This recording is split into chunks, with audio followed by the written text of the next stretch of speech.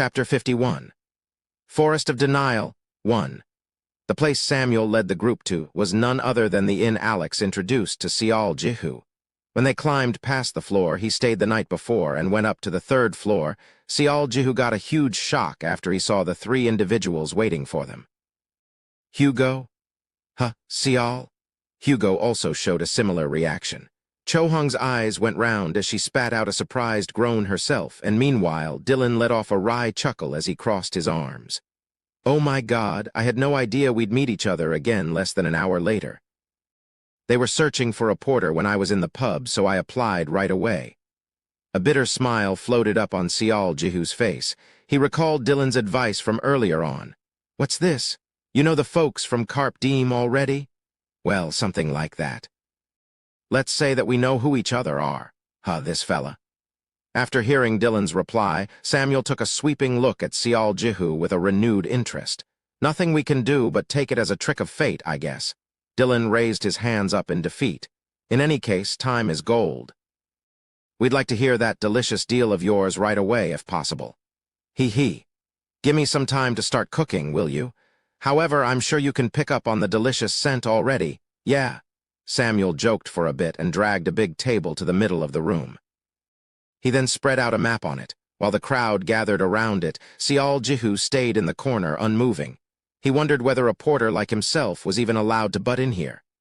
Hey you, what are you doing? Cho-Hung looked at Cial and pointed at the table with her chin. Hurry up. The meeting's about to get started. She even took a step to her side and opened up a spot, too. When Cial stood next to her, Hugo began giggling hoarsely. Whenever she owes someone an apology, she suddenly becomes considerate to that person. It would be simpler to say sorry once, to be honest. Cuke. The tip of Cho-Hung's nose reddened slightly, but she kept her mouth shut as Samuel began his explanation while pointing at a spot on the map. Since I know how you guys are like, I'll make my explanation as brief as possible. Our starting point will be the South Gate. From there, we will use carriages to travel along the Ramen River for a day or two. Samuel's finger traveled along the river as marked on the map. This road is comparably safe, so we'll travel as quickly as we can on this part of the journey. We need to conserve our stamina for what's to come anyway. If we don't run into any unexpected incident, we should safely disembark around here. We'll then go over the Maple Hill. His finger stopped by the image of a huge, sprawling forest. The Forest of Denial. This is our destination.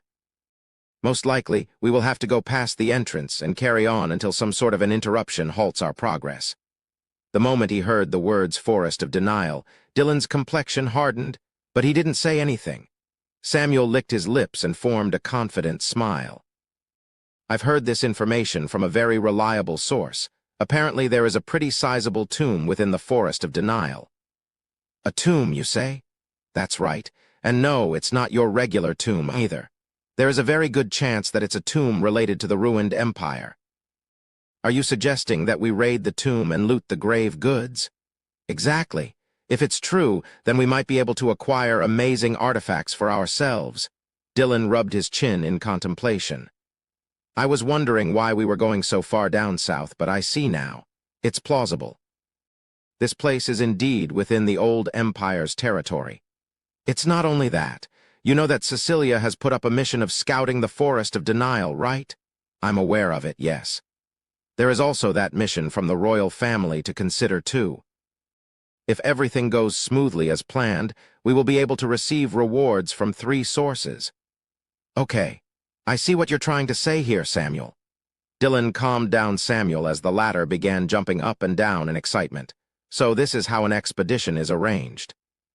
Ainz Audioverse had been listening in very attentively as he didn't want to miss out on a single thing. But now, he was feeling somewhat confused. This sounded like a tempting offer.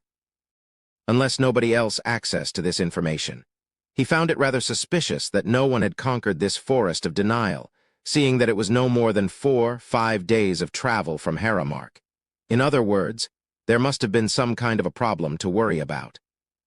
Dylan took his time to deliberate before raising his voice. There are 3 things I want to ask you about, Samuel. Go ahead. This information, who else knows about this besides us? Let me be honest here. I went to speak to Khan's team first before calling you. They refused, though. Still, they will definitely keep it as a secret. Dylan nodded his head. Fine. Then, can you tell me the identity of this reliable source? When are you going to ask me for what my countermeasure for the Forest of Denial is? The corner of Samuel's lips arched up. Dylan was taken aback before a wry smile formed on his face. Well, aren't you a surprising one? Ever since Chief Priest Rebecca barely managed to return alive from that place, I was thinking that Forest of Denial is pretty much impossible to tread. From the get-go, their method of approach was all wrong. The Forest of Denial isn't about curses. No, it's magic. Magic? That's right, you have to counter magic with magic, but Rebecca failed because she relied on divinity. Well, we should still give her credit for walking out of that place alive. Samuel spoke up with a certain amount of confidence before taking a cautious look around him. It was as if he was being very careful of making sure that there was no one listening in on them. Dylan. I'll answer the last two questions in one go. The person who told me about the tomb is none other than Master Ian. At this declaration, the trio of Dylan, Chohong, and Hugo displayed a bit of shock. Master Ian? That's right. Not only that, he's planning to join us on the expedition himself. Inwardly, Dylan hadn't been too sure of it until then, but now he was slowly tapping on the table with his fingertip. Sial Jihu lightly poked the side of Hugo as the big guy's mouth bobbed up and down like a goldfish. Hugo. Who is this, Ian? What, how do you not know? Oh, wait, it's your first time here. Hugo began whispering to Sial as if he understood the youth's plight. Master Ian, a level 4 alchemist. He's a skilled magician who is close to becoming a high ranker. Only then did the youth more or less understand. No matter which class it was, reaching level 4 afforded some amount of acclaim. And if that person also had the rarest class of a magician, then it was clear how valued he would be. Dylan finally opened his mouth to speak. So we're not scouting the Forest of Denial, but going on an expedition. But since we're nominally scouting the area, we don't even have to apply for the expedition license, is that it? Phew. It's a really delicious deal, don't you think so? I agree. I'm already salivating at the prospect. Samuel began stamping on the floor with his feet as if he couldn't wait anymore, causing Dylan to form a toothy grin as well. Good. What about the finer details? Don't be like that. You know how I operate. I'll take the lead and guide you forward, but you take over during the battles. As for the loot, they will first go to the person whose class is most compatible with it. If the suitable classes overlap, then higher-level person gets it. Other than that, the reward will be distributed equally. Samuel recited everything as if he had memorized already. Excellent. As soon as Dylan agreed, Samuel turned his head to look at the others. What about you two? Do you even need to ask? The decision's been made already. I agree. Chohong agreed disinterestedly, while Hugo was very energetic. Samuel formed a satisfied grin and shifted his gaze over to Sial Jihu. Friend, I take it that you're also okay with? Oh, I'm... Sial Jihu stopped himself from speaking further. Inwardly, he definitely wanted to be a part of this expedition. However, didn't he promise Kim Hannah that he would not go any further south than Haramark? Sensing his hesitation, Samuel's eyes opened up wider. Hey, is there a problem? This isn't an exploration, you know. It's an expedition parading around as an official mission. I'm sure that you'll earn a crap ton of experience points by accompanying us. The Forest of Denial is pretty close to the frontier, so won't it be dangerous? Sial Jihu pointed this out, causing Samuel to let off a soft chuckle. Aha, that is true. However, you don't have to worry about that one. Technically, you could say that the Forest of Denial is on the border of the human territory, but actually, that place is much closer to a neutral zone more than anything else. The magic cast over the forest is so strong that not only us humans, but pretty much all the other species don't even think about getting close to it. Samuel explained it at length, before clenching his fist tightly. However, we're different. We have Dylan, who is a high ranker, and the magician Master Ian. That ancient magic cast over the forest or whatever. We're going to break it apart for sure. Rather than placing his trust in those words, Sial Jihu activated his 9 eyes instead. Samuel was still devoid of any colors. So how about it? You're coming, right? A short deliberation later, Sial nodded his head. Yes, I will. Okay. Samuel slapped the table's surface and stood up. We depart tomorrow. Let us meet up by the south gate early in the morning. The morning dawned. Sial Jihu woke and lightly washed up, before hurriedly putting on his gear. Now that he thought about it, his sense of time had become a bit blurry ever since he started his life in paradise. Since there was no clock here, it couldn't be helped. But still, it was pretty tough to figure out when this early in the morning for their meeting would actually be. He picked up his bag and left the inn. He then headed straight to the south gate via the route he memorized yesterday. He was unsure until then, but his fears turned out to be true. 9 people were already waiting for him by the gate. Thinking that he was late, Sial ran with almost everything he had before Samuel noticed him and waved his hand at the youth. Whoa, whoa, calm down, calm down. You are not late, so you don't have to rush like that. Oh, that's how it was. Master Ian hasn't arrived yet, you see. Samuel lightly tapped on Sial's shoulder before going oops and handed over a pretty large bag. This is the luggage you'll be in charge of. Please look after it. We might encounter big trouble later on if you somehow misplace it. Is this all? Yeah. We also hired 2 other porters, you see. They are local residents, so you don't have to worry too much about them. Sial Jihu nodded his head, easily picked the luggage up and slung it over his other shoulder. He felt its weight, but it wasn't heavy enough to impede him. Meanwhile, Samuel stared at the youth with a slightly dazed expression. Isn't it heavy? Not really, no. Ho. As expected, I was right to trust Alex's judgment. While Samuel was sagely nodding to himself, Sial Jihu took a look around his surroundings. Near the gate, he saw 2 carriages, members of Karp Deem, as well as Samuel's team. If there were some things different from yesterday, then that would be how they were kitted out today. Sial Jihu had already seen Hugo's large battle axe and the hefty armor during their journey to Haramark. Samuel in front of him looked rather cool with a brightly colored studded leather jacket on him, as well as a blue cape extending down to his waistline. Dylan was supposed to be an archer, but he was decked out in a coat-style brigandine that warriors should be wearing. The way it softly reflected silver light under the morning sun's glare, the armor couldn't have been a simple item either. By the time Sial Jihu noticed the coldly gleaming longsword and the silver buckler as wielded by Grace, he couldn't help but feel that his own equipment looked a lot shoddy in comparison. It was as Cynthia had said before. The gap in quality between the neutral zone and paradise was noticeably wide, without a doubt. One day, I will. The youth made up his mind to raise his level, get himself better equipment, and jump in among these amazing individuals as soon as he could. It was then Cho-Hong walked over to where he was. Her outfit was so unique that Sial Jihu couldn't help but do a double take.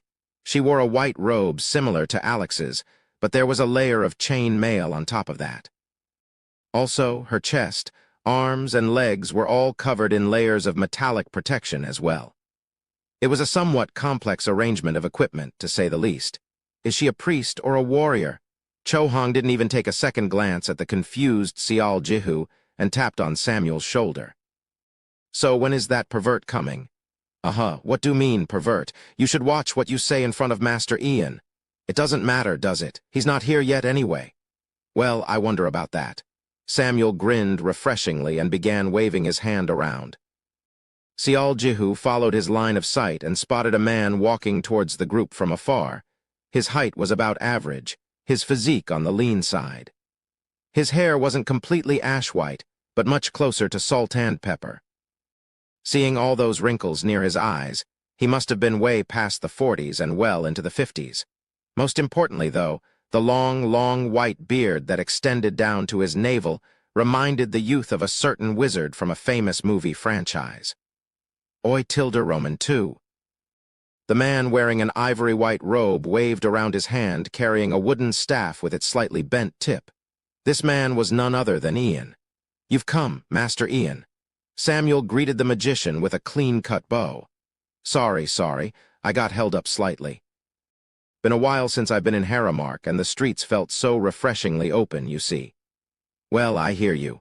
I've been to the royal palace a few times myself, so I know how stuffy that place can be. Very true. If it weren't for the princess's appearance, I'd have died from stuffiness. Ah, Tilda. You mean that prim princess, yes. Ian began chuckling as he chatted to Samuel.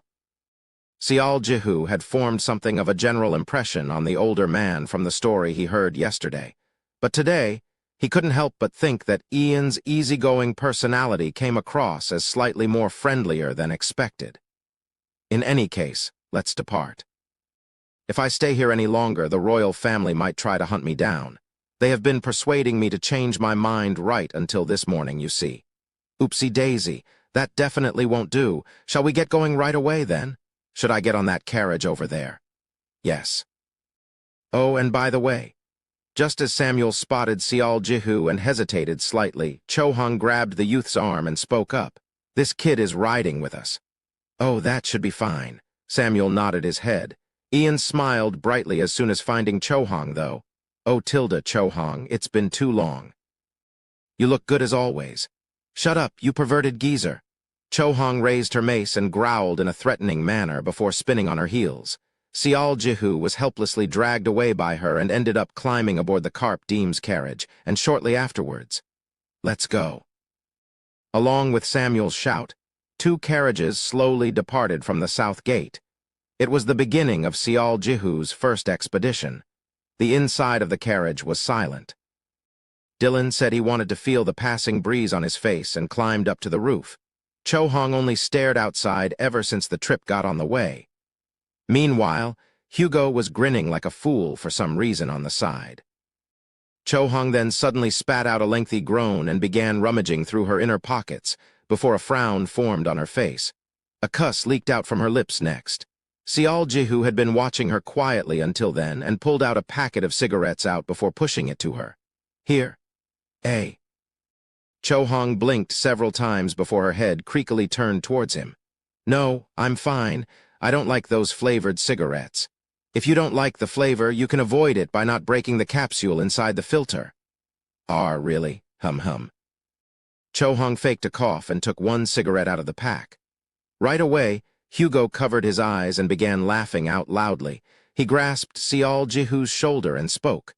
Sial, you gotta be more understanding here. She'd been living a hard life until now, so when she's on the receiving end of a nice treatment, she becomes all shy like that.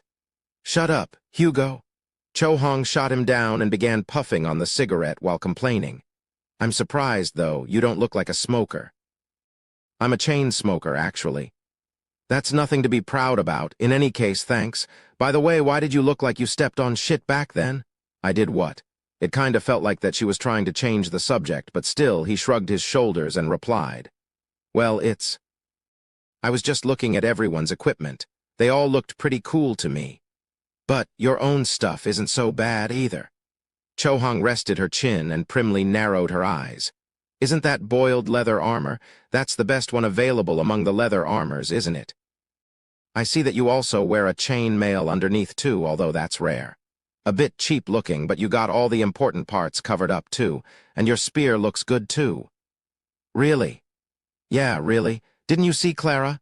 Your equipment is many times better than hers, especially that spear. I think you can use that right up to level 3 if you maintain it well. Pooh, puhaha tilde ha. As soon as Cho-hung was done with her speech, Hugo began laughing his head off again. She began gritting her teeth. Why are you laughing? Did you forget your brain or something? Hey, you. Why don't you just say that you're sorry? It's just 1 word, but is it that difficult for you? Do you have any idea how funny you look from the side? What are you talking about? I'm just telling him what I see. My Tilda ass, it must be really tough on you to sound so considerate to someone, right? What with your personality and all? Cho-hung's eyes became blurry and madness began to settle in. There's something I'm curious about, though. It looked like a fight might break out if things were left as it was, so Sial Jihu hurriedly intervened. What is Miss Cho-hung's class? Kayachk. Cho-hung suddenly cried out loudly and stood up from her seat. She rushed to Sial Jihu and grabbed his shoulders before yanking him closer. The cigarettes in their mouths nearly touched, and he flinched from the sudden closeness. Hey, I was just gonna to endure it, but I gotta ask you for a favor. Can't you do something about the way you speak? The way I speak? That's right. It'll be fine if it's just me, okay? Please speak informally, okay? Calling me Miss Chohong. I'd prefer fucking Chohong. You're creeping me out, you know. Seol Jihu had no idea why she hated it so much, but it wasn't really a difficult favor. Okay, I will. Chohong returned to her seat only after that. She formed an expression that said she'd finally be able to survive now. Phew Wuo. Ah, right, my class. It's Divine Champion. I'm level 4. Divine Champion. Yeah, you start from level 1 Priest, then at level 2 Combat Nun, then at level 3 Holy Warrior. You gave up on the path of a priest. There's a reason for that, though. Hugo suddenly butted in there. You see, this girl's starting mana stat was pretty high. I hear that she could have been a magician, even. Seol Jihu was surprised by that revelation. The minimum requirement for becoming a magician was to have the mana stat at high intermediate or higher. Of course, both the personality and the talent had to be there, too. She was far too unrefined to become a magician. Gods were apparently unhappy about the missed opportunity and decided to make her a priest, but even then, the gods have made a big mistake. A mistake? Yup, a mistake.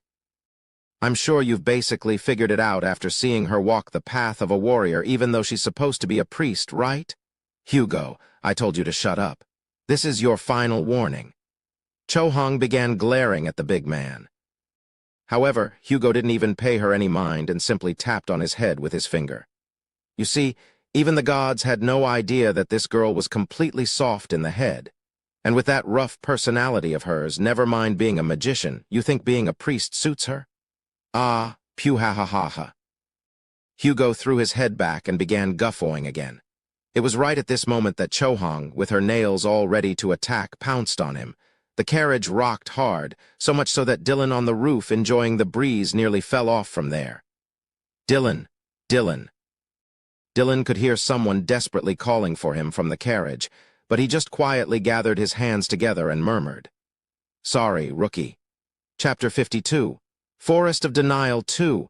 The carriage ride came to an end after 2.5 days of travel from Haramark. According to Samuel, this was where the area of relative safety ended. If they wanted to continue on carriages, then it was indeed possible to do so, but going back would pose a serious problem. Without the protection of the expedition team, the carriage drivers would not be able to escape from the danger zones by themselves. The two drivers knew how precious their own lives were, so as soon as they received the balance of payment, they left the area. Today's goal is to get to Maple Hill. As long as we go past that, we will be at the Forest of Denial. And, along with Samuel's urging, the group began their march towards their destination.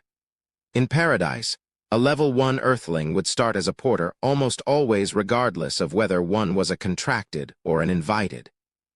It wasn't because they were only good for carrying luggage, but it was actually for them to participate in many different expeditions and adventures in order to learn and experience as much as possible. That was why Seol Jihu paid utmost attention to every little thing occurring around him. The marching formation is arranged like a rhombus. There was a total of 11 people in the expedition. Excluding Seol Jihu and 2 other original residents serving as porters, the actual combat force was 8. Right at the front of the pack stood Samuel and Grace. The archer led the way while the warrior acted as his guard. In the middle were 3 porters, including Seol Jihu, Alex, and Ian. Chohong was on the left side of the formation, while Clara was on the right. It was as if these two were positioned there in order to protect the porters. And finally, the rear position had the same arrangement as the front, an archer and a warrior. In other words, Dylan and Hugo were positioned there. Honestly, Seol thought that the pairing of Dylan and Hugo being out in front made more sense, rather than that of Samuel and Grace. Of course, although he was curious about this arrangement, he didn't dare raise his voice carelessly. I'm sure they have their reasons. Now that I think about it, first time seeing you around these parts. While Seol Jihu was in the middle of thinking to himself, he suddenly heard a smooth voice coming from his side. When he shifted his gaze over to look, he saw Ian with a warm smile slowly stroking his white beard next to him. It hasn't been long since I came to Haramark, actually. I see. You were also an Earthling, huh? You came to the city to get some first-hand experience? That's correct. Do you have any prior experience as a porter? Sial wondered why someone as important as a magician was asking him all these questions. He was inwardly nervous but still managed to answer honestly. This is my first time. It hasn't been too long since I left the neutral zone, actually. You say this will be your first time? Yes. Huh. You just came out from the neutral zone, yet you're already participating in such a dangerous expedition. Ian stared at the youth as if he was completely surprised by this revelation, before walking in closer to Sial Jihu. He comfortably took over the spot and leaned in closer to whisper. My friend, well? He then suddenly lowered his voice. Why is he doing this? Sial Jihu tilted his head slightly but still met the older man's gaze. By any chance?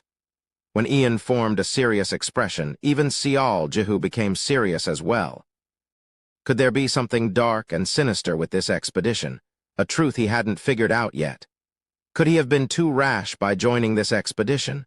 All sorts of thoughts raced by in Sial's mind. Ian studied the youth for a bit longer, before cautiously opening his mouth.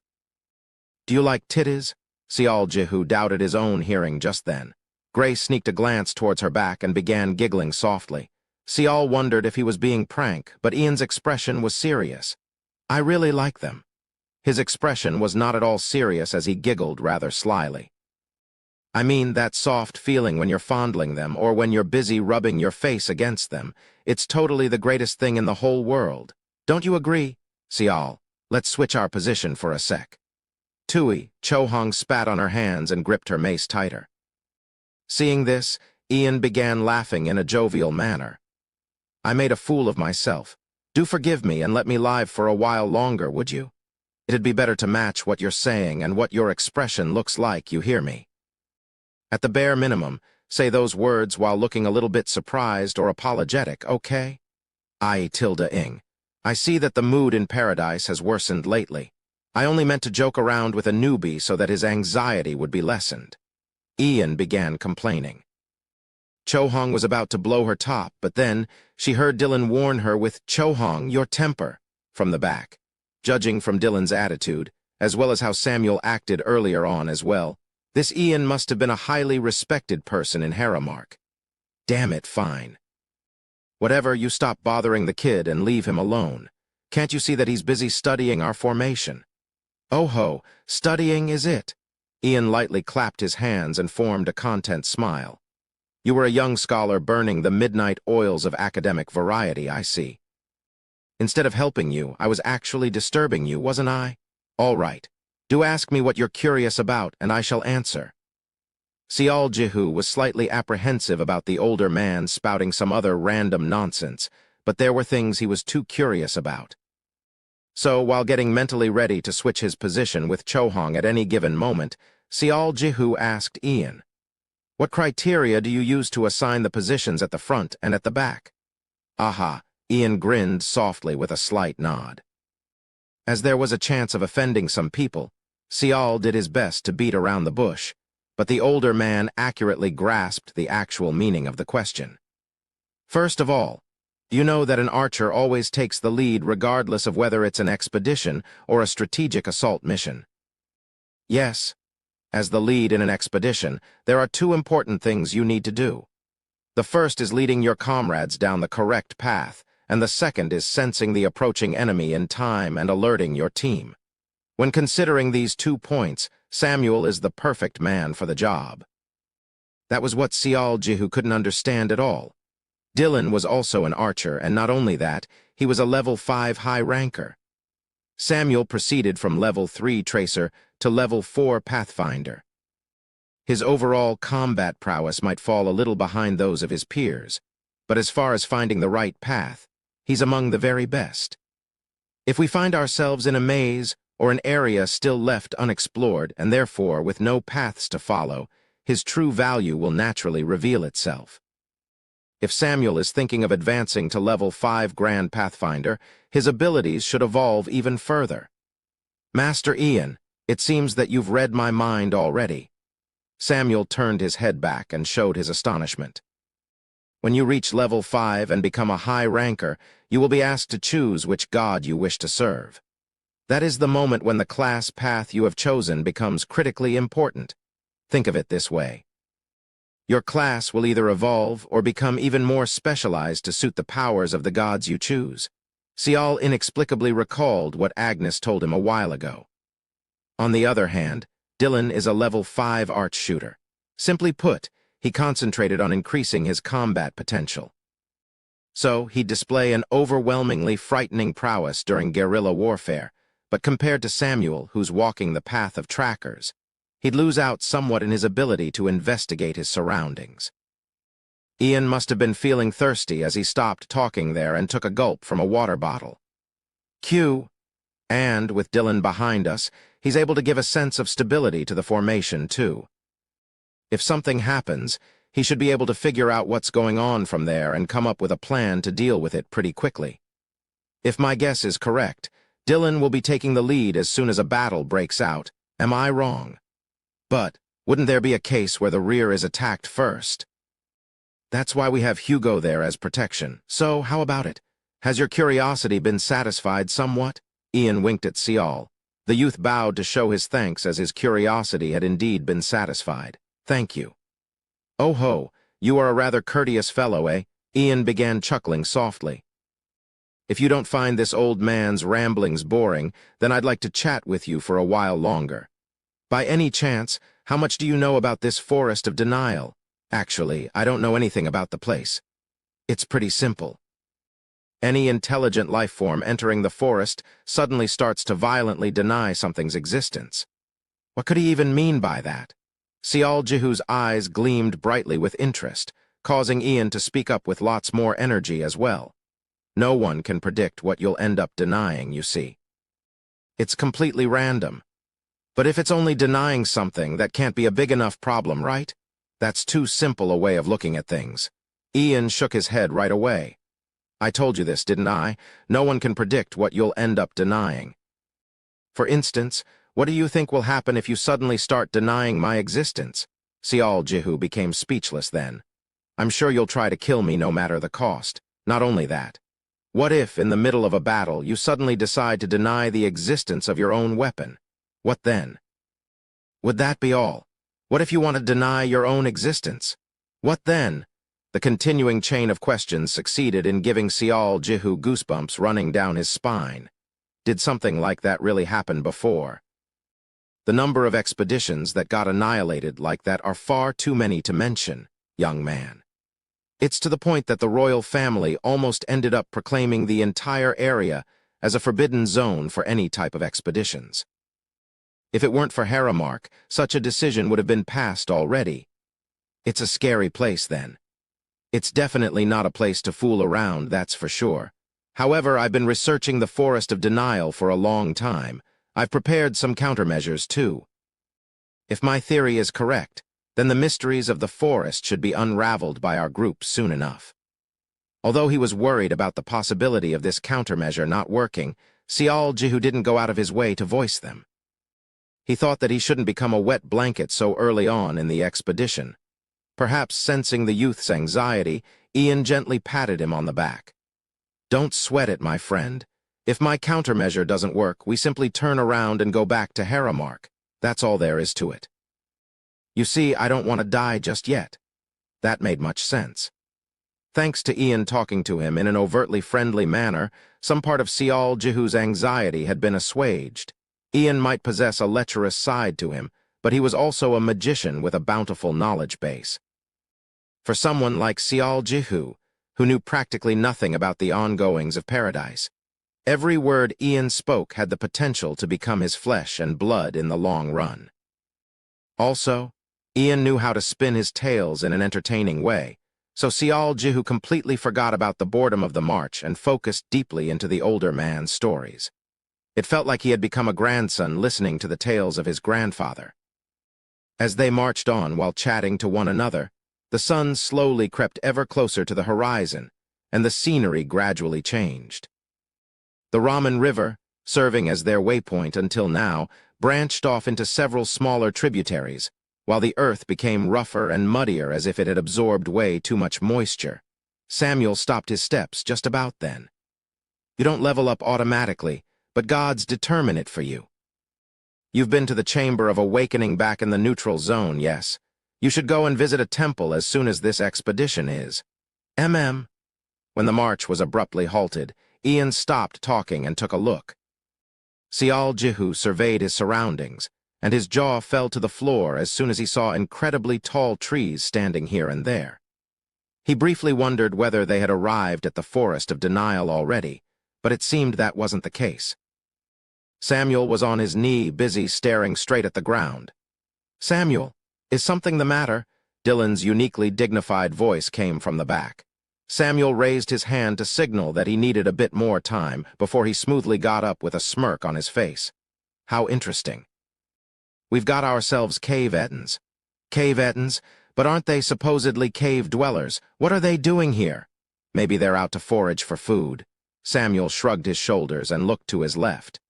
"They divided into 2 groups 5 minutes before we arrived here. 30 of them are waiting for us up ahead, while 10 of them are to my left, waiting." "Oh, so they see us as food, is that it? If we continue on down this path, we'd get definitely surrounded then." "Well, they do possess a crazy sense of smell, after all. So what do you want us to do?" Dylan fell into deep thought after Samuel asked the big man. Since each of them has 2 heads, taking them by surprise isn't going to work, no? Most likely, yeah. One of the heads is always used as the lookout, after all. That doesn't mean we can't hit them first, though.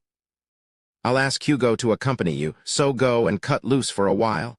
"Okay," Samuel replied confidently and resumed the march. "Sial, now that's the real archer. Do you understand why I went batshit crazy back then?" Sial Jihu ended up agreeing with Hugo as the big guy whispered to him.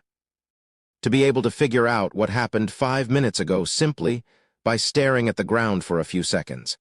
Now that sounded like a pure lie, actually. But Sial Jihu had to acknowledge it as real when a group of cave Ettins broke out from the cover and rushed at them while roaring out loudly less than 2 minutes later. There were exactly 30 of them to boot. Each cave Ettin was slightly shorter than an average human male, but it still looked rather threatening from all those hardy muscles on its arms. More importantly, though, it possessed 2 wrinkly heads on a single neck, and it looked properly bizarre, to say the least. They are nothing much to fret about. Just as Sial Jihu grasped his spear, Chohong lightly patted him on the shoulder. "You just wait here and watch. They'll be taken care of soon." She pointed to the front. Samuel was jumping into the middle of the cave Ettin pack without hesitation. Actually, that was incorrect. Hey, over here." It looked as if that was his original intention, but then he bounced up like a flying tiger as soon as his feet touched the ground and landed swiftly on a tree's branch up above. He crossed his hands and reached into his inner pockets. "Eat this." The moment he extended his hands out, the cave Ettins, now looking more like dogs that failed to catch the chicken, fell down to the ground in great agony. Swish, swish. Sharp noises split the air apart. Only after spotting small throwing daggers buried deep in the shoulder of a cave Ettin did Sial Jihu realize what Samuel had been throwing just now. Yeah, tilde ho.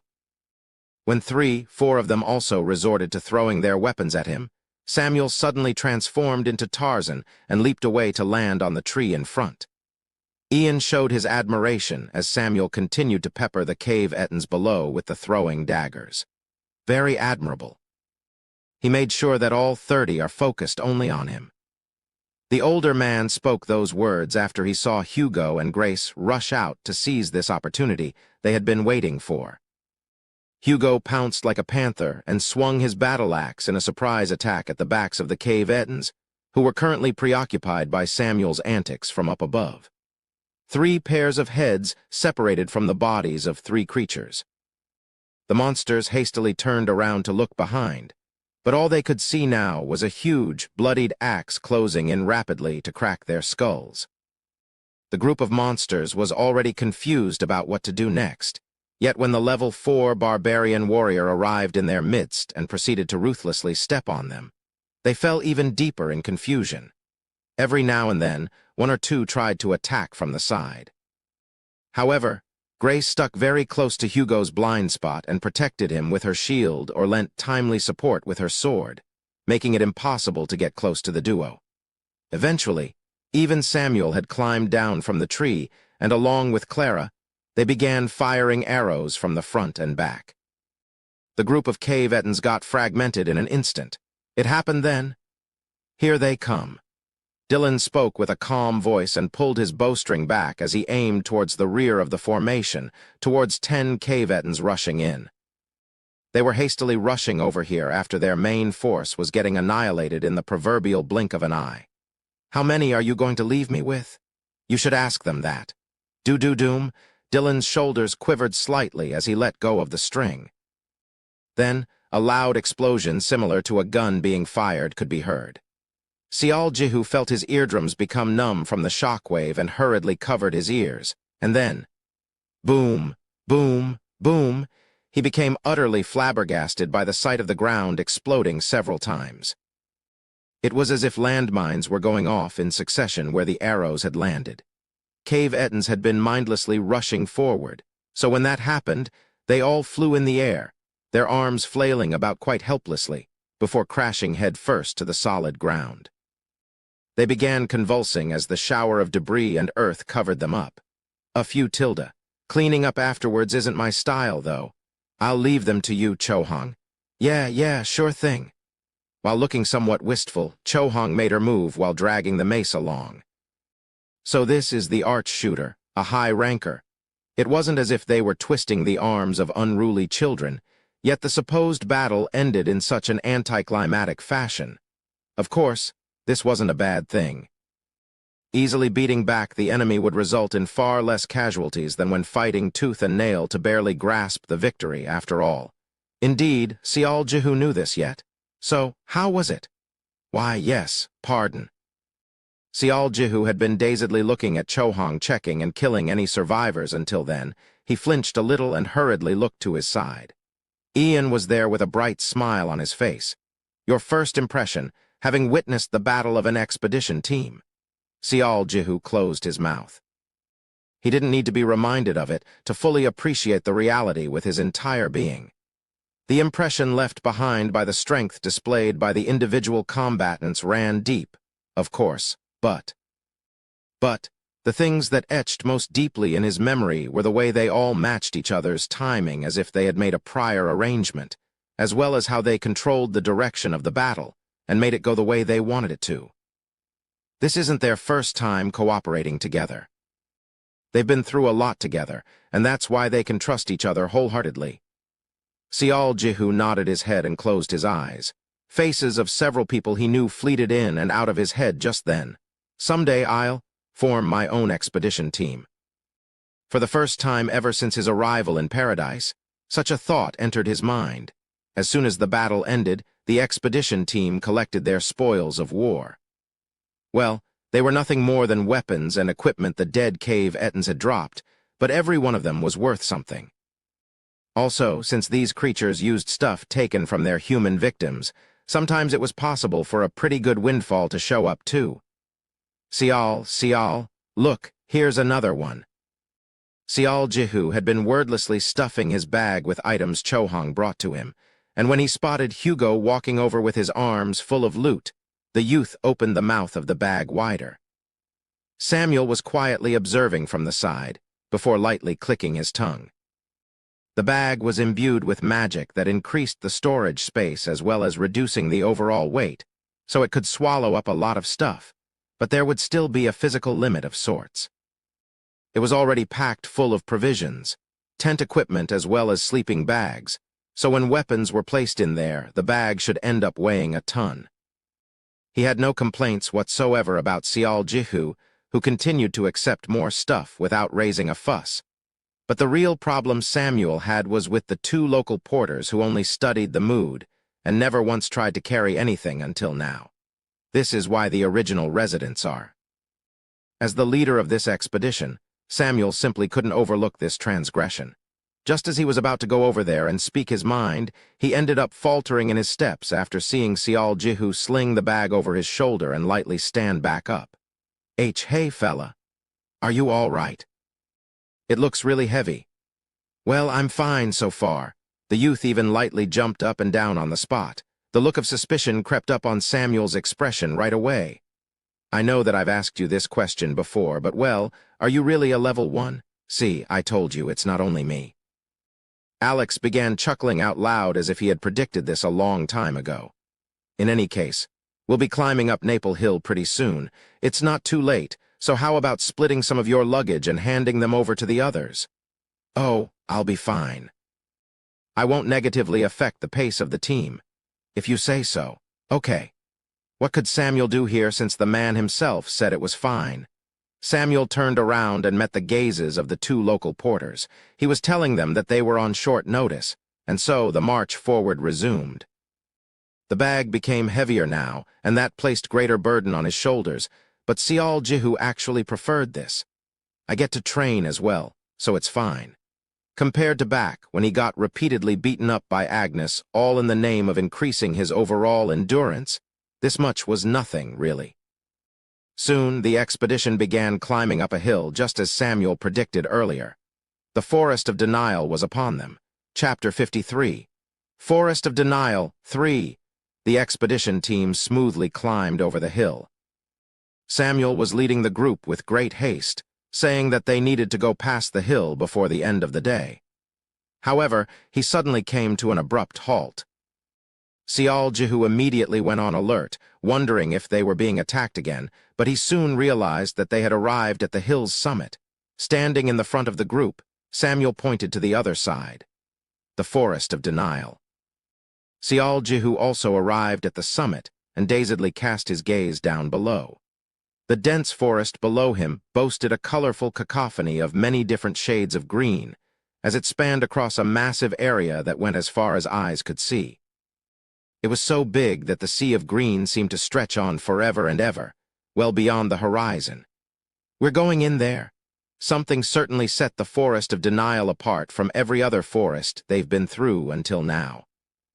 Could this be down to the fact that no humans set foot inside there in ages? The forest that did not permit anyone to set foot inside for many years possessed this indescribable pressure, then caused the onlookers to feel just a bit nervous. Ian caught up, his breathing in total disarray. He wiped the sweat away and tried to regulate his breaths. Apparently, as long as we go past this forest, we can go anywhere we want. That's including the Federation and the Parasites' territories. Now that you mention it, I hear that the conflict between those two are intensifying lately. Sial Jihu chimed in offhandedly while nodding his head before he sensed the gazes focusing on him and blinked his eyes in confusion.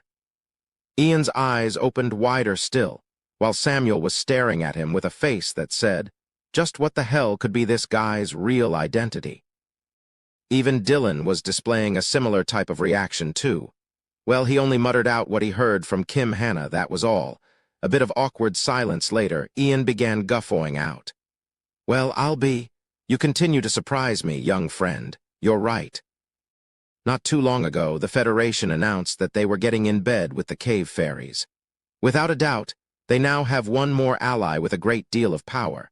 With 5 races combining their resources, even the Parasite Queen will be unable to overlook this matter at all.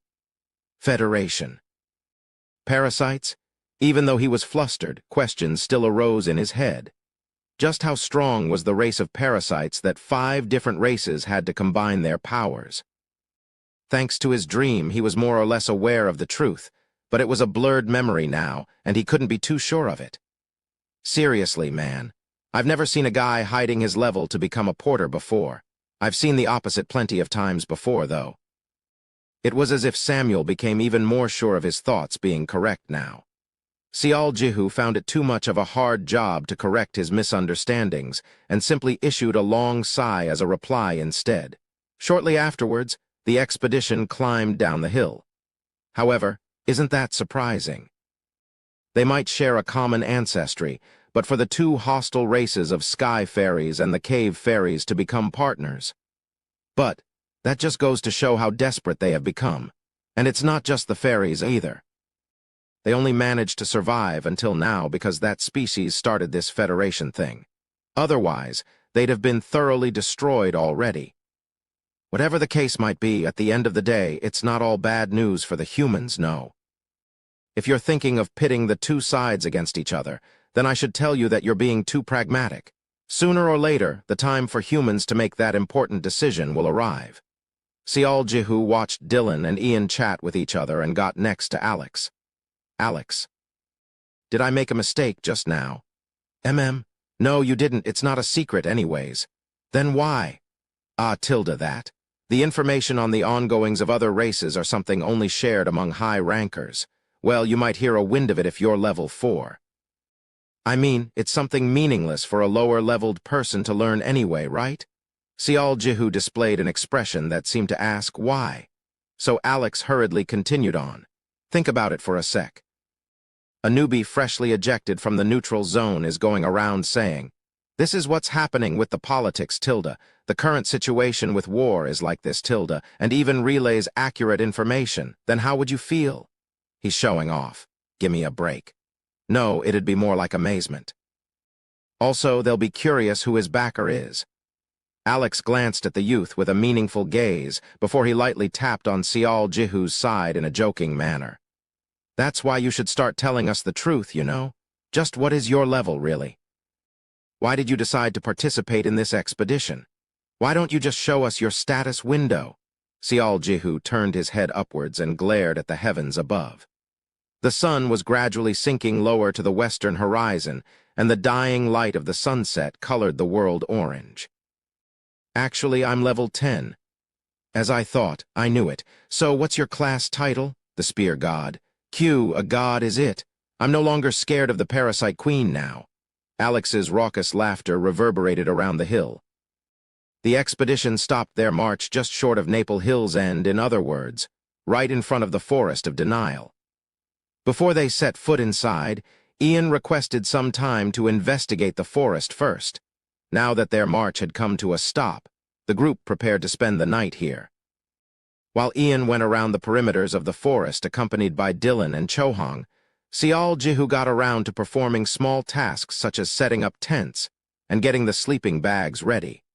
Of course, it wasn't as if other members of the expedition were taking it easy. For instance, Samuel was walking around the outer perimeter of the campsite and busy planting something that looked like black stones on the ground. Sial Jihu had finished with his work by then, so he stood there and observed, prompting Samuel to break out in a chuckle. He beckoned the youth to come closer. This is a mana stone. You can think of it as a rock that has properties of preserving mana. Sial Jihu received the smooth black stone Samuel handed over and toyed around with it. It's one of the must-have items when you're planning to camp outdoors. If you leave it lying around here and there, then these can prevent the monsters that hate mana from approaching the campsite. Since it emits a strange aura, monsters should not poke their noses in unless they are really desperate. It must be expensive. Of course. Well, it's still cheaper than your life, though. The ends of Samuel's sentence blurred as he stared at the Forest of Denial. But if I think about all the expeditions that failed halfway up until now, then I do think it's a bit of waste using this thing, really. Keep what I said just now a secret, okay? I do understand where you're coming from, though. The cost of an expedition must be really enormous, I'd imagine. It's not just the cost alone, you know. Don't forget the time invested, as well as all the effort put in. You calculate all that, then the actual expense at the end of the day would be astronomical. Not every expedition proves to be a success, you see. Many times I returned with nothing to show for all our near-death experience, and I lost count the number of times I had to give up near the end because we weren't strong enough. Sial Jihu then realized that Samuel was really anxious at the moment. They may have arrived at their destination just fine, but it was now up to Ian if they wanted to continue on. If Ian said it'd be difficult, then they would have to head back to Haramark the first thing tomorrow. You should remember this if you wish to form your own expedition someday. You should go on one only when you have the financial leeway. An expedition isn't something on which you bet everything you have. Samuel spoke with a bitter tone of voice and went back to the job of setting up the mana stones. Plan an expedition only if you had the financial wherewithal to survive the potential failure of one. Sial Jihu engraved those words to his heart.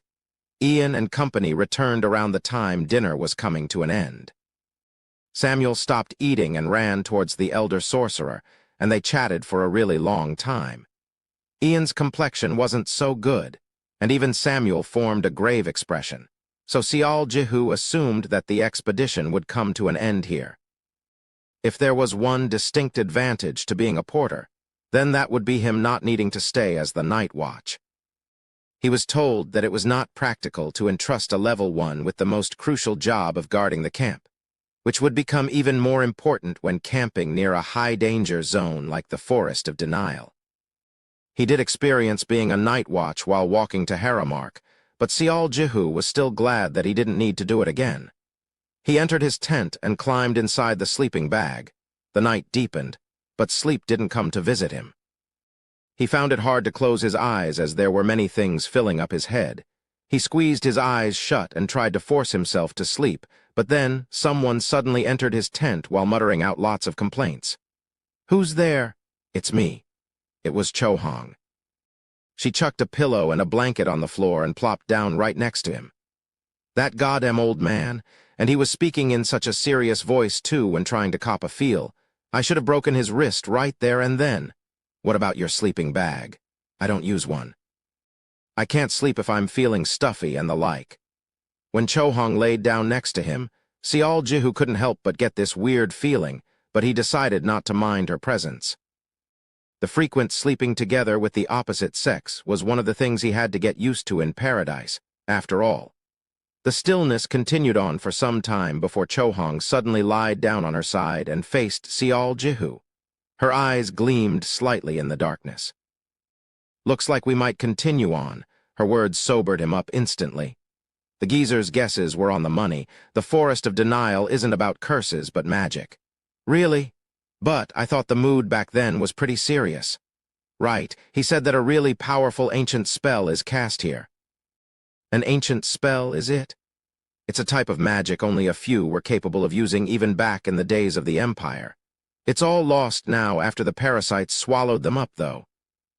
Although he was inwardly surprised by the scope of Cho-Hong's knowledge, he still continued on with his questions regardless. "So, what did Master Ian say?" "Nothing much, really. It's just that this magic will interfere with a human's thought process and end up polluting their mind or something." Arg, darn it," Cho-Hong muttered out and roughly scratched her head. In any case, the point of this story is we can use the prepared countermeasures the geezer had made. But he also said that it'll be tough to stop the pollution at the fundamental level.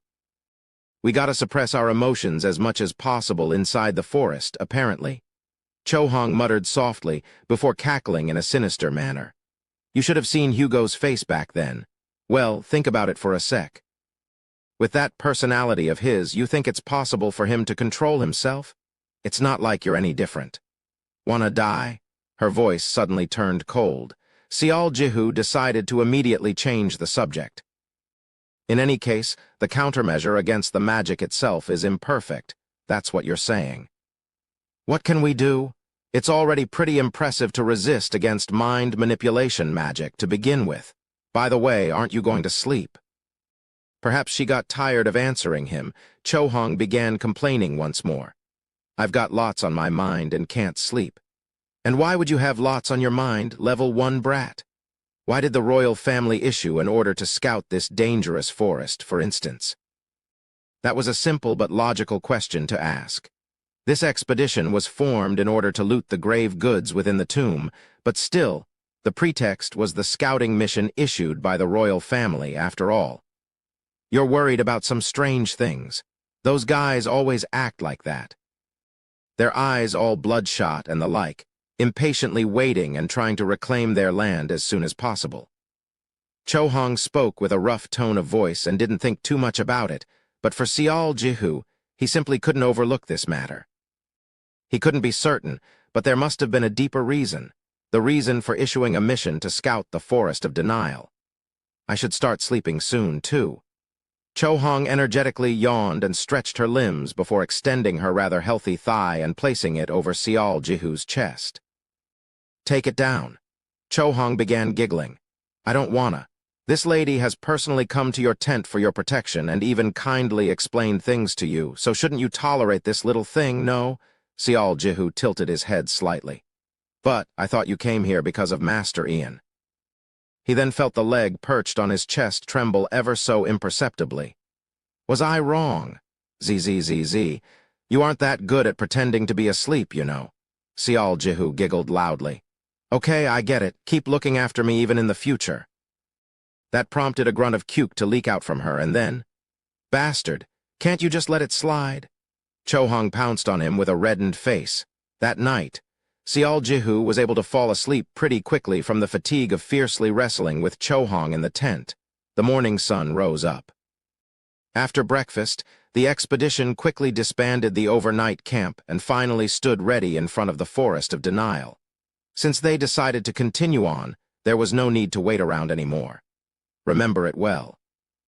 My potions aren't the cure-all, and there are only a limited number of spells that can purify your corrupted state of mind. Before they entered the forest, Sial Jihu drank from a small vial handed out by Ian. This was one of the countermeasures the old magician had prepared well. He was an alchemist after all, and he was famous for his potion crafting as well. Emotions are highly contagious. The moment of one revealing one's emotions would serve as the perfect pretext for the effects to activate. And whether the people around you like it or not, they would be affected as well. The potion's taste wasn't so good. It felt like blocks of ice were filling him up from the tip of his toes all the way to his brain as soon as he drank it. Would this be how one might feel after forcibly stabilizing one's mind and body? His head felt a bit numb, but moving around wasn't affected, it seemed. I don't expect you to be completely emotionless or thinking of nothing all the time, but whatever happens in there, you must maintain a calm state of mind. Along with the warnings of Ian, the expedition entered the forest while maintaining the previous formation. Although the sun was blazing overhead, the interior of the forest was dark and dim.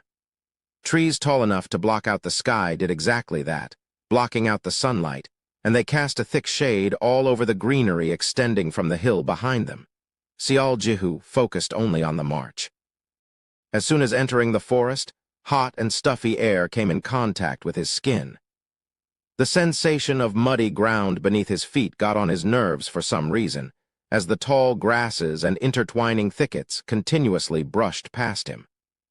However, since he had no idea when the effects of the forest would attack him, he did his best to clear his mind.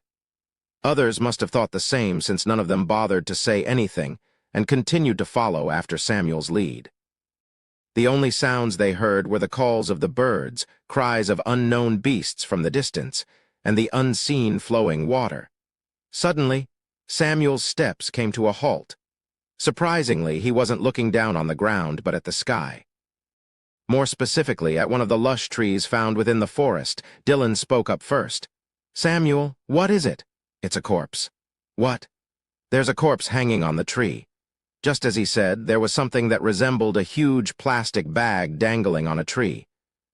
And it was a corpse missing its lower torso, its arms barely slung over the branch of a tree. The lower torso could not be found nearby, and 3-4 ropes coming out from the body turned out to be its entrails. I gotta investigate this. Anyone who can't handle it, look away. Samuel climbed up and cautiously retrieved the corpse. It was in the middle of decomposition, so the rotting stench was overpowering. Looks like its lower body was ripped apart by brute force. It's meaningless to loot the body at this rate. Samuel studied the blackened and bloated face for a few moments before his expression crumpled unsightly. Dylan, isn't this Khan? Khan? What do you mean? Dylan stopped surveying the vicinity and hurriedly ran over there, and he spat out a groan after confirming it with his own eyes. Oh my gosh, it is Khan. But why is Khan here? Samuel was tilting his head this way and that, but then his brows arched up quite suddenly. Seeing this, Dylan went, crap, inwardly. There could be only one reason why Khan was out here. Let me be honest here. I went to speak to Khan's team first before calling you. They refused, though. Still, they will definitely keep it as a secret. This son of a bitch. Samuel kicked the half-corpse and angrily roared out. You fucking bastard. You try to pull a fast one like this? Whoa, man. Chill. He's already dead. How can I calm down under the circumstances? This bastard, he... It was then. Samuel calmed down. Ian's call caused Samuel to flinch. Dylan quickly took several steps back and readied his crossbow. A short while later, Samuel raised his head fast and surveyed his surroundings before his burning eyes landed squarely on Sial Jihu. "Dylan, punch him hard. It's fine to knock him out, too." Pow! Samuel flew away after being punched by a fist as big as a pot. However, he was also an accomplished archer and thus didn't lose his consciousness. "Yuke," although his expression crumpled in pain. "Calm down. Do you wish to die? Please, do what you can to stabilize your mind. I understand that you're angry, but Khan is already dead." Dylan and Ian took turns to calm Samuel down. Samuel slowly rubbed his aching cheek before sucking in lots of air. He repeated that 6 more times before nodding his head. "Are you all right now?" "Yeah, I'm fine now. I showed you something uncool, didn't I?" Samuel grabbed Dylan's hand and pulled himself up with a groan. His eyes, as he looked at Sial, seemed a bit complicated for some reason. "It's a good thing that we didn't have to use the magic spell. So, what did you want to deny just now?" Ian asked. Samuel hesitated for a bit before replying in a small voice. "I think I was denying my sexual orientation." What was that?" "I can't be sure. This was my first time too, so when I looked at that friend over there, I suddenly got this desire to." Samuel couldn't finish what he wanted to say. Sial Jihu swallowed down his saliva and sneakily took several steps back. Meanwhile, Ian lightly patted Samuel's shoulder. Fine. It wasn't anything bad. If you've calmed down sufficiently, let's get back to what we're supposed to do, okay?" Samuel regained his calm bearing and quietly walked around the vicinity. He stared at the ground for 2 minutes before spitting out a lengthy groan. There are 10 pairs of footsteps heading in deeper. Khan's team consists of 8 people, so the other 2 must have belonged to the porters. And then, Samuel clicked his tongue. 10 pairs of legs entered, yet only a single pair came out. It must belong to Khan, and he's here with us dead. We can't overlook this, a team containing a high ranker getting annihilated. Dylan's soft mutterings brought along this ominous gut feelings in Sial Jihu, but he kept it to himself. "Can you find out what killed them?" "That's what I'm not sure about. The decomposition is too severe, and I've never seen these bite marks before." "It's fine if we slow down, so let's increase our alertness instead." "Of course, but don't be too alarmed. The firepower of our expedition is twice the level of Khan's team, after all." Samuel spoke up as he swept his gaze over the members of the expedition before he took the lead again. Dylan returned to his spot at the rear and the expedition carried on. Samuel was now walking forward far more cautiously than before. Both the expressions of Chohong and Hugo, and even Alex's, were all stiff and frozen. Every one of them was shocked by the death of Khan, who was a level 5 Royal Guard. Another 10 minutes went by. The expedition marching forward at a snail's pace came to a halt once more. Samuel stared down at the ground for a long time before he began chewing on his lower lip. "Dylan, sorry about this, but please come over here again. No need to apologize. Can you show me the traces?" "Well, here." Sial Jihu watched Dylan get down on one knee and slowly raised his head to look above. The sky could be seen between the thick, lush canopy of the forest. The sky had been clean and bright when they were about to enter the forest, but now thick clouds had rolled in, and it was dyed in the colors of depressing gray. Chapter 54. Can be done, can't be done, 1. The overall atmosphere wasn't so good. Quite some time had passed since the expedition had come to a stop, yet Dylan was maintaining his silence. An expression of unhappiness was writ large on Samuel's face. Both of them were simply glaring at the blameless ground. Since 2 archers acknowledged by the others as experienced and excellent were displaying roughly the same expressions, it was quite likely that something had gone terribly wrong. When the waiting time extended even further, Ian had no choice but to step up, although he didn't want to do so originally. "Is there a problem?" "We found the traces of footprints that are definitely not human, but we can't figure out who they belong to yet." Dylan replied in a straightforward manner. Samuel too slowly shook his head. Now that the worst situation had come true, Ian was also displaying a crumpled expression. If both of you are not sure, would you mind telling me if there is something of note?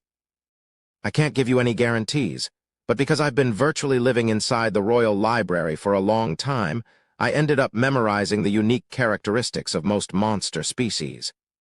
Samuel found Ian's suggestion reasonable, so he shifted his gaze back to the ground. First of all, the length and the width of each footprint are quite large. The smallest is around 1.2 times bigger than an average human male's, and the biggest is around 1.5 times. A good chance it's a species with big physique, then. Anything else? The depths of each print are also substantial. It's not like the surface here is soft as it was back by the entrance of the forest, either. And we can also see several strands of earth-colored fur as well. Earth-colored, you say? Ian's brows quivered unsteadily. Are they light in color, or are they dark? Light. Samuel swiped the ground with his index finger and nodded his head as if he was sure of it.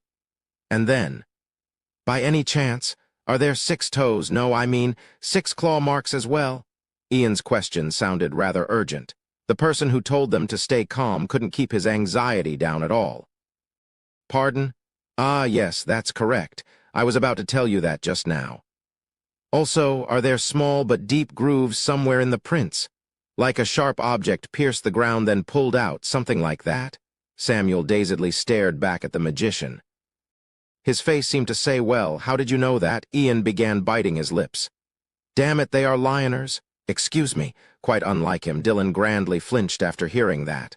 Lioners? The lioners? Samuel belatedly began frowning as well. But, that doesn't make sense. Why would lioners be here at the Forest of Denial? I also know that lioners don't live in the Forest of Denial, but call the mountain range on the other side their home. But that's not what's important, is it not? All the clues you've found match the description of a lioner. And you actually discovered their trace right here. Looks like this expedition is now over. Dylan turned around as if to indicate that there was no point in going further forward, but Samuel remained hesitant. Samuel let it go. Those bastards are well known for their wily smarts as hunters. Never mind their expertise on cloaking their presence. Trying to fight them inside the Forest of Denial is complete madness. Even when Ian urged him with a desperate voice, Samuel continued to hesitate. Sialjihu wondered why he was wasting time like that when there was a clear danger waiting for them up ahead. Then, the youth recalled the conversation of the night before, and that bitter smile on Samuel's face at the end of it, too. Sialjihu was about to activate 9 eyes but stopped himself. He needed to regulate his emotions, after all. He was not confident of maintaining his calm if he saw deep red or jet-black color. Since Ian was doing his best to persuade Samuel, Sialjihu decided to wait for a bit longer. But we're almost there. We've definitely gone past the entrance of the forest. Give me 1 hour. No, 30 minutes. I am confident in locating the tomb, and besides, we should be able to handle 3 or 4 lioners if it comes down to that. Samuel couldn't simply let it go. Ian was frustrated, but he kept his cool and continued on with his words. My friend. Indeed, there are a few occasions where a lioner might act on its own, but most of the time they hunt in large packs. More importantly, an adult male lioner is capable of overwhelming a level 3 warrior, and it can fight on even ground against a level 4 warrior. That's not all. The pack's most important priority, the female lioner, might not necessarily participate in the battle, but even then, it easily exceeds a level 4 warrior in strength. Additionally, the leader of the pack is a true, bona fide monster that can fight on equal footing against a level 5 warrior. Khan most likely died because of that thing. As soon as Khan was mentioned, Samuel sobered up. His inner conflict lasted only for a brief second. Samuel gritted his teeth and made an announcement. This expedition is officially over. We are leaving the Forest of Denial right away, everyone.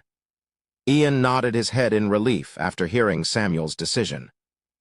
Sialjihu also let off a sigh of relief as well. Now that the decision had been made, their movements were swift. We increase our pace. We will maintain this pace until we leave the forest, so do not fall behind. His expression was dark, but still, Samuel shouted out energetically and turned around. But it happened then. Thud, a weighty noise entered everyone's ears. Shortly after that, the sounds of the tall grasses rustling around, too. Everyone in the expedition froze on the spot.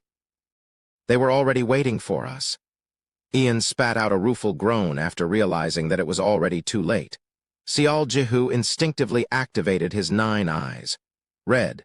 Immediate retreat recommended. Something that had been lying flat on the ground out in front slowly raised its body up. Sial Jihu's line of sight rose upwards to match the creature even before he realized it. The giant that silently rose up was a monster boasting the eyes of a predatory beast and the wild set of lion-like manes. Its height easily exceeded 3 meters with light earth-colored fur covering its entire frame.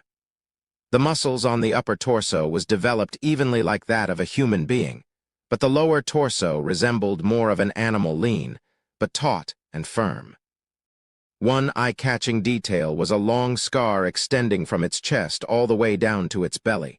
It was more or less fully healed now, but still, it seemed fresh. "It's the leader of the lioners?" Ian spat out a long sigh. The first lioner to reveal itself kicked the ground. It ran as if it was flying and closed the distance in an instant, landing in front of the expedition with a loud boom. One could sense that the lioner in front of them was on a different level altogether from all the other monsters they had fought until now, simply from the aura it exuded. Shortly after that, the lioner's vividly yellow eyes gleamed in a dangerous light before its chest expanded and its mouth opened up wide. "Hua hour!" A powerful roar so shrill that a specter could have made it reverberated throughout the forest. Edak. Sial Jihu fell down on his knees after his senses were assaulted by the roar that tried to rip his flesh into pieces. It wasn't only him. There was no need to mention the 2 porters, as even Clara, Grace, and Alex fell down as well. Not only that, even Samuel and Chohong faltered. And no, his eardrums were numb. His sight blurred and his consciousness became muddled. What drove him even crazier was the fact that he so desperately wanted to deny something.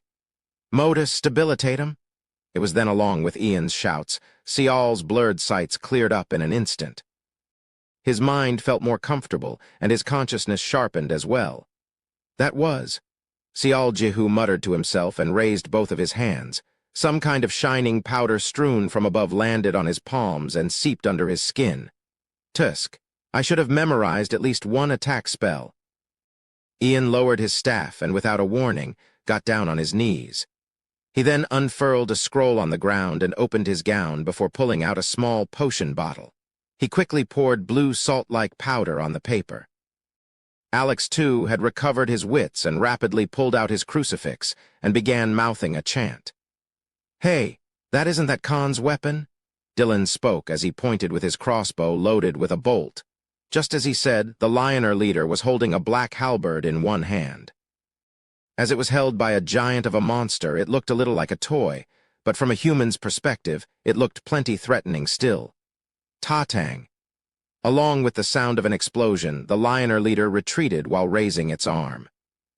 There were 2 bolts stuck in its forearm, but none of them had penetrated too deeply. The black pupils contained within the narrowly opened eyes lowered slightly. The lioner leader was staring deeply at the magician kneeling on the ground, not Dylan in front. Because it was a creature that didn't possess a high enough intelligence and thus remained faithful to its instincts, it was able to sense it that the one responsible for reviving the prey on the verge of collapsing was that human. HRR. As soon as it spat out growling noises, other lioners hiding left and right revealed themselves one by one. 3 on the left and 4 on the right. They all carried humans' weapons and slowly trudged closer to the expedition. They were all smaller than the leader, but none of them were shorter than 2 meters in height. Fick me. 9 lioners, huh? Just what the hell is wrong with this damn forest? The lamentation was kept to a minimum. Sial Jihu realized that the combatants of the expedition had circled around him already. "I'll take on the one in front. Hugo, Clara, take the left. Samuel and Grace, the right. We need to hold on until Master Ian is done with his spell." Dylan issued simple instructions and slowly stepped forward.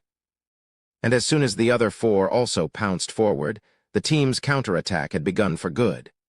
With loud battle cries, humans and monsters clashed. Dylan fired his crossbow, and the leader of lioners used an explosive turn of speed to close the gap and swung the black halberd down. It looked as if it had cleaved Dylan in two, but in the end, it simply slammed down on the ground instead. Meanwhile, he had circled to the rear of the lioner, pulled out a dagger sheathed in his belt, and slashed at the monster's muscular thigh. HRRR. The surprised monster angrily tried to swat him away. However, Dylan again vanished from the spot and reappeared to the creature's side. Ta-tang. Ta-ta-tang. He rapidly fired 5 bolts in quick succession. All of them were accurately aimed at the vital spots of the monster, but the lioner reflexively crouched and protected itself. Of course, it still couldn't avoid getting hit on the arms and the legs. As if it got pissed off, the lioner leader began swinging the halberd indiscriminately. Quang. Quang, quang, quang. Each of the hit was heavy enough to rock the ground, but none of them found the mark. Dylan easily evaded them all, took some distance, and continued to fire his bolts. Maybe we can. Sial Jihu grew hopeful. Although Dylan was unable to damage the lioner critically, he thought the group might win if the battle persisted in this fashion. However, in the next moment, he wound up flinching. He noticed the lioner leader stealing glances in his direction. It was as if it was being mindful of something. Hang on a minute. What if that monster ignored Dylan and rushed over here? As if to do exactly that, the lioner leader turned its body towards Sial Jihu. However, its expression crumpled after Chohong stood in its way. Sial Jihu spat out a sigh of relief. He was wondering why Chohong hadn't entered the fray, but as it turned out, she was their keeper. Dylan could concentrate freely only because she was protecting this area. Hey, Chohong suddenly talked to him. Don't be scared and stick close by me. This Nuna will definitely protect you. Sial Jihu thought about arguing the logic behind that statement, but shifted his gaze away after noticing Chohong quickly alternating her gaze to her right and left. Hugo was swinging that battle axe of his with everything he had. He was madly attacking the lioners, but as he was surrounded by 4 of them, his wounds kept on piling up. Clara was continuously firing her arrows, but none of them could penetrate the thick hide of her targets and simply bounced away, meaning she was not much of a help at all. The situation on the right was even worse than left. The battle hadn't been long, yet Grace's shield lay on the ground, broken. She was precariously hanging on with a single long sword. If it weren't for Samuel crazily throwing whatever throwing daggers he had on him, she would have turned into a tenderized slab of meat a while ago. The flow of the battle looked very unfavorable at the moment. Dylan was holding the upper hand somehow, but the situation on either side was not so good. If one side collapsed, then the ensuing situation would be pretty obvious for anyone to see. A sudden scream from the side caused Sial Jihu to reflexively circulate his mana. A crisis finally happened.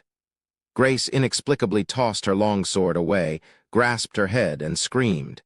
It would be hard to control one's emotions during a serious life-or-death battle.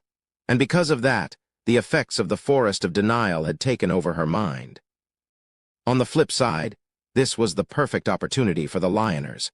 Just as they extended their weapons towards Grace rolling around on the ground, Alex shouted something out and reached out with his left hand. Yuung! A thin, semi-transparent barrier formed around Grace.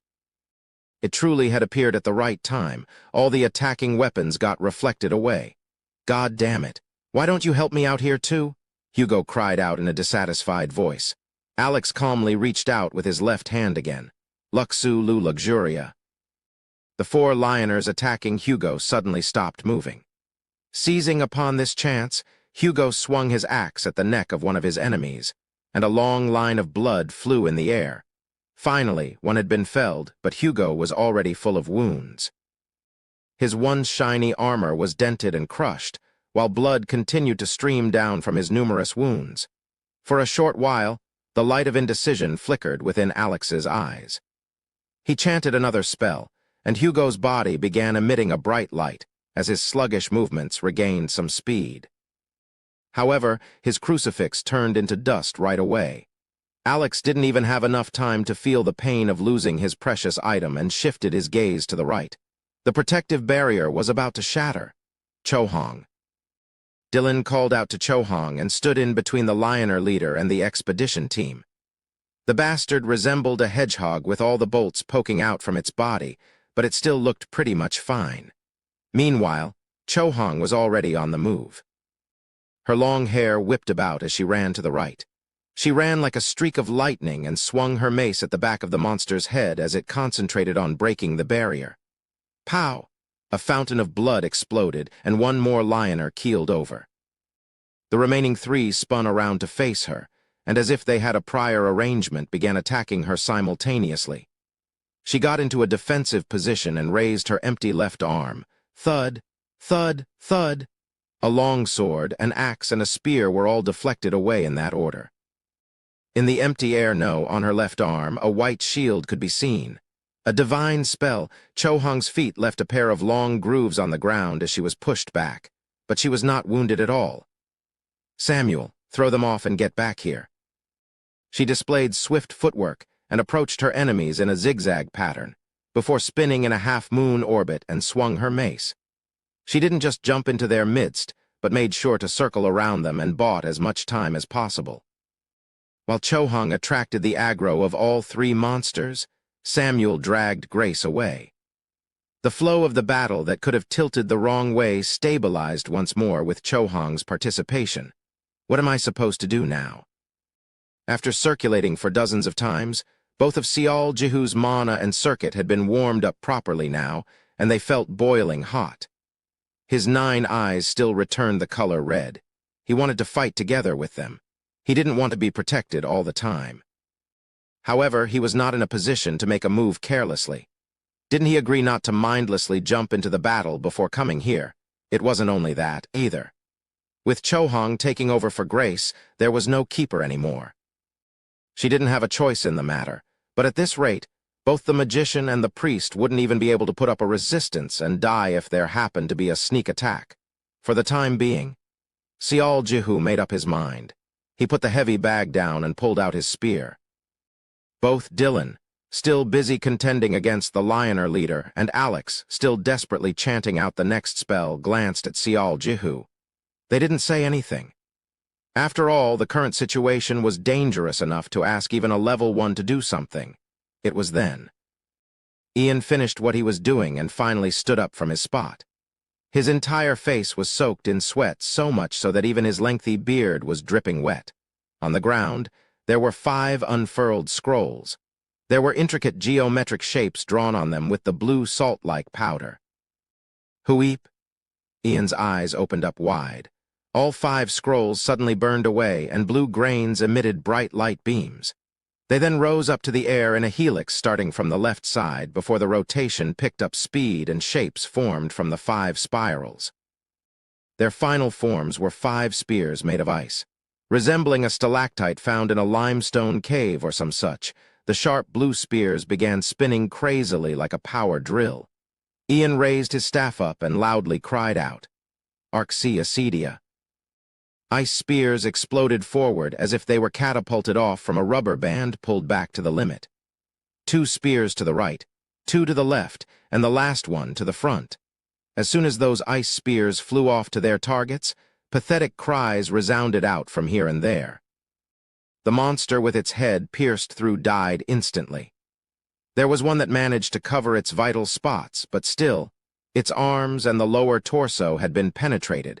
Unfortunately for them, the penetration was not the end, but just the beginning of their troubles. The ice spears penetrating the flesh gradually disappeared, as if they were getting absorbed by their hosts. As they got smaller and smaller, layers of ice covered more and more of the Lioner's flesh. In the end, even the Lioner leader fell down on one knee. It was not spared either, as one of its shins with the ice spear lodged in it was gradually being taken over by the blue ice at the moment. It had been paying close attention to the magician, but it couldn't shake off the archer and ended up getting hit like this. The flow of the battle had changed drastically now. 2 monsters had died in an instant, while 3 of them had received mortal wounds as well. That was including the Lioner leader as well. Dylan would never miss a chance like this one. Don't give them a chance to rest. Kill them all. He quickly took a greater distance away while taking off the crossbow attached to his arm. He then pulled out his massive longbow. His main class was the arch-shooter, a sniper, so this is a magician. Sial Jihu had been watching anxiously, but after seeing this new development, he inwardly let out a cry of admiration. With good timing, Alex also completed his divine spell, and that allowed the dangerously tottering Hugo to regain his balance. Sial Jihu clenched his fist tightly. We can do this. The best proof of this was the color of his 9 eyes changing from red to orange. Hua what? Sial Jihu's eyes opened widely. The moment that Lioner leader roared, the forest that briefly changed back to orange reverted back to crimson red. But why? Sure, their situation hadn't become truly advantageous yet, but compared to before, it was definitely for the better. Both Chohong and Samuel worked together to suppress the enemies, and with Alex's support, Hugo should be able to endure until the end of the battle, too. More importantly, Dylan had pulled the string of his longbow to the absolute max and was aiming at the Lioner leader. Simply taking one look at all the arcs of electricity buzzing around the arrowhead told how dangerous this attack would be. If struck, the best one could hope for would be a mortal injury. However, the eyes of the Lioner leader, even as it stared at this arrow, was drawing a confident, mocking grin. It's laughing. Just as Dylan let loose the string, Sial Jihu formed a frown. The Lioner leader crouched and bared its fangs. At the same time, the youth felt a creepy, chilly air tickle by his neck. PZZZT? Sial Jihu witnessed the arrow of electricity penetrate the Lioner leader and hurriedly spun around to look behind him. Right then, he spotted yet another Lioner without a set of manes leaping up from its hiding place and rapidly closing the distance. The pack's most important priority, the female Lioner, might not necessarily participate in the battle, but Ian's words rapidly popped up in his mind. Above Yawoo. Sial Jihu cried out as if he lost his mind. Dylan shifted his head slightly, only for his jaw to drop. Hugo, who was enduring with all his might, started frowning even deeper. Samuel and Chohong, who managed to kill one more Lioner through their combined efforts, began freaking out too. Despair filled the faces of Ian and Alex. As if it had been aiming precisely for this moment, the eyes of the Lioner crossing the air gleamed coldly. As the monster pulled back the axe held in its hands, getting ready to chop down, Sial Jihu suddenly found himself trapped in this strange sensation. During this short period of time, everything he took in had slowed down to a crawl. What am I doing? He felt dizzy now as if he was drunk. I should be dodging. His gut lurched painfully. I do. Really, all sorts of emotions swept past in his heart. The front locks of his hair danced in the air. Only then did Sial Jihu realize that he was running to the front. He knew he shouldn't have done that, yet his body moved on its own. Sial, the voice of shocked Alex grew further away. The boiling hot mana inside him circulated fiercely. It crashed all over his body with the force of violent storm waves. The slow-moving world suddenly reverted back to normal. And in that moment, his breathing stopped from the powerful fear. I want to live. Sweat seeped into his eyes and it stung. I don't want to die. His muscles were freezing up from the blades of winds slicing into his flesh. This was the terror of death he was feeling for the second time in his life. Sial Jihu grasped the spear shaft tightly. He gritted his teeth and glared at the descending monster. He had been simulating thousands of times and practiced tens of thousands of times more back in the neutral zone. I can. All of those exactly for moments like this. Do it in the next moment. Sial Jihu finally succeeded in straightening his arms that wanted to shrink back instead. And so, the axe falling fast and hard as if to split apart the world and the spear smoothly gliding upwards collided in the middle of the way. Chapter 55. Can be done, can't be done too. Sial Jihu saw the blade of the axe. That was the end.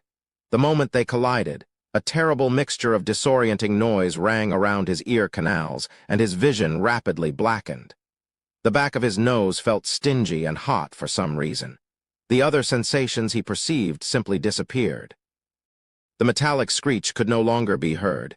He couldn't sense being cut either. It was as if the time had been cut off, but that only lasted for a brief moment. The horrendous pain. "Ah," came knocking belatedly. "Hua-ack." If he could, he would have screamed loud enough to tear his vocal cords. However, the serious, crippling pain did not permit him to open his mouth. Could this be described as the pain felt from his blood flowing in reverse? It sure felt like all his bones had shattered and his flesh had exploded into bits. The sensation of his shoulder muscles being shredded and torn into pieces was a pain on another dimension, a torture that could not be put into mere words. What made him feel even more despair was the fact that he could not feel anything in both of his arms. Not like he couldn't move his arms, no, it was more like they didn't even exist in the first place. He even ended up thinking that his arms must have been ripped off from the force of the collision. I shouldn't have stepped up. Regrets rushed in belatedly. If he was hired as a porter, he should have quietly stayed back. Why did he have to step up here? Did I die? He only now noticed that the surroundings had become silent as well. Everything was deafening as if he was listening underwater. Was he going deaf, or did he die? Jihu was thinking as such, but then he realized something was amiss. If he was really dead, then he shouldn't be feeling pain. Since he was feeling it then? His mind sobered up in an instant. His eyes shot open wide. The first thing he saw was a huge axe. It was so close that it nearly touched his eyeballs. As a matter of fact, he could even pick up on the subtle tremor of the blade. His two arms, the ones he figured would have been broken at the bare minimum, were still attached to his shoulders. The shaft of the spear he held with both of his hands was pressed against the axe and stopped it from falling any further. Jihu's expression became dazed. Even though he was the one doing this, his expression indicated his own disbelief. Even though his shoulders felt like they'd shatter any time soon, and his arms trembled as if he dropped the spear even at the merest hint of a prod. But if there was something no one could take away from him today, then that would be that he was still standing up resolutely and resisting bitterly. This was a critical moment where a single mistake could lead to the annihilation of the expedition. However, Jihu succeeded in defending against a rather complacent attack that nevertheless came at him without a warning. HRRR. It hadn't ended yet, though. The distance between him and the monster was close enough. It was taken by surprise from his sudden intrusion, but the female lioner knew that the human in front was no match to it. Indeed, he was so weak that if it increased its strength by a bit more, he'd be trampled underfoot. And so, the hands grabbing the axe issued a squeezing noise as the monster increased its strength. Just a little bit more, trample on the human, and then... Ooh! Jihu spat out a groan as the pressure increased by another level. The joy of survival he felt lasted only for a split second. The sensation of the cold blade pressing against his forehead could be felt now. Blood trickled down and pooled around his eyes. As his sights reddened, thoughts of surrendering entered his mind. The thoughts whispered that it was a miracle that he had endured until now, that resisting any more was impossible, that he'd die for real this time. The moment those thoughts entered his mind, the emotions that had been quietly submerged below suddenly and violently lashed back. He felt like he was yanked out and placed back on the solid ground after he was descending ever deeper beneath the bottomless sea. But why did he jump to conclusions and give up already? It wasn't as if he had pulled out everything he could just yet. Cuke.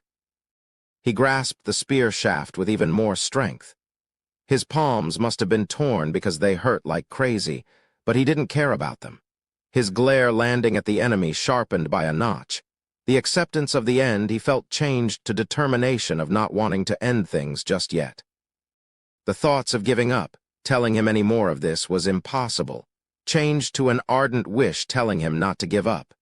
And finally, the despair telling him he couldn't do it changed to hope of him actually doing it. Jihu's eyes, once trapped in blurriness and uncertainty, regained their shine the moment he began denying all the negative thoughts in his head. Q! He took in a deep, deep breath and... Q! He summoned every little bit of strength and circulated every drop of mana throughout his body. The hidden power he had never felt before gushed up from deep within himself. The overwhelming and boiling hot energy rushing out like the tidal waves concentrated on his arms. The spear began buzzing with strange humming. His face reddened. All his muscles ballooned up, and his veins bulged taut almost to the point of bursting apart. Grit, Sial Jihu gritted his teeth and slowly raised his arms higher. It was at this moment that others around him could see at the scene that completely defied all common sense. If one were to get more specific then. Ki-yu-yu. It was the scene of Sial Jihu's spear slowly forcing up the female lioner's axe. The axe that touched his face was pushed up above his head, then ever so slowly, it rose up higher and higher in the air. The female lioner, too, was giving everything it had, the proof being its arms holding the axe trembling violently. However, even then, the weapon was rising up agonizingly slowly, as if he was lifting heavy weights. Facing against the never-before-seen power that continued to grow stronger, the female lioner's eyes began showing signs of panic for the first time ever. It was then, Sial Jihu's body tilted out of balance for a moment. The reason for that was simple. It was because the female lioner could not withstand anymore and took several steps back. That was right, it had retreated. And the result from that were the looks of disbelief etched on the faces of the members of the expedition, as well as on the leader lioner as it fell with an arrow penetrating through it. This was an event that shouldn't have happened, and the sight they witnessed completely broke their common sense. Although it was only for a short moment, a level 1 warrior not only managed to pressure a monster that was reputedly stronger than a level 4 warrior, but he even forced it away as well. I need to stab it. As soon as he lost his goal, his target, all of his strength abandoned him. His legs gave up on him, and his knees fell to the floor. A sense of enervation had overtaken his entire body. All he could do was endure like this without collapsing to the ground. The female lioner instinctively raised the axe up high the moment it saw Sial Jihu on the ground, his breath in disarray. It knew that it had to kill the magician, but the fear it felt just now rang alarm bells in its head, saying that this human male had to die first. PZZZT. In that next moment, a single line of electricity closed in like a blade of light and sliced off the female lioner's right hand. The axe fell helplessly to the ground, and the female lioner cried out in a sorrowful, pained whimper. Sial Jihu watched on with a dazed face but felt a huge hand slapping him in the back out of the blue. "Cuck. Good boy. Good, very good. When did he come?" The always calm Dylan was grinning very happily and very toothily. Ahahaha. After that, he felt someone lightly rub the top of his head. Cho-hung walked past him and looked at him for a moment or two before she laughed out jovially as well. "Yuha, ahahaha." Samuel roared in laughter like a madman and slapped Sial Jihu's shoulder as he went past the youth. These guys. He was already half dead from his aching body here. "Why do you? You walk?" Sial Jihu was about to shout out, "Why do you keep hitting me?" But then Hugo cried out first. "You wa-ak." Hugo cried out again as if the emotions he couldn't control rushed in, and his face showed a mixture of excitement, pure joy, and extreme happiness. Sial Jihu stared like an idiot at Hugo as the big guy energetically grasped his axe that had been hanging on precariously until now. The youth then suddenly felt someone tightly hugging his neck next. It was Alex. "Well done, really well done."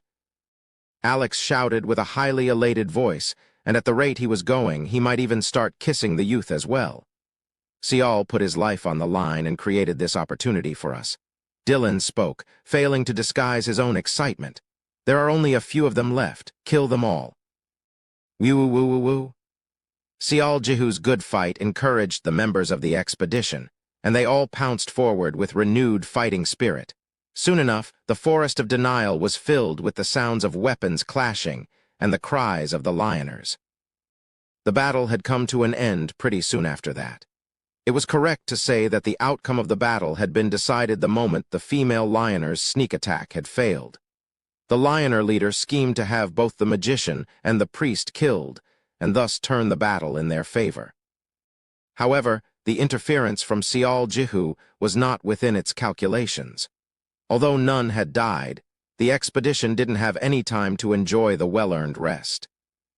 As soon as the battle came to an end, Ian used yet another modus stabilitatum spell he had memorized, and then they all had to drink one more bottle of that unknown medicine as well. Only after they got to calm themselves down from the excitement of the battle did the members of the expedition find some time to organize themselves properly. Alex basically stayed next to Hugo, who had received the most injuries out of all of them, and continued to chant divine magic. Meanwhile, the others simply made do with healing potions. While Dylan, Samuel, and Ian exchanged opinions with grave faces, others went around retrieving the armaments Lioners had dropped. Lioners tended to never leave the area they designated as their homes.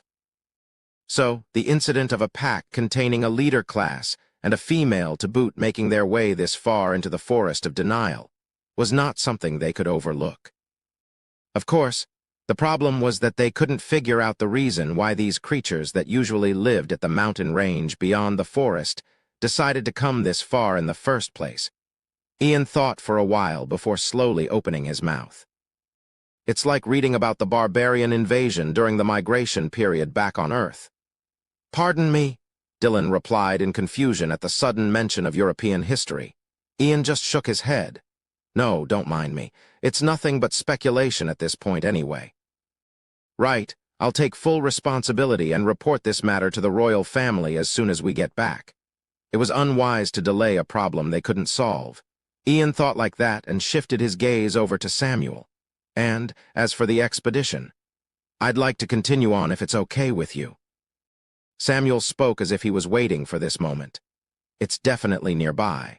As it's not a tomb shrouded in secrecy, the chance of it being hidden is really low. If I fail to find it in 1 hour, no, 30 minutes, then we'll stop right away and go back." Rather than him being blinded by greed, he sounded far more desperate than anything else. Ian sighed out softly and looked at Dylan. "What are your thoughts?" Dylan organized his thoughts first and spoke. "How many times can you cast that spell?" "2 more times. I still have enough potions, though." "In that case, maybe 1 hour is doable. Since we have taken care of the Lioners, there are no immediate dangers facing us, too. And more importantly, no one died today. But, with Alex having lost his artifact and Sial's main weapon now broken, we have to consider our weakened overall fighting force as well." That friend's weapon did what?" "That's what I heard." Dylan shifted his gaze to Sial Jihu, who was dispiritedly picking up the shards of his shattered spear from the ground. Chohong was doing her best to console him while following him around. As soon as the fight ended and he withdrew his mana, cracks formed on the spear shaft and it shattered into hundreds of small pieces.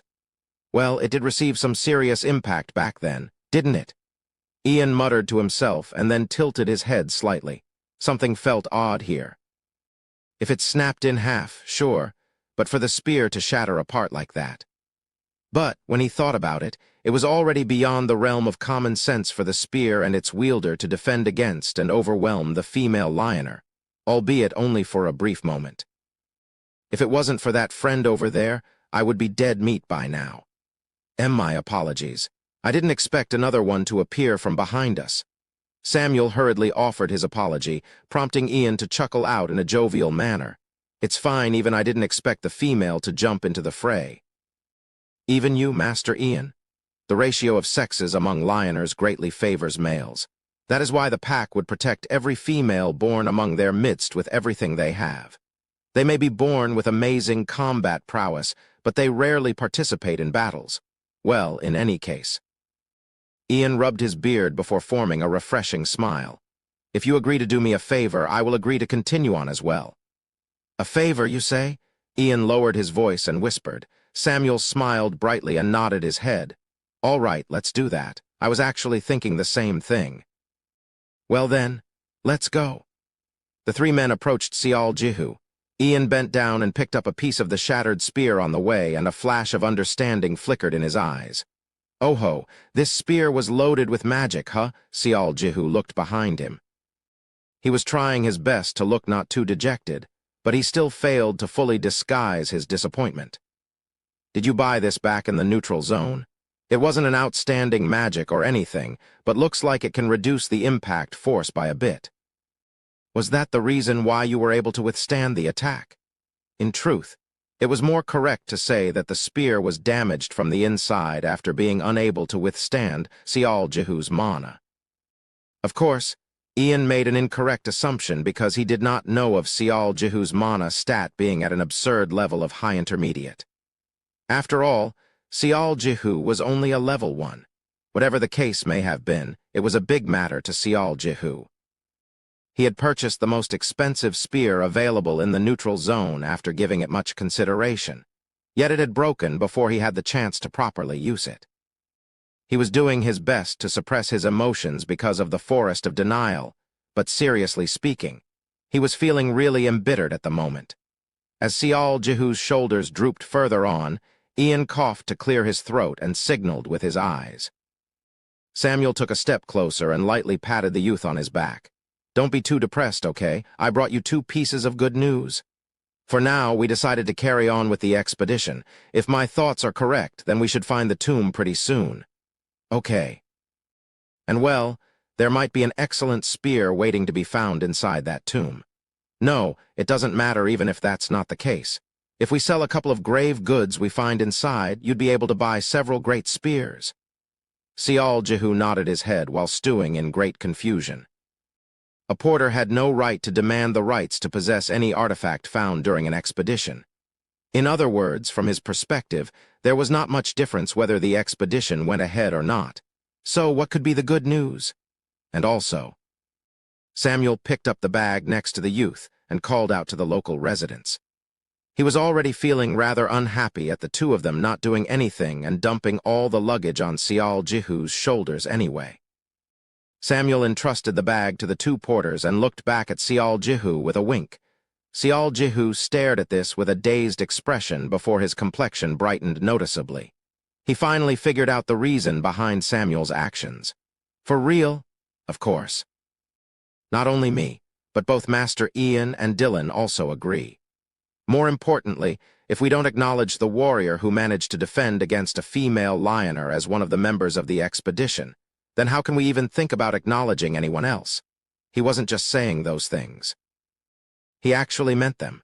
What Sial Jehu had achieved was something even Grace, a level 3, would not be able to do. But you gotta prepare yourself, fella. Samuel wrapped his arm around Sial Jehu's shoulders and formed a teasing smile. Since we're still in the middle of an expedition, we're holding ourselves back. But as soon as we get out of this place, you'll definitely be bombarded by our questions. There are so many things we're curious about. Sial Jehu didn't mind stuff like that. For the time being, he was just really happy about being recognized as a member of the expedition, something he so wished for since this whole thing started. Of course, he couldn't express that happiness, as they were still inside the forest of denial. Shortly afterwards, Samuel announced the level 1 warrior as the new participant to the expedition and came up with a new formation. However, nothing major had changed.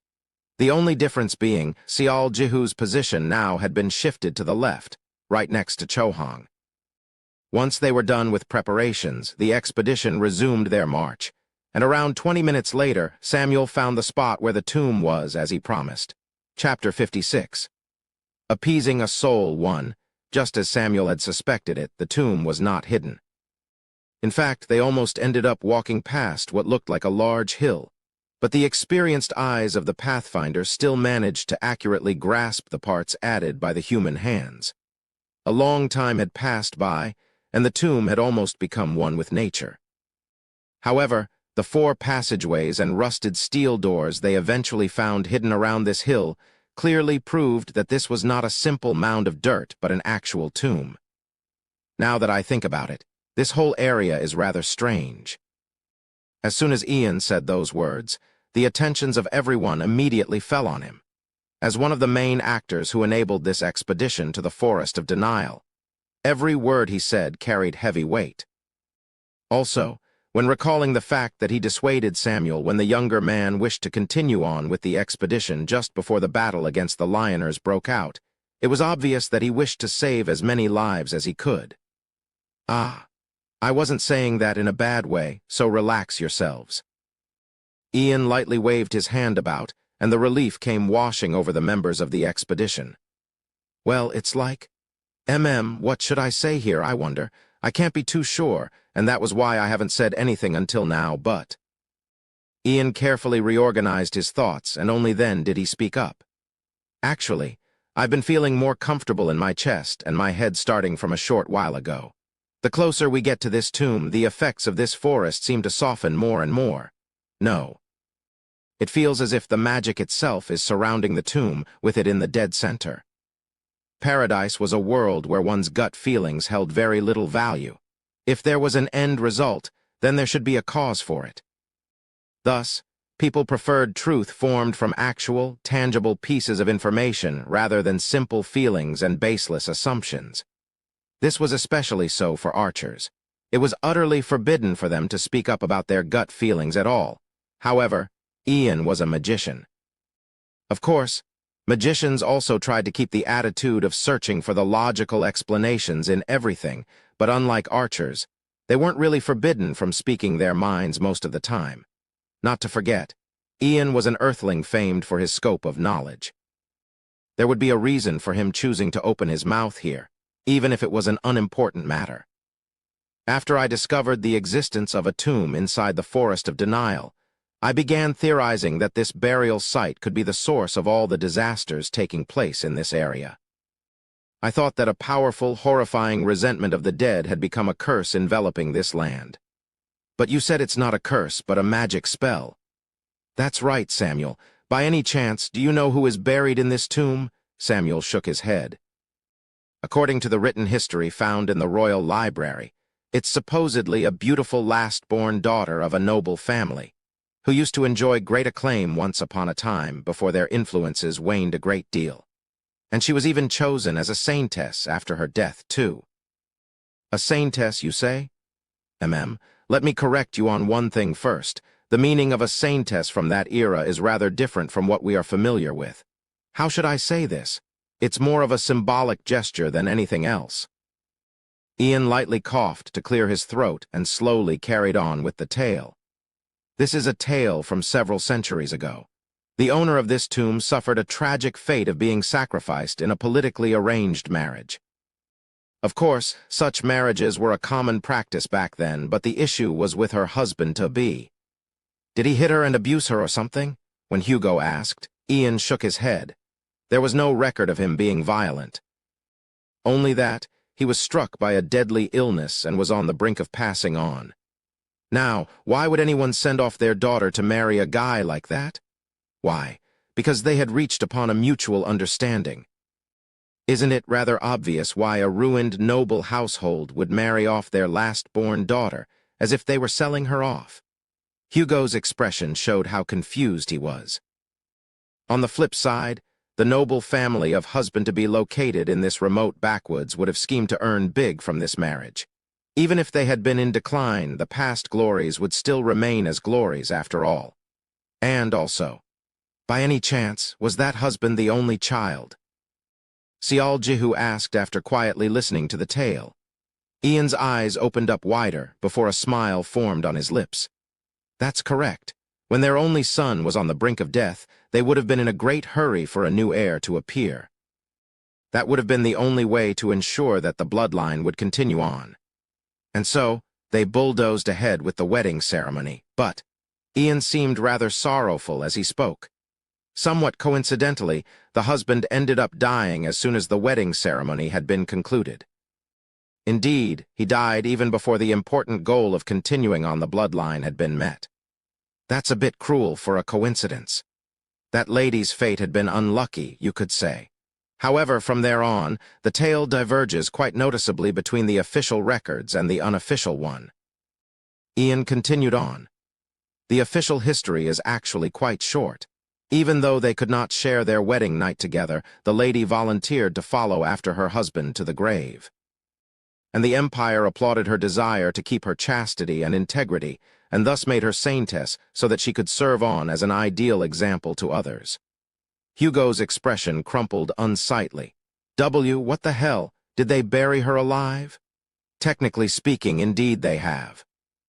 What a bunch of crazy fuckers. Why would they do something like that? You shouldn't try to understand the culture of that era with our thought process. The title of saintess must have been used in that kind of meaning back then. Even then, Hugo, I agree that such a thing is inhumane. However, our own history back on Earth is just as ripe with such cruelty. What would the people of paradise think when they learn about the ancient Earth's custom of offering human sacrifices? When Ian spoke with a serious tone of voice, Hugo had no choice but to close his mouth shut. Now, the tale found in the unofficial history is completely different. It's the exact opposite, actually. The lady refused to be entombed, but the noble family of the husband utilized oppressive means to bury her in here. Right until the moment she was placed in the casket, she violently resisted and hurled insults and all sorts of curses, her words filled with resentment and hatred. Sial Jihu frowned and asked, "Did the woman's family not do anything?" "Looks that way." Although it was nothing more than a symbolic gesture, having a saintess in your family would have been a huge honor back then. Ian continued on, sounding more assured now. As I've said earlier, I assumed that the ill effects of this forest were due to that lady's curses. However, only half of my thoughts proved to be correct. Without a doubt, the lady's resentment lingers, but the noble families also acted in a very careful manner as well. A careful manner, as in, the official history doesn't have any more records concerning this event, but the unofficial one does have one more additional paragraph. 3 months later, the Empire's renowned sage, who also happened to be a magician, came to visit the forest where the husband and wife were lying together, at the behest of the two noble families. Sial Jihu and his quick head figured it out right away, and he leaked out a soft gasp. My tale has become drawn out somewhat, but I can finally give my answer. I now believe that the effects of the Forest of Denial is actually from the defensive magic that Sage had come up with, an everlasting spell that would protect the two families from the resentment of the lady. Ian shrugged his shoulders. If that sage was aiming to deny the lady's resentments and help her attain the state of nirvana, so to speak, then I have to acknowledge how well thought out this magic is. Of course, I can't be 100% sure of it. It'll always remain as a theory until fully proven after all. Still, Ian suddenly lowered his voice. Don't forget this. If even half of my theory turns out to be spot on then. His expression turned grave as he stared at the tomb. The most dangerous place in the entire Forest of Denial should be inside of that tomb. Sial Jihu rubbed his arms after hearing that chilling announcement. I guess we should find out. Dylan opened his mouth after listening to the tale without saying a word. I'm not going to suppress my emotions here. If the effects of the forest don't manifest after a while, then one of your theories should be proven correct, Master Ian. Ian nodded his head. Let us try it. However, be careful. They spent some time near the tomb, but the effects of the Forest of Denial did not manifest. If it were only one person, sure, it could be chalked down to coincidence. But when several people also stopped suppressing their emotions and no strange thoughts entered their head, it ended up strengthening Ian's suppositions greatly. Of course, the fact that the effects of the forest no longer threatening them was a good thing. But from what Ian said, it was not exactly something to celebrate yet, either. If this expansive magic was indeed protection, then just how strong could be the resentment gathering and festering inside that tomb? Nothing's easy, huh? Sial Jihu could only lament inwardly. He had been thinking that, even though it was called an expedition, it should not be too different from what he had experienced so far. He'd just go a bit further away, fighting some monsters, find some sort of historical ruins, achieve results, and get the heck out of there. That's what he thought. However, the gap between his thoughts and the actual reality proved to be enormous. Did this situation qualify to be called a misfortune on top of another? Right after they scaled the mountain called Lioners, they had to face an even bigger danger. Of course, nothing had happened so far, but still. Sial Jihu activated his 9 eyes and began chewing on his lips ferociously. Out of everything around him, only the tomb was in the shade of pitch black. After he had regained his ability, this would be the second time seeing that color, the escape immediately warning. This can't be right. Samuel frowned slightly after walking around the entrance to the tomb. Cho-hong approached him, and what can't be right? The entrance. What about the entrance? I see some traces. Seriously, what kind of traces? When Cho-hong expressed her irritation, Samuel smacked his lips. He seemed a bit dumbfounded at the moment. Looks like Khan's team also discovered this tomb. I'm sure of it. The traces match what I've found while coming here. Wait a second. Wait. Cho-hong quickly summoned the rest of the expedition over. As soon as everyone had gathered, Samuel began his explanation. The traces entering and leaving are still visible to the eye. But there is a noticeable difference between the two, and that would be the ones leaving were in a great hurry. It's as if they were being chased out. Looks like they escaped while risking their lives and split up to everywhere. That is strange. Dylan reconfirmed as well, and the uncertainty was written large on his expression. If I haven't seen it wrong, the leader of the Lioners was carrying around Khan's weapon, was it not? He didn't see wrong there. All the armaments collected after the battle were nestling quietly inside the bags carried by the porters, after all. However, Khan's team found the tomb, entered it, got chased out and split up to everywhere in order to escape. They were not killed by the Lioners then? I don't know. It's possible that they were hunted down one by one, but I can't figure it out. Something is wrong. Something isn't adding up here. Feeling conflicted now, Samuel massaged his forehead. He spat out a groan and muttered as if he couldn't help it. We aren't going to find out anything by staying here wrecking our brains. Let's just go inside and find out first. Dylan didn't seem entirely convinced, but didn't disagree with the idea. Since there was only a limited amount of information, the only remaining way was to face it head-on and find out. Looks like we'll have to change the formation. Cho-hong and Hugo should be in front. Hold on a minute. Seol Jihu raised his hand up. Samuel's opinion was to enter the tomb first and figure out the rest later, but that definitely could not happen. Although his words were interrupted, Samuel didn't seem dissatisfied. Seol, is something the matter? We shouldn't go in like this. We shouldn't. Seol Jihu quickly opened his mouth after receiving the gazes demanding answers landed on him. This tomb is where the ancient dead is resting, right? Sure, that's the case. Not only that, it's a tomb that a woman full of resentment had been buried alive too. However, if we enter just like this and try to steal the grave goods, wouldn't she get really mad at us? His words made sense, but that was just about it. What you're saying is, we shouldn't raid this tomb simply out of our moral obligations. Seol Jihu was at a loss as to what he could add here. He wanted to stop them from entering, but even from his perspective, his reasoning sounded flimsy at best. Didn't this expedition form just for the express purpose of raiding this tomb? If he was unhappy about it, then he shouldn't even have participated in the first place. That's not what I'm saying. However, that didn't mean he could reveal the existence of his 9 eyes either. It isn't. It's fine, so please speak your mind. You're also a member of this expedition, too. The only reason they had been listening to his words was that he had earned big merit during the battle against the Lioners. But if he wanted to change the opinion of the header of the expedition, then he needed a very good reason to do so. What should I do? He pondered for a while, then the existence of a certain item in his possession entered his brain. Give me 10 minutes. No, 5. There's something I'd like to experiment first. 5 minutes shouldn't be too hard. However, what are you planning to do? Instead of an answer, Seol Jihu opened the mouth of his bag slung around his shoulder. The luggage had been handed over to the porters, but he always carried around his bag. Master Ian, may I have a spare piece of paper you are not going to use? Here it is. When Seol Jihu asked while rummaging through his bag, Ian quickly pulled out a paper. He then quietly stared on at the youth. His whole expression was filled with curiosity, as if wanting to find out what this level 1 warrior might do next. I found it. Shortly afterwards, Seol Jihu pulled out a lengthy quill pen.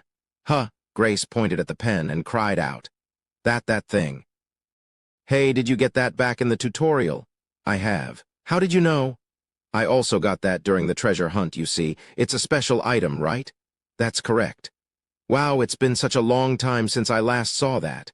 When Grace sounded mystified, Cho-hong couldn't help but ask her. What is that thing, then? Oh, that. It's called the quill pen of the flowing consciousness. You get that from that item draw machine or whatever if you're lucky. It cost like 300 coins back then. What kind of effect does it have? Tilde. In short, it converts the flow of the target's consciousness into words. And how did you use it, then? Cho-hong's face showed how confused she was still. Grace cackled ominously. I used it after entering the neutral zone. There was this guy we went around since the tutorial, and I got real curious why he kept on looking after me. He tilde a. So, what happened? It was as I expected, you know. What a revelation that was. A killer figure, wanna slap that ass, wanna push her down real bad, should I force myself on her, etc., etc. When Grace boldly spoke those words, Samuel began coughing out loudly once for some reason. Cho-hong smiled brightly in the meantime. Poo-ha, what a relief then. You found out before he did something to you, which is good. Grace then tilted her head. Nope, not really. What, you didn't go your separate ways even after seeing those things? Amen, I just let him take advantage of me instead. Grace spoke as if it was the most natural thing in the world. Not only Cho-hong, but even Hugo stared at her in disbelief, causing Grace to mutter out a complaint. Why are you looking at me like that? It's my preference, okay? Please respect it. Stop lying. Suddenly, Samuel yelled out in anger. You were the one who took advantage of me, not the other way around. I was asleep, but you crept up like a cat and climbed on top of my bed, and then... Keck, but weren't those things written by the quill pen the truth? Cuke. Samuel continued to shudder while Grace giggled softly. What an idiot, Tilda, that's why you should have jumped on me when I gave you the chance. I gave you plenty of hints, yet you were so indecisive, you know. That's why this Nuna had to... Okay, that's enough. We're in the middle of an expedition, okay? Continue on with your lover's quarrel after we return home, and for the time being, don't forget where we are. Dylan jumped in the middle and changed the atmosphere. Samuel turned his head away while Grace stuck her tongue out. How did you use this quill pen back then? When Seol Jihu asked her, Grace rested her index finger on her chin and rolled her eyes around. Maybe Tildahum, I wrapped Samuel's hair around the pen. I think. His hair was long even back then, so getting a strand or two wasn't that difficult, you see. A strand of hair is it. Seol Jihu took a look around himself. He then spotted tall grasses growing on the tomb itself. Can I think of those as a part of the tomb, I wonder? He decided to find out. Seol Jihu reached out and tugged a stalk loose. Then he wrapped it tightly around the pen. When he carefully placed it on top of Ian's paper, the quill pen mysteriously started to vibrate all by itself. Using the quill pen of the flowing consciousness to find out what the tomb is thinking about. Hoo-ha, what an interesting fellow. Ian expressed his admiration and stared at the paper below him. It wasn't just him, but every one of the expedition's members was focusing on the quill pen and the paper. It was then. No one touched the pen, yet it stood upright quite abruptly. And then, like a crazed madman, it began swishing around to jot down many letters. The heads of everyone gathered closer to the paper. Let's see. A short while later, Seol Jihu's complexion froze very stiffly after he read the first paragraph. KRRT, KRRT, KRRRT, KRRT, KRRT, KRRT, KRRT, KRRT. More came, kill them all, kill, hehe. Must kill, wanna kill. Hehehe, it's unfair, I'm angry, why am I, bothersome, hateful, detestable, blame. Everyone I curse, you wanna rip you to shreds, wanna pull out your eyes and squeeze until they pop, kill. Yes, enter here, and I kill, kekek, kill, hehehe. KRRT, KRRT, KRRRT, KRRT, KRRT, KRRT, KRRT, KRRT, Chapter 57. Appeasing a soul too. Plop. The quill pen weakly fell after placing the last dot on the paper. The feathers on the quill scattered and fell. The only things remaining were a featherless quill pen and a piece of paper with all sorts of resentment and anger roughly scribbled on it. He-ick. Grace jumped up and hugged Samuel's neck, her complexion completely pale. Even he looked completely speechless at the moment. Everyone present quietly stared at the paper for a while. A bout of somber silence later, Ian opened his mouth. We would have been in big trouble if we just entered. Samuel began chewing his lips hard. He thought this was a waste. It might not have been a royal tomb, but still, its size was several dozen times bigger than your average tombs. Not only was the woman buried here the last-born daughter of a famed household, but she was even canonized as a saintess. The value of burial goods found within would be quite considerable. However, Sial Jihu had used the quill pen of flowing consciousness to create evidence to back up his claim that it was dangerous inside the tomb. Of course, it wasn't as if there were no holes in that argument he could pick on, but the real issue here was that Ian's hypothesis, which was based on nothing more than the magician's intuition, had taken one step closer to becoming a reality. Hiya, Tilda. And I heard that when a girl bears a grudge, even snow will fall in the middle of a summer. Samuel deliberately spoke up in a loud voice and picked the paper up off the ground. He then shook it around as if it meant nothing. Don't be too scared. It's nothing more than just an angry spirit, no. It can't possibly be stronger than a lioner, right? I mean, one spell from Alex could end this. He wasn't wrong about that. What Sial Jihu had proved now was nothing more than the existence of an enemy inside the tomb. Before fighting it, they had no clue how dangerous it could be. It'd be a damn funny joke if they backed off scared when the enemy turned out to be a weakling. No, I don't think that's the case. Sial Jihu immediately disagreed. Samuel let out a sigh. Can you tell us your reason? Before that, can I ask you a question? Sure. Dylan, Samuel.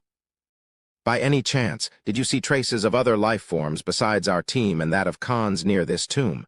For example, monsters or wild animals? That's... Samuel blurred the ends of his sentence. When he went around the hill-like tomb, he didn't find anything of note. Indeed, you can certainly look at it that way. Dylan agreed, perhaps realizing what Sial Jihu was trying to say. It's not only that. Sial Jihu continued on. According to what Master Ian has told us, a famous sage had apparently come to this place as well. Oh ho, an inverse calculation is it. Indeed, we can deduce the strength of the vengeful spirit from the sheer scale of the defensive magic cast here.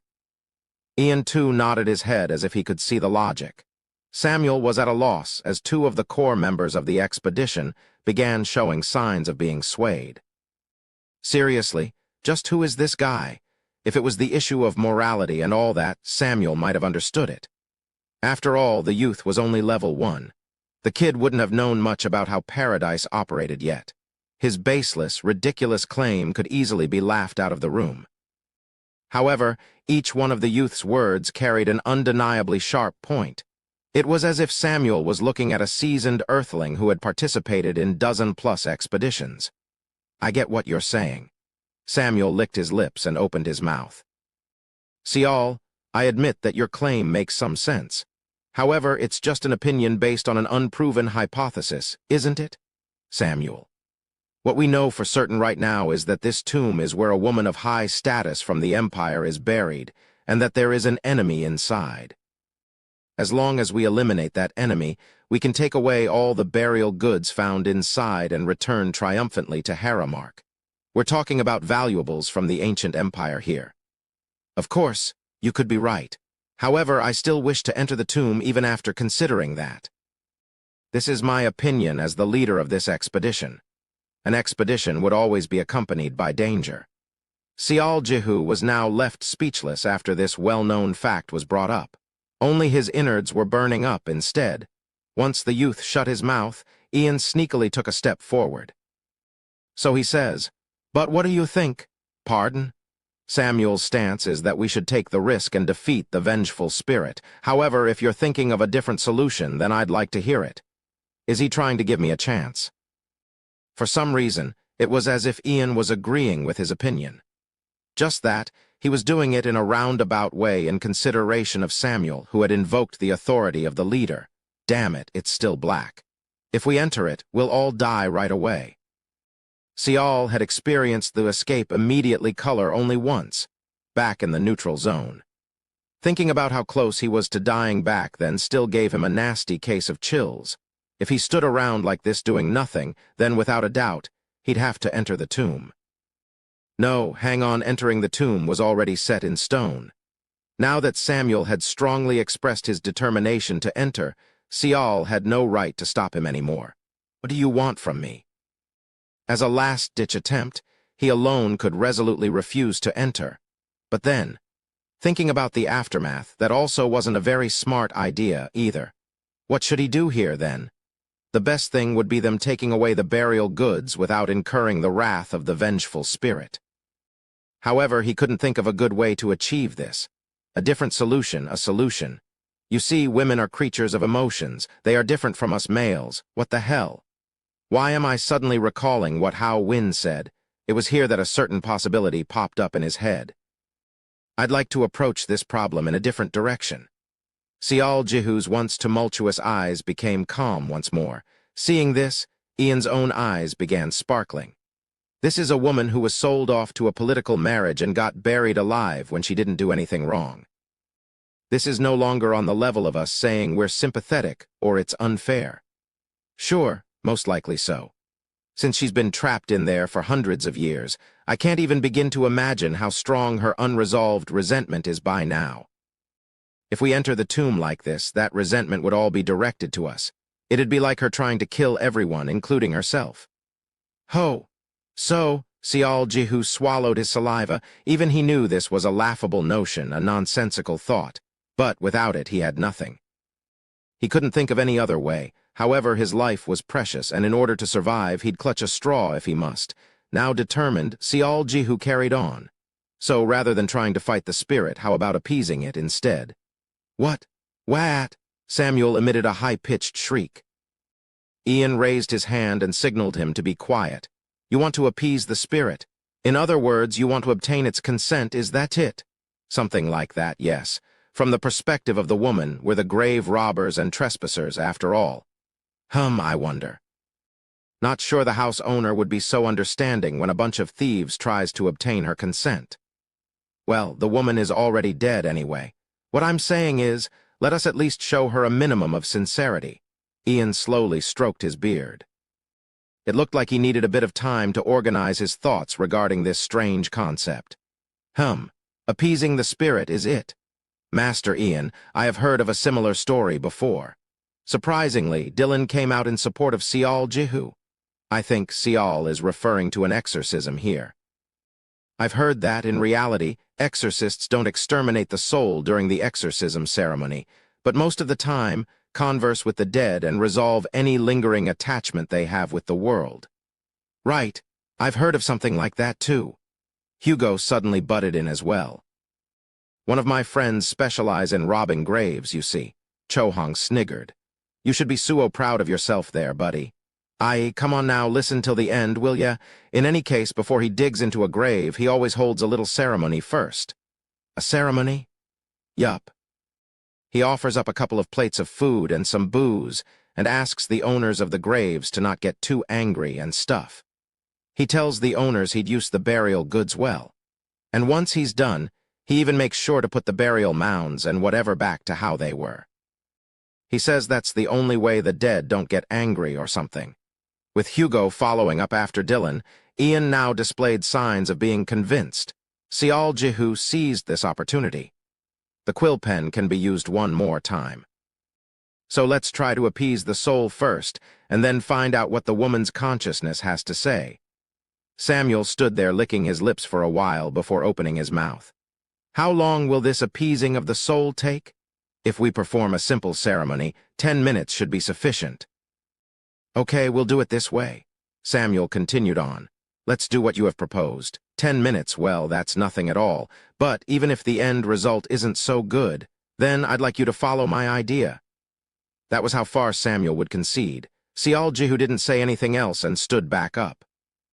Okay, so how do we do this ceremony? We're going to hold an ancestral rite ceremony. An ancestral rite ceremony. Yes, Alex, can I borrow your altar for a little while, and if you have any offerings on you, those as well? Well, I do have an altar, but... Alex began mumbling something to himself. Actually, he was rather skeptical about this soul-appeasing thing. From his point of view, it'd be a terrible waste of offerings for something that wouldn't even work anyway. Of course, since I'm walking on the path to becoming a high priest, I make sure to be ready all the time, but how should I say this? I'm still only an investigative priest. Alex, just give it up. Once the expedition is over, I'll pay you back. God damn it. Fine. Alex complained bitterly and took his bag from one of the porters before opening it. Do we really have to go this far? Clara shot a pointed question, her voice full of dissatisfaction. What the hell are we doing? Resolving attachments? Are you kidding me? Clara, please keep quiet. Let me be. I still gotta say what needs to be said here. Hey, you. Do you know that once you use up the offerings, they lose all their value? Don't you have any sympathy for Alex? He even lost his important artifact too, you know? Clara. Samuel's voice became louder. If you come out that way, then Sial also lost his magic weapon. He even resorted to using that quill pen too. Be but that. Stop whining like a baby. I already gave my consent. Samuel spoke decisively and turned to look at Sial Jihu. My bad. Let me apologize on her behalf. At a casual glance, it might look like Samuel was taking Seo Jihu's side, but actually, there was an ulterior motive for doing so. By conceding properly on things he had to concede, he'd get the other party to do the same as well. If the ceremony worked, great. If not, Samuel would be able to silence the youth for good. I only have to wait 10 more minutes anyway. That wasn't all either. Both Cho-hong and Hugo were glaring with sharp eyes at the breathless Clara as she tried to calm herself down. If Samuel didn't intervene, those two might have stepped forward instead. As the leader of this expedition, he had to stay alert to division forming within his team. And so, under Sial Jihu's guidance, the preparation for this ancestral rite ceremony got underway. The altar was set before the tomb, and various offerings were placed on top. Not only that, food was placed neatly on top of each plate, and Hugo even pulled out the bottle of booze he had been saving for a rainy day. If there was a silver lining among the dark clouds, it'd be the fact that Sial Jihu possessed a somewhat okay level of knowledge on performing an ancestral rite ceremony. The experience was supposedly the best teacher there was he had been participating in 1-3 times a year, so he was more or less familiar with the whole thing. After all, Korean tradition dictated ancestral rite ceremonies. Once the preparation was over, Ian approached the youth and asked him, "Is there anything we should keep in mind during the ceremony?" Sial Jihu thought for a little while before opening his mouth. "There is something my father used to tell me all the time. He said that one's sincere heart is half of the ceremony itself. One's sincere heart is half the ceremony." Those are meaningful words. Thank you. I know it's kind of annoying, but please do your utmost to wholeheartedly participate in the ceremony. The ceremony itself isn't difficult anyway. It's fine if you console her in your mind or beg for her forgiveness out loud. Just make sure you don't do it half-heartedly. In all honesty, even Sial Jihu wasn't confident of this thing working. However, since they were going to do it anyway, he wanted them to do it properly. Well then, I shall start the ceremony with Chohan. Chohan. It means calling for the soul of the departed. Well, just think of it as a part of the ceremony. Sial Jihu smiled wryly and stood before the altar. The ancestral rite ceremony finally went underway. It wasn't such an uncommon sight as there were high priests and chief priests in paradise.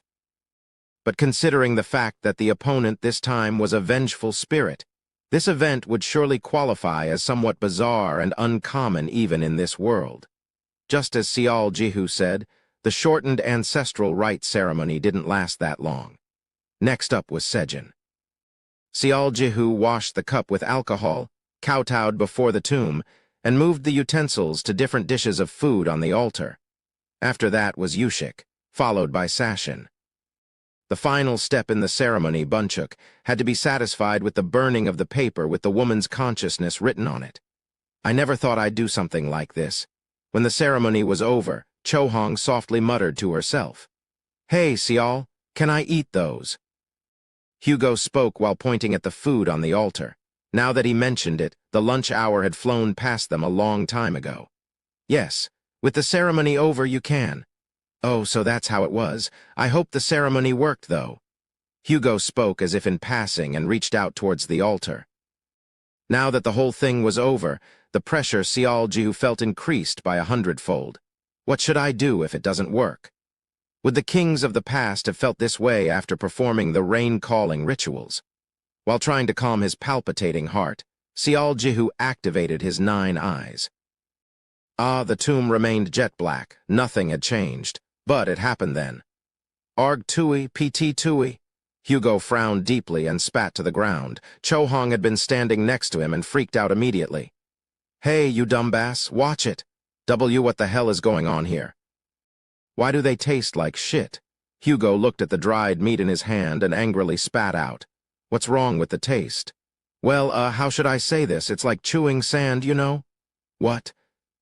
With a somewhat unconvinced expression, Cho-Hong lightly bit into the same dried meat and began grandly frowning as well. Tui, what the fuck is this? What's going on? After hearing this commotion, Dylan and the rest of the expedition team got closer, and they put various food items in their mouths as well. And all of their reactions were roughly the same. The food was not spoiled at all, yet they had lost all flavor, so much so that it was impossible to eat any of them now. Sial Jihu stared at the unfolding situation with a pair of dazed eyes before hurriedly shifting them back to the tomb. And then, almost out of reflex, he held his breath.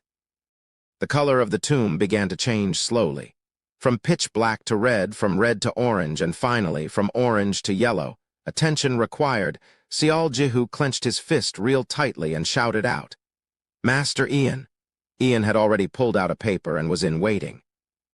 Dylan was also quick on the uptake, so he hurriedly yanked out a blade of weed growing on the tomb and brought it to Sial. The youth tightly wrapped the weed around the quill pen and placed it on the blank paper. A short while after, the quill pen suddenly stood upright. Was it being confused? It seemed to hesitate for a long time before it began inscribing words rather cautiously. If there was one noticeable difference from before, the pen didn't swish around like a madman, and instead, it moved slowly and carefully. It was as if the writer was hesitant over something. Not too long after, the pen fell down.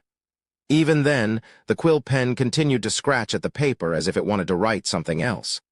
However, it suddenly stopped moving and turned to a handful of dust. Please. Sial Jihu had confirmed with his 9 eyes, but he couldn't rest easy just because it was the yellow color. As his throat dried up, Sial Jihu swallowed his saliva and began reading the words written on the paper. The first time in a long time I ate food my stomach is full, really. You understand me? Really? Really, really? Right, those bastards, they are bad, I'm angry, I resent them. I want to be consoled, it's totally unfair, thanks for understanding me, thank you, black-haired man, thank you, really, you can come inside, it's fine, take things. I don't need any way, and don't touch the keepsakes around my coffin, keepsakes. Please, the paper had nearly illegible letters scribbled on it. It was like reading the rambling of a drunk. However, they still did their job and conveyed the underlying message. What the? Samuel's jaw dropped to the floor. I really can't believe it. This whole thing only had a 50-50 shot. Even for someone like Ian, who had experienced all sorts of hardships and crazy events, the current situation was something he hadn't run into yet. An event like this is worthy of making a report to the Magic Tower. Just who are you really? Ian gazed at the youth with eyes that had gone past being marveled and straight into sheer respect. Sial, there is something I'm really curious about. Hugo chuckled and stared at Sial Jihu. Just who were you back on Earth? Sial Jihu pretended to not hear anything. Obviously, he couldn't tell them anything at all. This expedition is full of surprises, one after the other. I'm learning a lot here. Dylan shook his head wryly. Sial Jihu looked at the tomb with sympathetic eyes. After the method he didn't hold much hope for actually worked. He was feeling rather happy, but at the same time he also felt sorry for the spirit. Just how lonely and scared was she?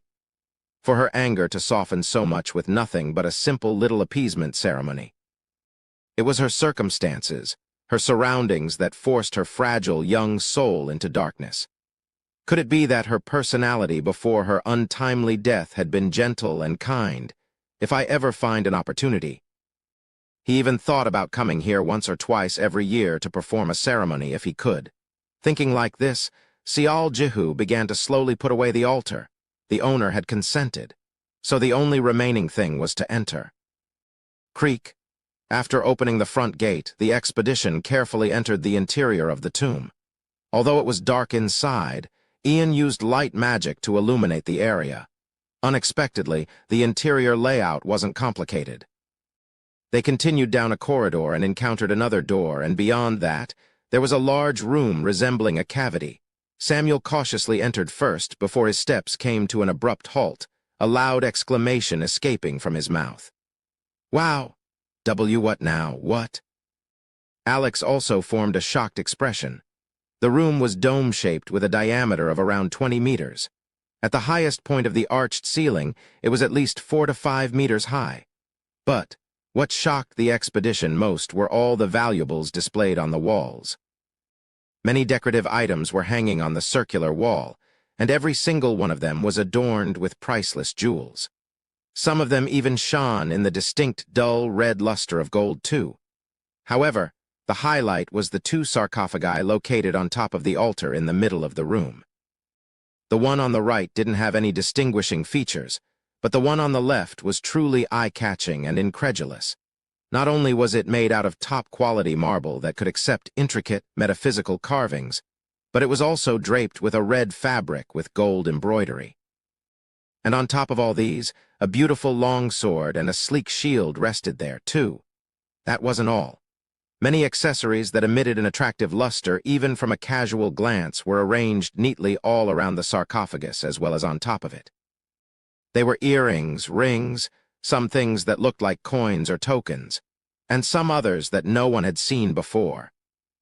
All of them boasted the most beautiful appearance imaginable, yet they also emitted rather strong magical energy, as well. Those had to be the artifacts from the ancient empire that Samuel had been dearly wishing for. "This is incredible. Hey man, just how much do you think this will sell for?" Samuel asked while picking up a flower from the wall. At a deeper inspection, it was a small sculpture fashioned out of several jewels that emitted a 5-colored glow. It's really rare to find a jewel sculpture carved with such precision nowadays. "Hell, I can name any price I want to an enthusiast, probably." Dylan smiled in satisfaction and replied, That is." Ever since entering this chamber, Alex couldn't take his eyes off from the left sarcophagus. To be more precise, he was staring with wide-open eyes at a palm-sized item that was on top of the lid. "Alex." When Sial-Jihu lightly tapped Alex, the latter's neck trembled as he opened his mouth. Sial, can you see that?" "What's the matter?" "Why, you know that thing." "If that thing's what I think is, it's an unbelievably rare and unbelievably expensive item. That's the equipment of dreams for a priest." He even closed his eyes and began shuddering in excitement. Foo, you're rather knowledgeable for a priest, Alex." Ian grinned and came closer. "You're most likely be correct. Most of the items on the left sarcophagus are probably related to the priest profession." "As I thought. The burial goods found in tombs are usually things the dead used during their lifetime." This lady was not only the daughter of a famed household, but she had also been canonized as a saintess, so it'd only make sense that they prepare the goods accordingly. That is the reason why there is a noticeable difference between the 2 sarcophagi here. While listening to Ian's explanation, Alex nodded his head like a madman. It was as if nothing else could hold his interest at the moment.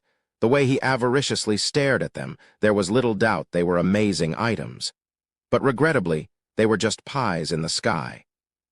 The spirit of the woman said it was fine to take the others, but asked them not to touch those found around her coffin. They had appeased her somehow, so they shouldn't do anything to betray her. It'll be more than enough to take the things on the walls. Sial-Jihu spotted Chohong and Hugo checking out things on the right sarcophagus, but he didn't stop them. At the moment, he had left 9 eyes on. With the exception of items on the left coffin, everything else was in varying shades of green.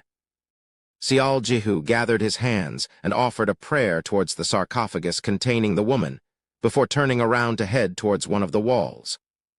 Other expedition members were too busy packing in the burial goods at the moment. And so, some amount of time had passed by, and most of the goods on the walls had been taken away. That's when it happened. Chapter 58. Goodwill with goodwill, malice with malice. It really happened without any warning. At the very least, it felt like the whole thing happened like a bolt of lightning to Sial Jihu, who had been checking out his teammates cautiously packing the burial goods until then. The chamber that had been a mixture of green and yellow suddenly changed to a subtle shade of red. Then, as if the owner of the tomb was getting angrier, the whole space began to get dyed in a deeper shade of red. Utterly shocked by this occurrence, Sial Jihu turned around and found Alex and Clara in the midst of touching burial goods found on the left sarcophagus. To be more precise, Alex was reaching out to that very same keepsake as if he had been bewitched, while Clara was busy stroking a brilliant necklace with blue gemstones engraved within with an enraptured face. There was no time to even think about anything. "What are you two doing?" The two people flinched grandly.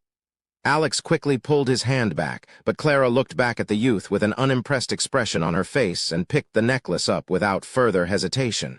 Immediately, the chamber became washed in the color of blood. "Clara? What?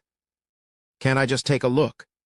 When Alex belatedly tried to stop her, Clara displayed her annoyance before her expression became dazed by what happened next.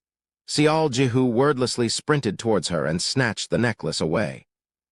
He quickly placed the necklace back on the lid, prompting Clara to spit out a grunt. She then began chuckling in disbelief. "What the hell do you think you're doing?" "That's what I want to ask you." Sial Jihu's tone of voice was not friendly at all. Sure, he still spoke in a courteous manner as before, but his voice definitely contained a trace of anger. "Did you not see the contents of that paper just now?" "I did. So what?" "Then why?" "I saw it, and what about it?" Clara retorted back. Sial Jihu's eyes narrowed to a slit. "Hey, you. Don't you think you're getting too full of yourself?" Clara crossed her arms, and a mocking grin formed on her lips. "Looks like you're mistaken about something here.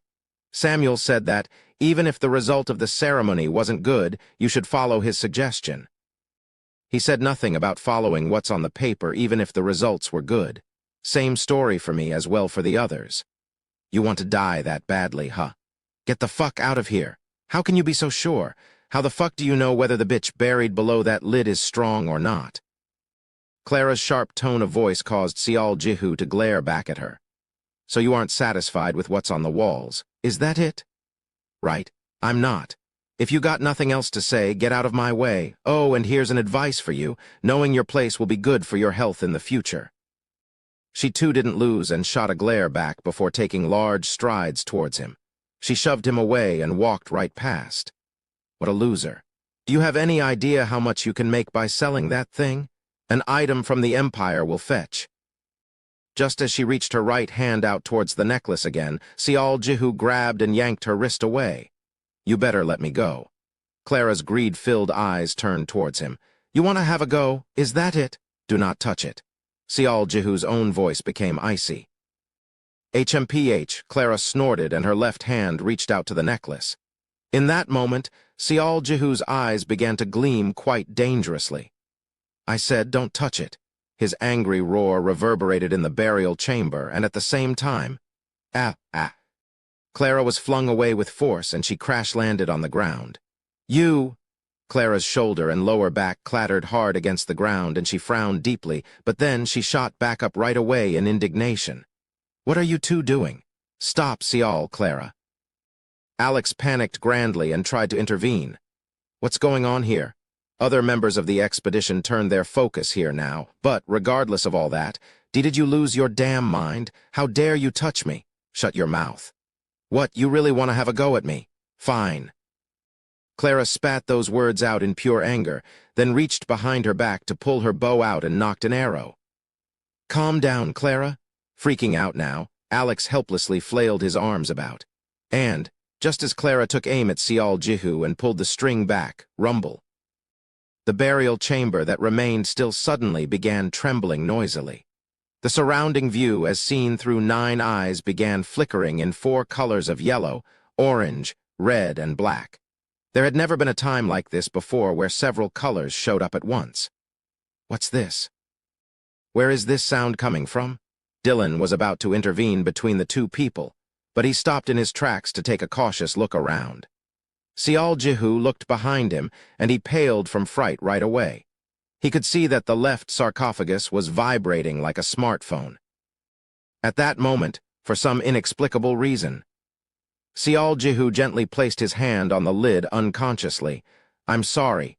Perhaps he was sympathizing with this woman's circumstances.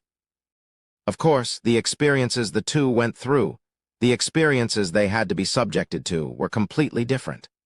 However, they still shared a similar fate, and that would be them being cast out by their respective families, whether through one's own actions or through others. Sial Jihu had felt that he no longer had a place to stay back on Earth, and perhaps because of that, he could empathize with this woman's state of mind, even if it was just a little. More importantly, she had calmed her anger and showed her goodwill just because he held a pathetic little excuse of an appeasement ceremony. So there was no way he would betray her expectations. "I won't let anyone touch it." It was then that something mysterious happened. Perhaps Sial Jihu's thoughts had been heard because the vibrating coffin lid gradually came to a stop. He quietly stared at the sarcophagus for a little while longer before turning around. Clara and her somewhat surprised face had been aiming at the sarcophagus until then, but she quickly changed her target back to him. What a good timing this is. "Hey, kids, stop showing off and get the hell away from there. Don't you have any respect for the dead? Gimme a break. You've been running your slick mouth on and on, but in the end, that was your true reason." Clara smirked derisively before her expressions became serious. "Keep your high and mighty morals away from paradise. Now get the hell away from there if you don't want to get hit." "And what if I don't?" "In that case, it can't be helped. You started this, so don't blame me if you die." As her speech and conduct became worse, Sial Jihu let off a hollow chuckle. Fine.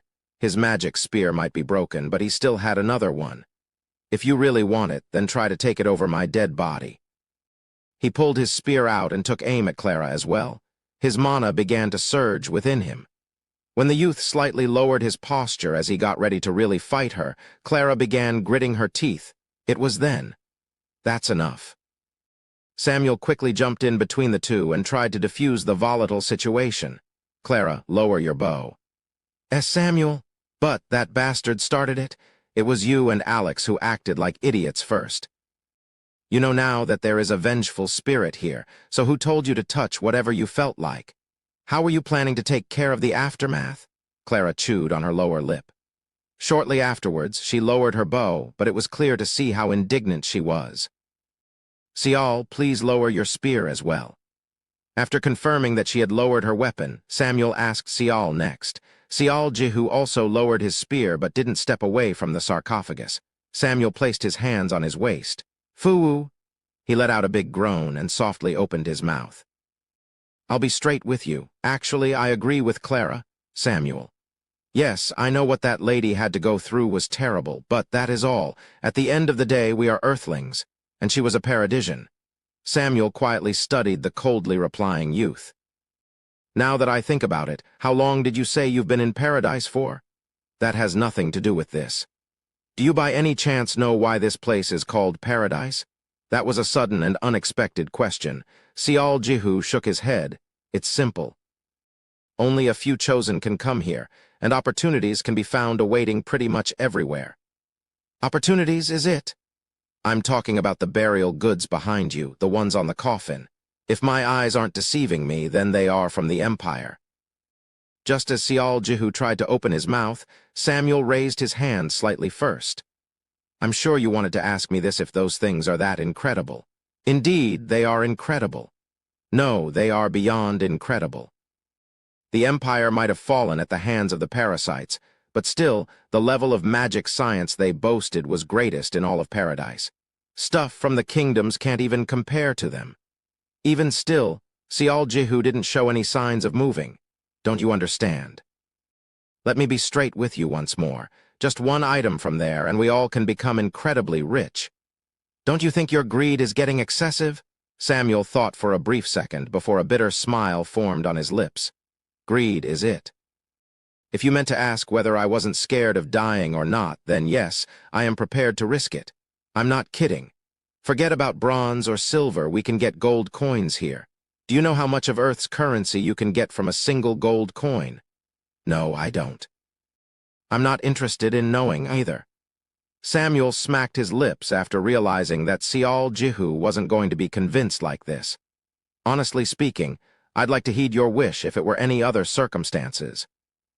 Sure, the things on the walls are very good, but the items on the coffin exceed their value greatly. Meaning you will take them away no matter what. Listen till the end, please. What you're trying to say here is that, while I'm willing to take the risk and take those items, you don't want to risk it and leave with only what we are allowed to take. I believe we both are not wrong in this situation. What was he trying to get at? Sial Jihu didn't let his vigilance down and stared at Samuel. So I propose we do it like this. Let's decide with a vote. A vote? Right. Since neither of us are really wrong, we let the majority decide. And what if I don't want to follow the result of the vote? That won't be allowed. Samuel gravely shook his head. As long as you remain a part of this expedition, we must act as one whether you like it or not. There are times when you'll have to do things that you don't want to, and you'll also have to back down regardless of your principles. If you continue to insist on doing whatever you want, then I can no longer recognize you as a member of the expedition. Samuel shifted his gaze away from the youth, as if to indicate that he'd not hear Sial's opinions anymore, and scanned around him. Sial is obviously against, and well, Clara, you are definitely voting for, am I right? Of course. Clara's complexion had brightened considerably by now, and she leaned her head back as if she wanted to gloat. One vote yes and one vote against. Let's get started, I'm for it. Samuel immediately voted for yes. I'm voting for yes, too. Alex raised his hand and hurriedly avoided meeting Sial's gaze while mumbling timidly. Sorry about this, Sial, but I... He then opened and closed his lips a couple of times before lowering his gaze altogether. Well, since Samuel wants to, I'm also voting yes. Grace shrugged her shoulders nonchalantly. 4 votes yes and 1 vote against. Just one more vote for yes would determine the end result of this situation. Samuel looked at the 4 people who hadn't cast their votes yet. Sial Jihu closed his eyes as the situation barreled towards the inevitable conclusion. All sorts of thoughts fleeted in and out of his mind. Should he fight or escape alone? Should he reveal the truth of 9 eyes and try changing their minds? Whatever the case may be, he needed to decide quickly. I'm against it. It was then a manly voice resounded out. It was Hugo. Against it? I don't want to touch that woman's coffin if I can help it. That's all. When Clara asked him with a disbelieving tone of voice, Hugo replied curtly. It was a short enough answer that perfectly suited his personality. Dylan stroked his chin for a bit before quietly voicing his opinion. Against. Samuel's brows quivered slightly. Dylan, you are against it? I understand where you're coming from, but I agree with Sial's deduction he came up with on the outside. When I think about the fate of Khan's team, it's the right idea not to touch the coffin.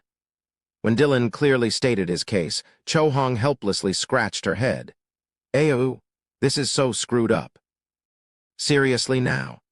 Her unwilling eyes lingered on the coffin for a bit before meeting Sial Jihu's. She licked her lips for a while before grunting out her vote.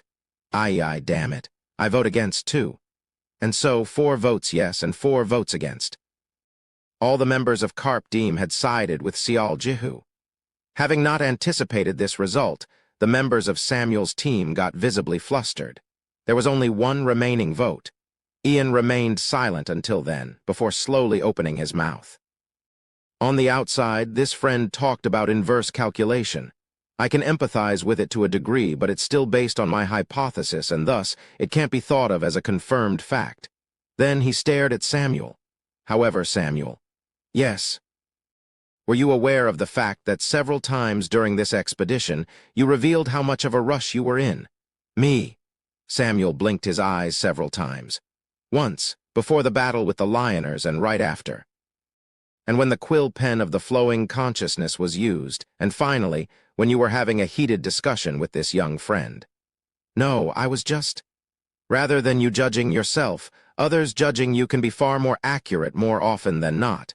He spoke of truth. Ian's serious, grave tone of voice continued on.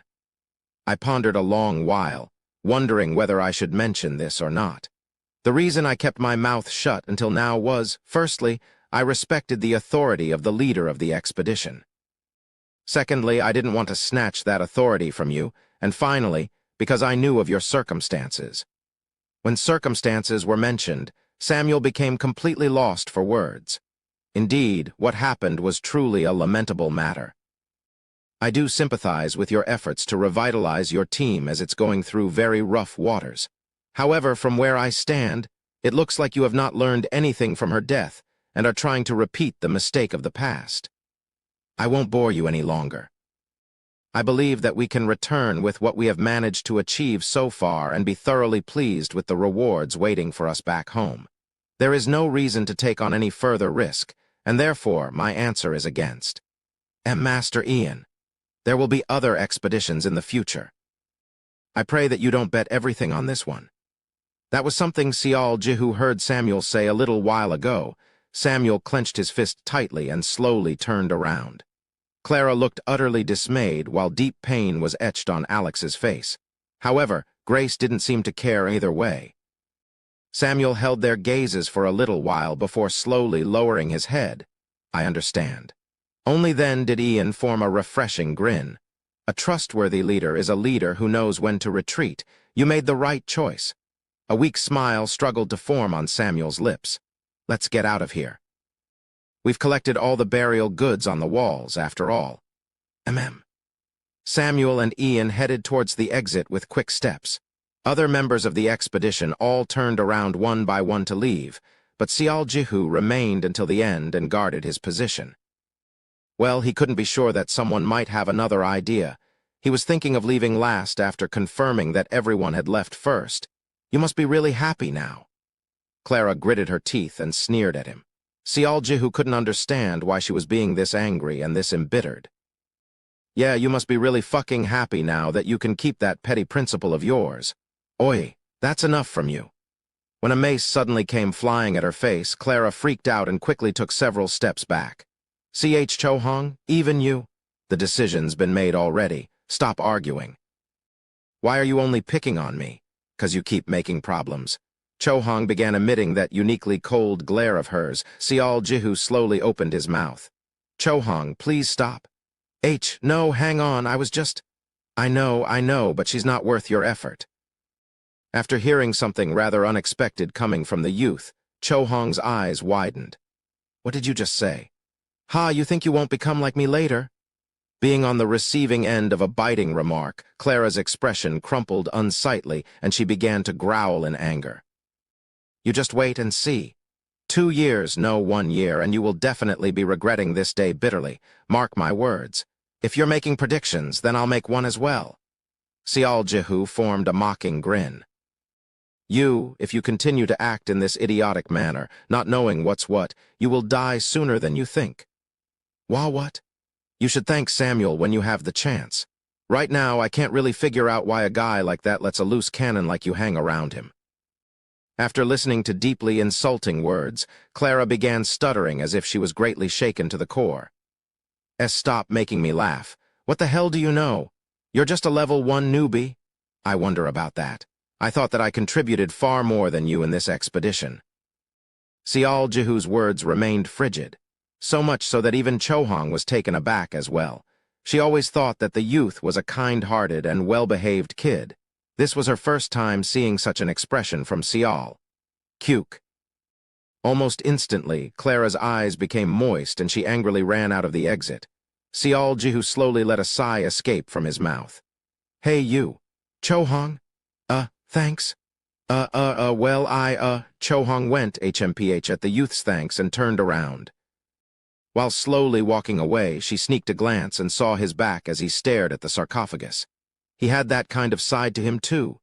Cho-hong tilted her head this way and that, before wrapping her hands around her neck area. For some reason, that area felt unusually warmer than before. It's done. With this, he had kept his promise with the woman's spirit. Sial Jihu corrected the necklace that had been misplaced slightly when he had to return it in haste. He even proceeded to carefully pat away the layer of accumulated dust on the lid and turned around to leave. I'm sorry about all the commotion. If I find another chance in the future, I'll come to visit again. He left with those parting words. He began smiling softly as he sensed that a weight had been lifted off his shoulders. It wasn't as if he couldn't understand what Samuel was saying. But, apart from the assurance given by the color of the chamber as seen through 9 eyes, ending things this way certainly felt much better to him. Money and fame? Of course, they sounded nice. However, none of them compared to his own self-worth he had regained after such a struggle. Plop. The sound of something falling came from behind him, but Sial didn't hear it and just closed the exit door. Chapter 59. Goodwill with goodwill, malice with malice too. An expedition was an entity sharing one fate. This assertion from Samuel was something pretty much all Earthlings would readily agree with. It didn't matter whether one's relationship was bad or not, or if there was some bad blood. As long as they belonged to the same expedition, every member had to cooperate with one another. Otherwise, there was a high chance the expedition would spiral into an uncontrollable mess during a march or a battle. This would obviously put everyone's lives at risk. In that regard, both Sial Jihu and Clara lacked the educational aspect of what made Earthlings the Earthlings. Blinded by greed, Clara provided pretext with her foolish actions, and when she was criticized for it, she got angry. Sial Jihu was triggered by her and relentlessly pushed her to a corner afterwards.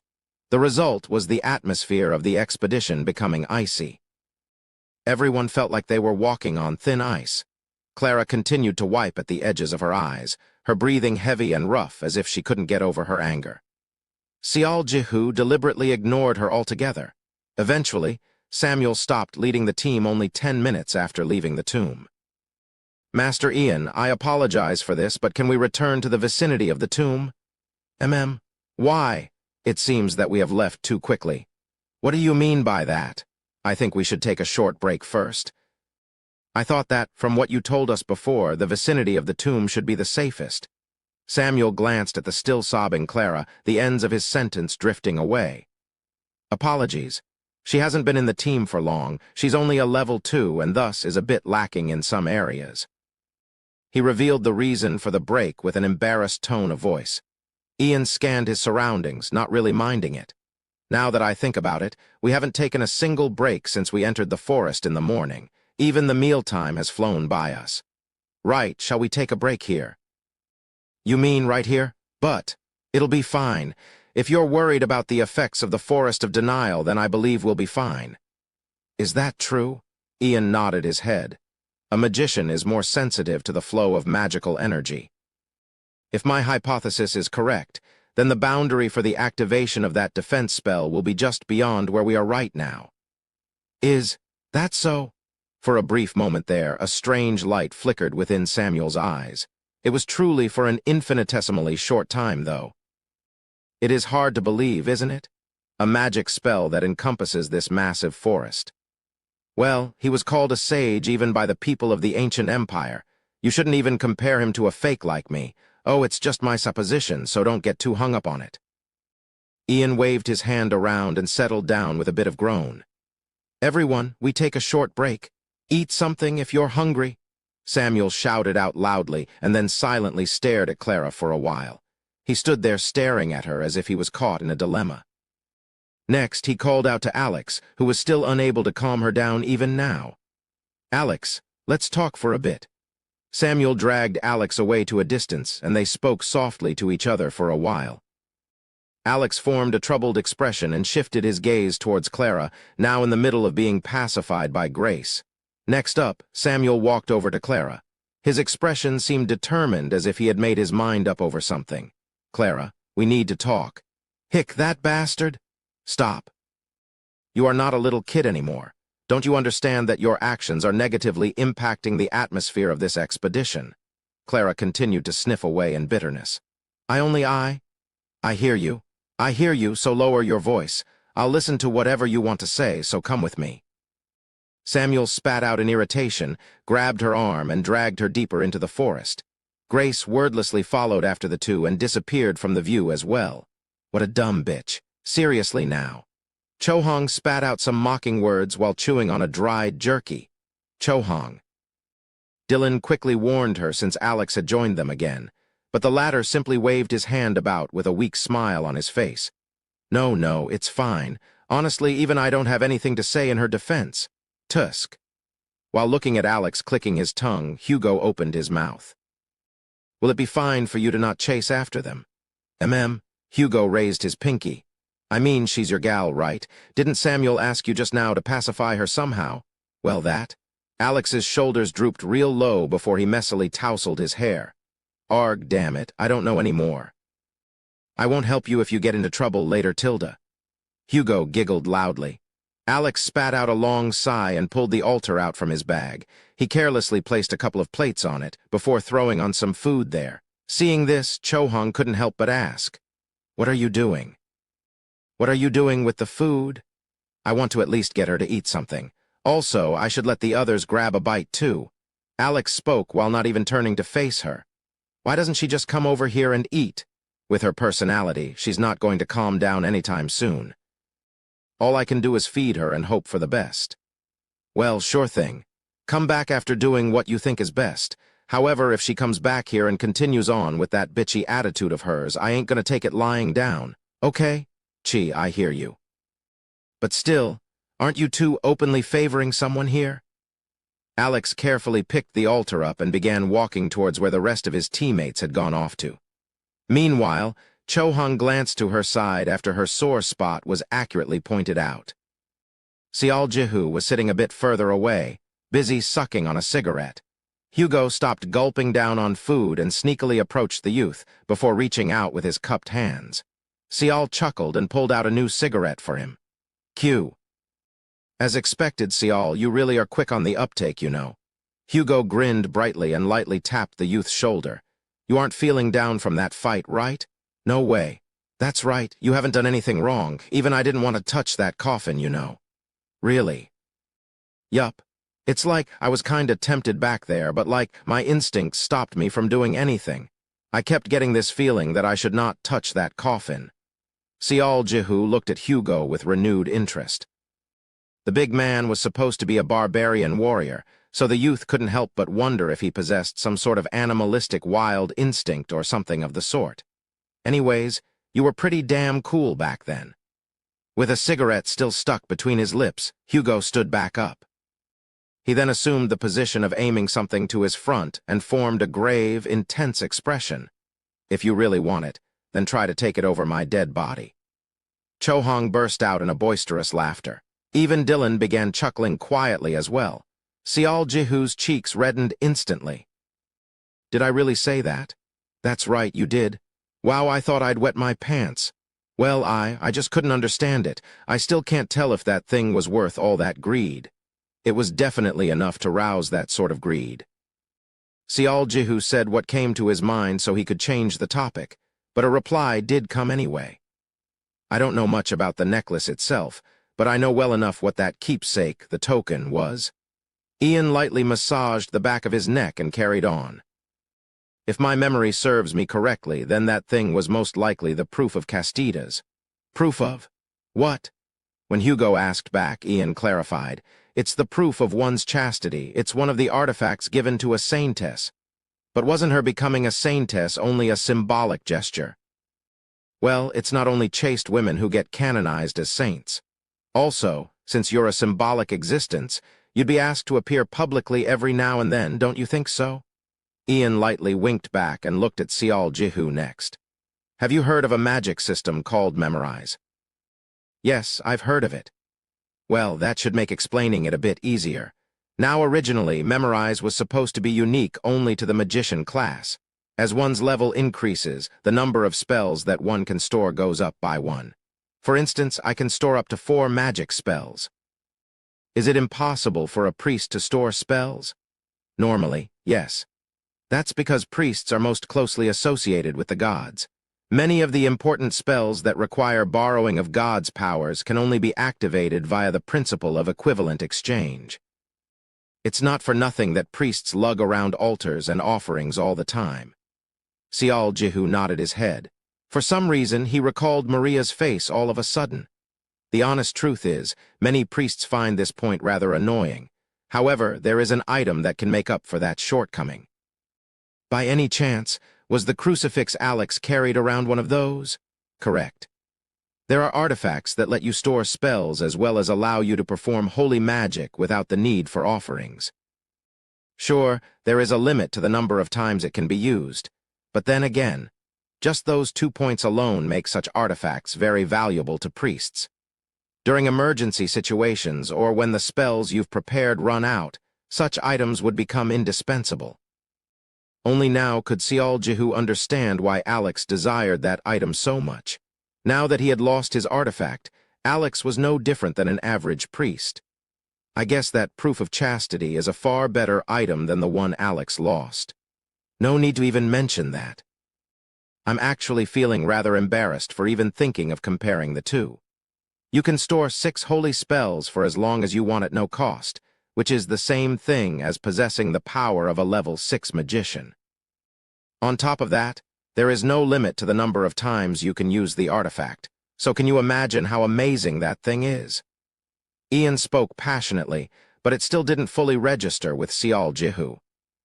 He could only guess that the item they were talking about was an incredible thing, judging from how wide open Chohong's mouth was. Had we walked out of there with that artifact, I'm sure every single priest in paradise would have come looking for us. To that extent, I'm not exaggerating. And then the other accessories, the long sword and that shield too. Every single one of them should match the proof of chastity and value.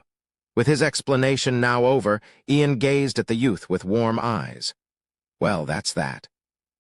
I have answered a question of yours, so I'd like you to answer one of mine. Sial Jihu tilted his head. As long as it's something I can answer. Well then, let me ask you this. What would you have done if I voted yes back there? This was yet another question with no easy answers. Wasn't he deliberating on his choices right until the end? What should he say here? Sial Jihu pondered for a little while before deciding to come clean. I'm not sure. Should I convince others? Should I fight? Or should I just give up and leave? Before Hugo voted against, I was in a dilemma. I can't be sure of what my choice would have been. He tried to read Ian's possible reason for asking this question, but the old magician remained expressionless. And here he was, thinking that the older man was a bit of a character the first time they met. Seeing those deep, thoughtful eyes, Ian now came off as a different person altogether. Regardless of what the result was, you had no thoughts of ever touching the items found on the sarcophagus, is that it? That's correct. Ian silently stared at Sial Jihu as if he was trying to judge the youth. You are a righteous man. A righteous man? No way that's true, ha ha ha.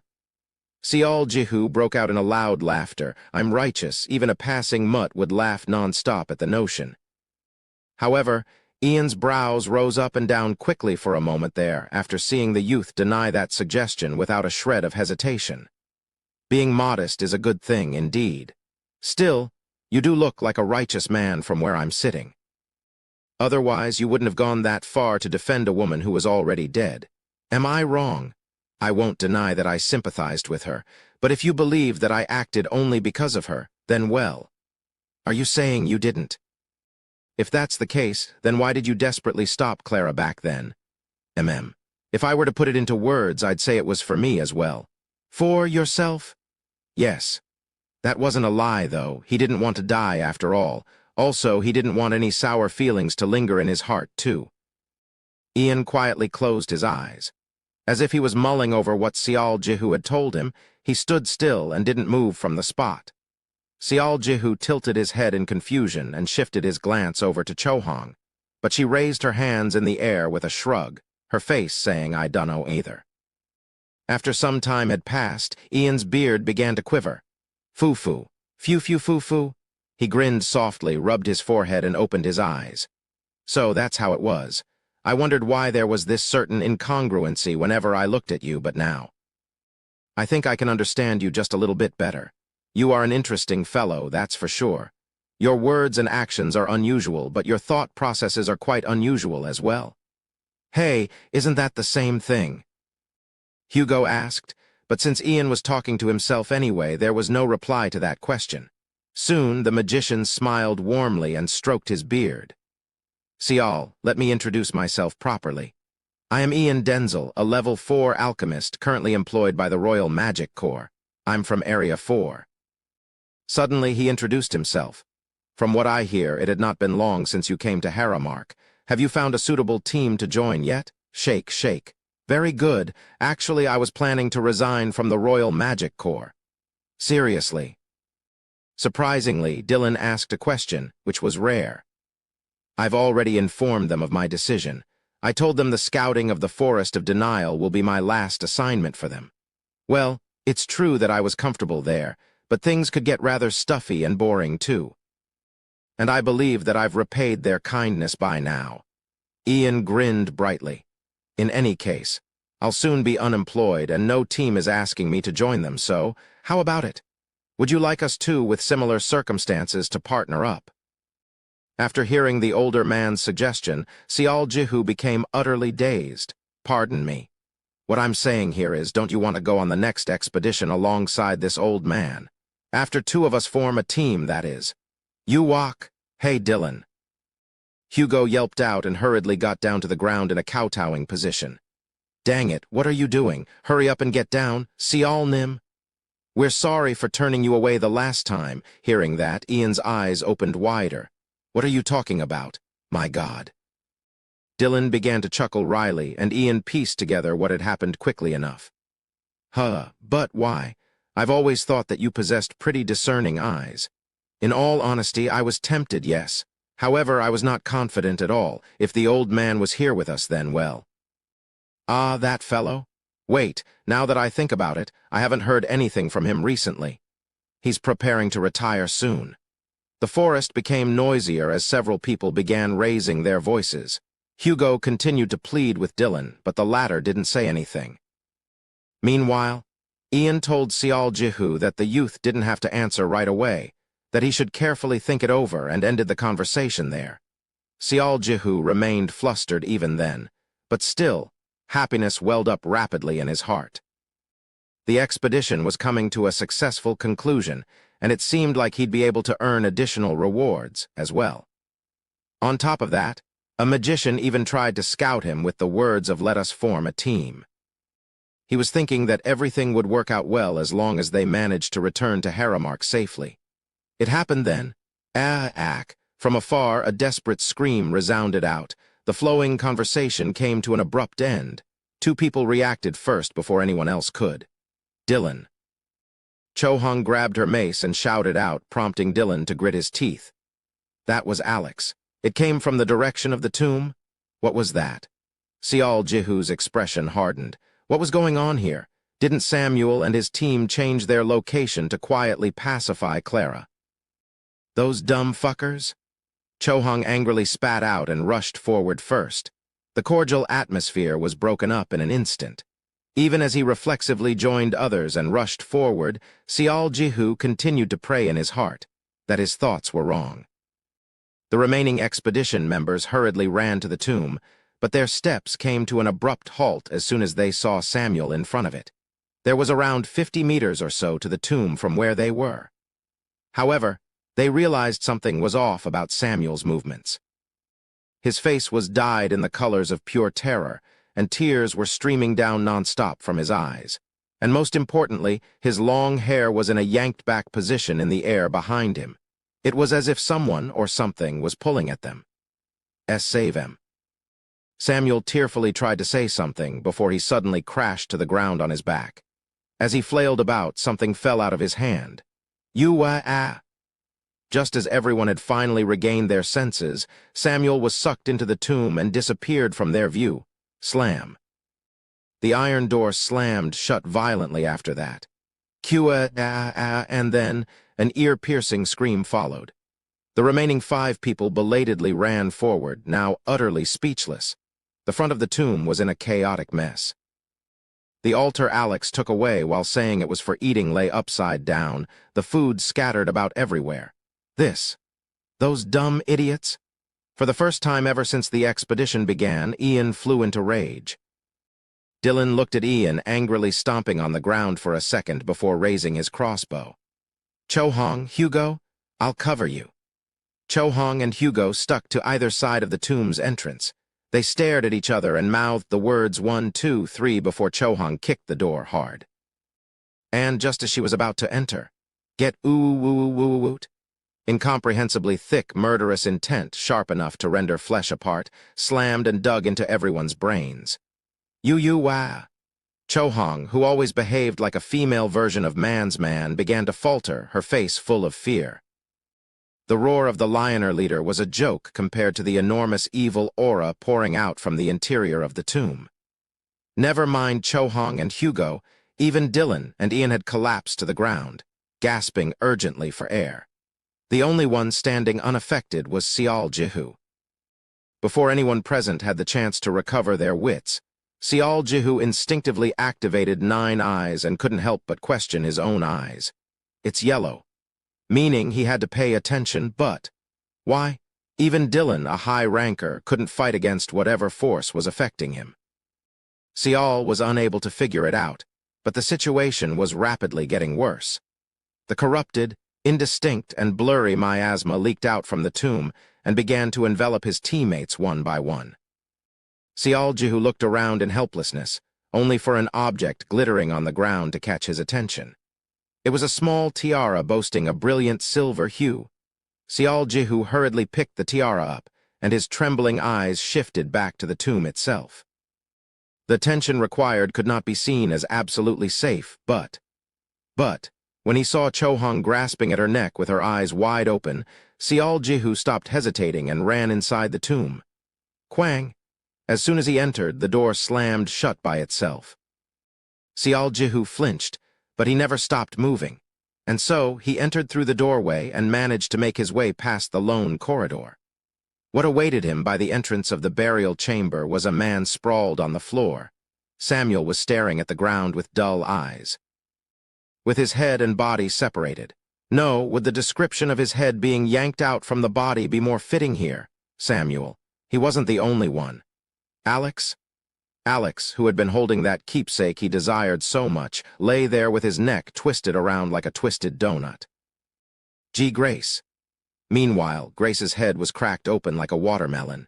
And, finally, Seol Jihu's jaw opened vacantly after spotting Clara, now literally ripped in half from the top of her head right down to her groin. Her remains showed the most amount of damage compared to others. As if something had dug her eyes out while she was still alive, her eye sockets were empty now. Her limbs were twisted into bizarre angles. That wasn't all. Her neck flesh was crumpled inward as if something had squeezed it too tightly. And she must have been flung against the walls dozens of times, because her body now resembled finely ground meat paste. His comrades, who were alive and well only a few minutes ago, had now all met horrifying deaths. Realizing this chilling truth, Seol Jihu froze up like a statue on the spot. Why? Why? Everything would have been fine if they just chose to quietly return home, run away. Suddenly, this thought popped up in his head. However, he couldn't do that. Seol Jihu looked behind him and gritted his teeth. This wasn't do not approach. Since it was attention required, there had to be some kind of a solution to what was happening outside. At the bare minimum, a broader range of options should be available to him, compared to something like escape immediately. But he could think of only one way out of this predicament. Seol Jihu reached out to the bodies with his trembling hands.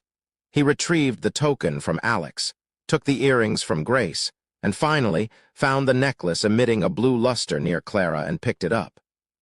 He then looked at the sarcophagus, only for his breathing to come to a choking halt. The left sarcophagus was completely disarranged. Not only that, the lid was half open, and chilly pale blue aura was slowly permeating out from the opening to fill up the burial chamber.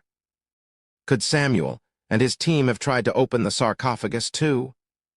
As Seol Jihu stood there frozen in shock, he realized that the burial chamber had suddenly become a level darker. His surroundings became eerily silent. For some reason, his instincts loudly screamed at him not to move from the spot, all of a sudden. Ah! Seol Jihu could feel it, a glare staring at his back. Someone or something standing behind him, and then a disgusting, acrid odor of blood stinging his nose. The fog that darkened the burial chamber slowly enveloped him, too. The evil aura he sensed on the outside of the tomb brushed past his skin, and he thought that every cell in his body had woken up and was screaming. The only other time he trembled this hard, Must have been back in the days of going through cold-weather winter training when he was still in the military. Even though he tried to control the tremor, his body still trembled like crazy.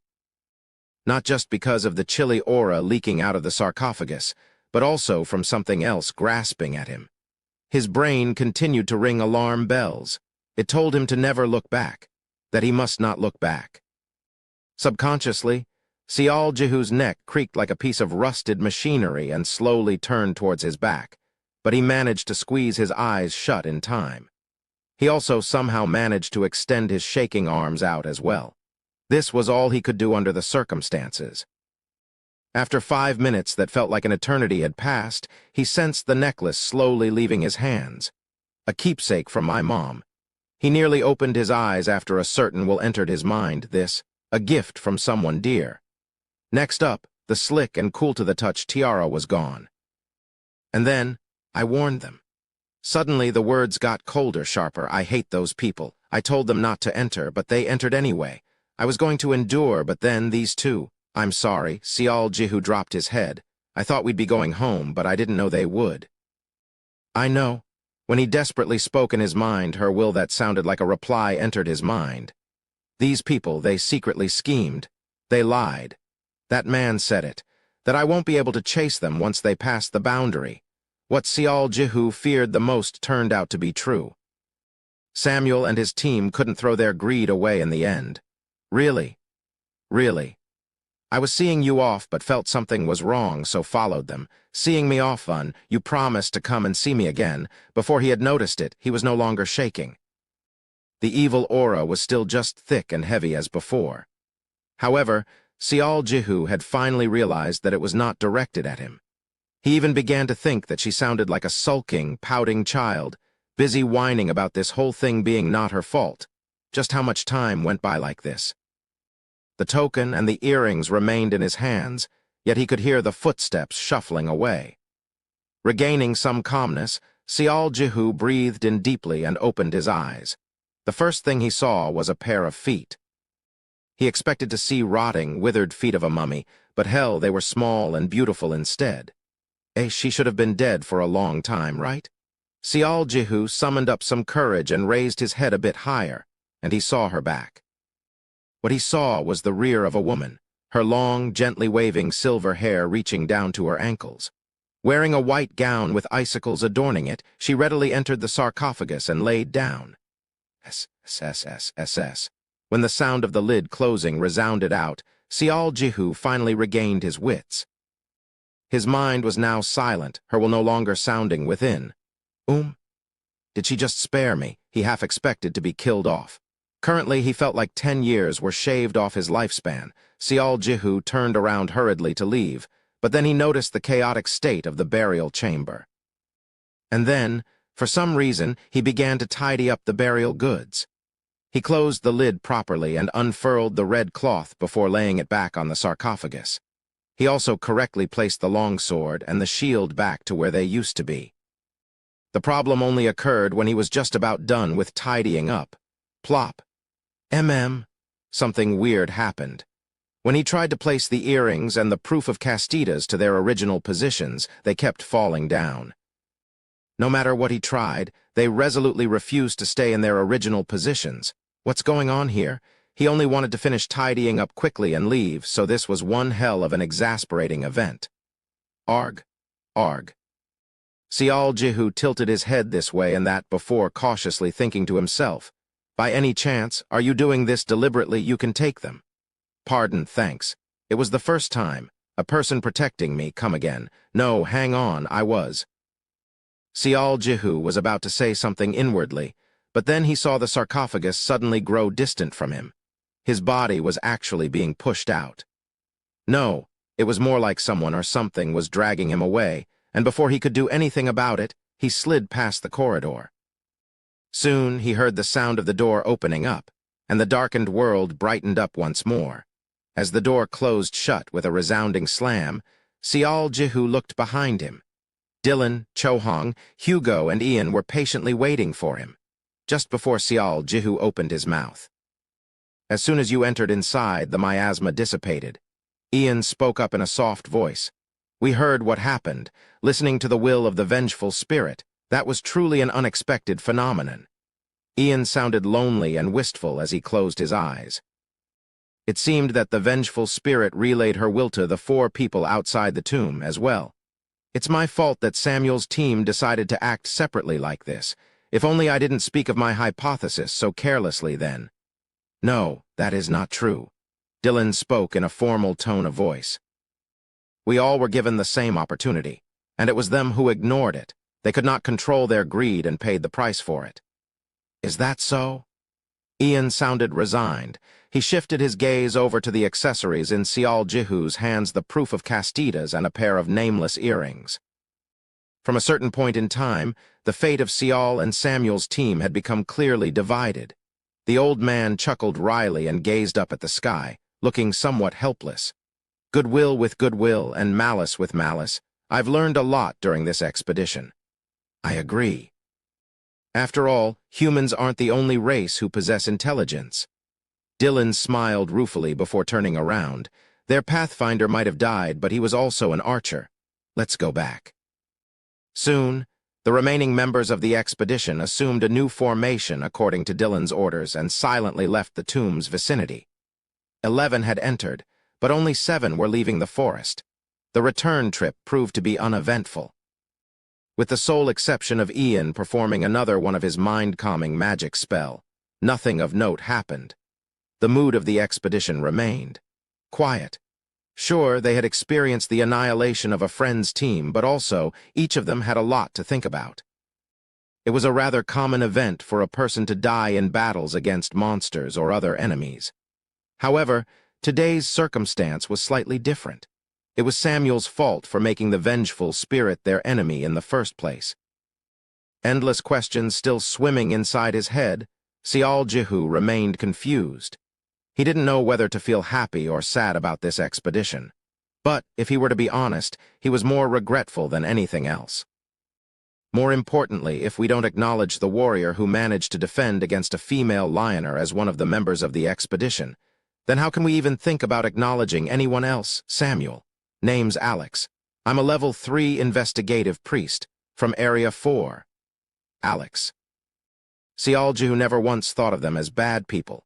Samuel could be a bit hard-headed at times, but still, he was a good leader who paid attention to the opinions of his teammates. And Alex was a good-natured young man with a bright smile on his face most of the time. And that was precisely the reason Sial Jihu found it so much harder to understand. Why did they try to take on the risk, when the situation was anything but certain as he walked while submerged deeply in his thoughts? The sky that had been hidden away by the trees began to show up. He could even see the distant Maple Hill too, as well as the previous night's campsite. How much do you know about death? Soon after they finally managed to escape from the Forest of Denial, Ian initiated a conversation with Sial Jihu. All I know is that you lose all memories of paradise, and it becomes impossible to re-enter. Looks like you have some understanding of it. If I were to correct one thing, then there actually is a way to re-enter paradise. Now that was the first time Sial Jihu heard about that. It's not easy, of course. First of all, you need to revive the dead being. And secondly, you must find a way to bring the person back here, the person who had utterly forgotten about paradise. If you meet these 2 conditions, then you're given one last opportunity to re-enter. Revival.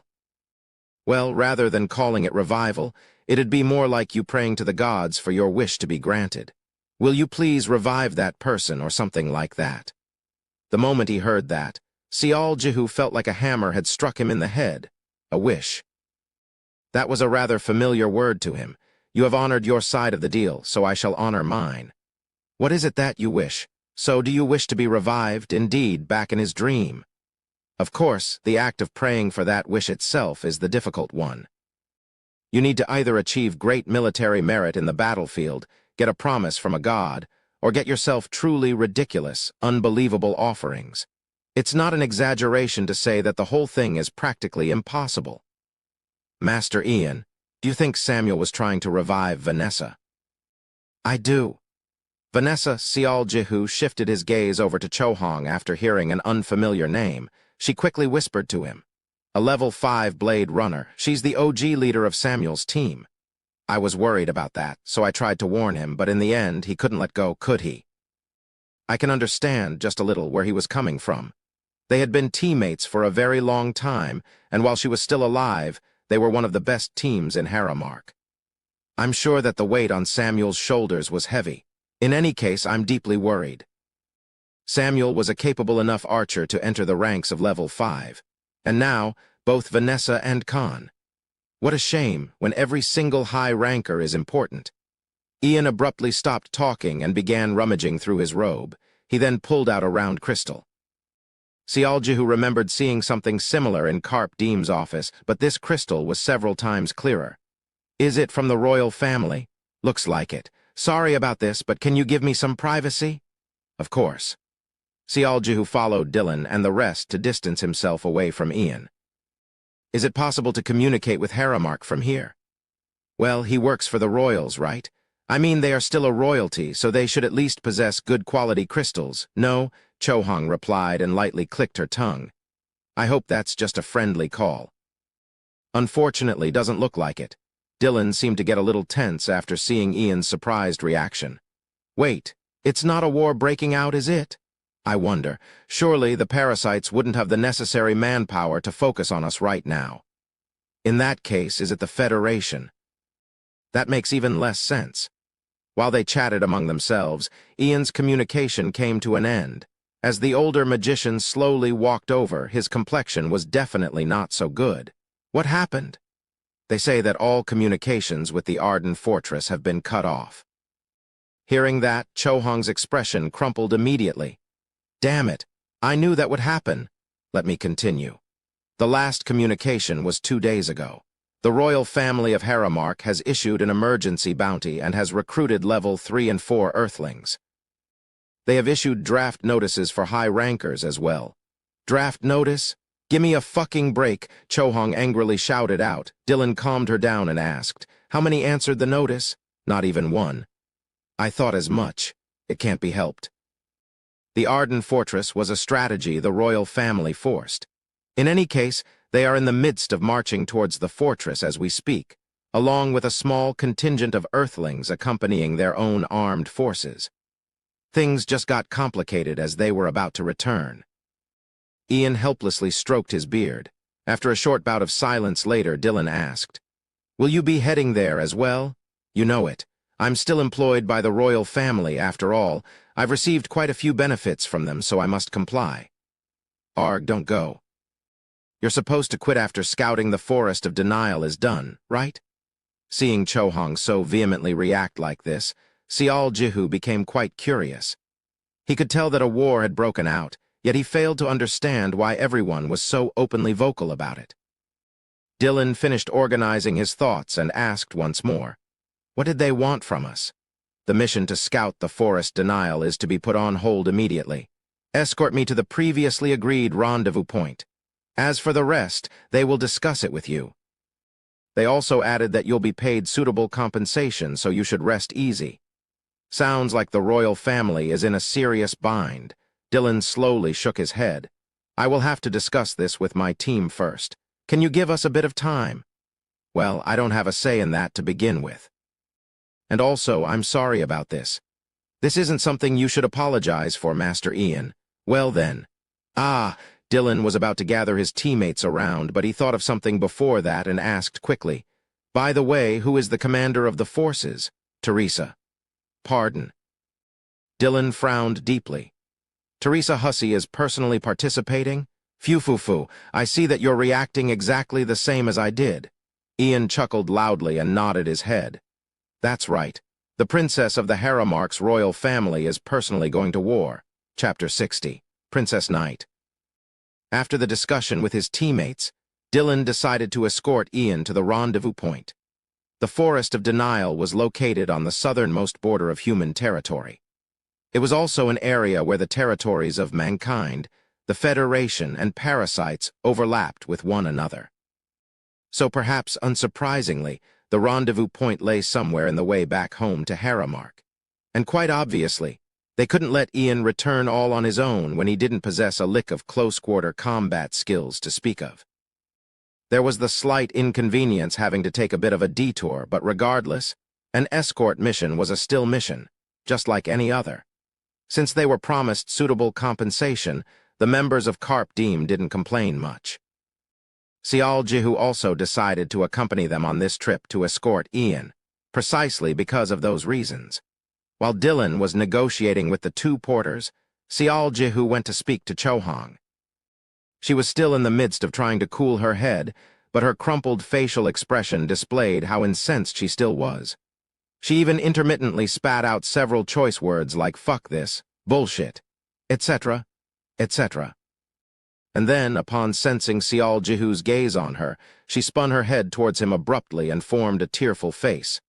"You were planning to ask me something again, weren't you? How is it possible for a guy to be this curious about everything?" Okay, fine. I will never ask you a question ever again." While feigning a look of dejection, Sial Jihu turned around to leave, but when he did that, "No, Wyatt." Chohong hurriedly ran up to him and grabbed his arms. Hey, that's not what I'm trying to say." "No, I know. It's my fault for being so tactless. Hey, will you just listen till the end? Whenever you are curious about something, you always ask me, but compared to me, Dylan is." Chohong was about to point at Dylan, but then stopped midway. He was still busy with negotiating a new contract with the porters. Well, there's Master Ian, too. Ian had his eyes closed, his expression one of pain and deep contemplation.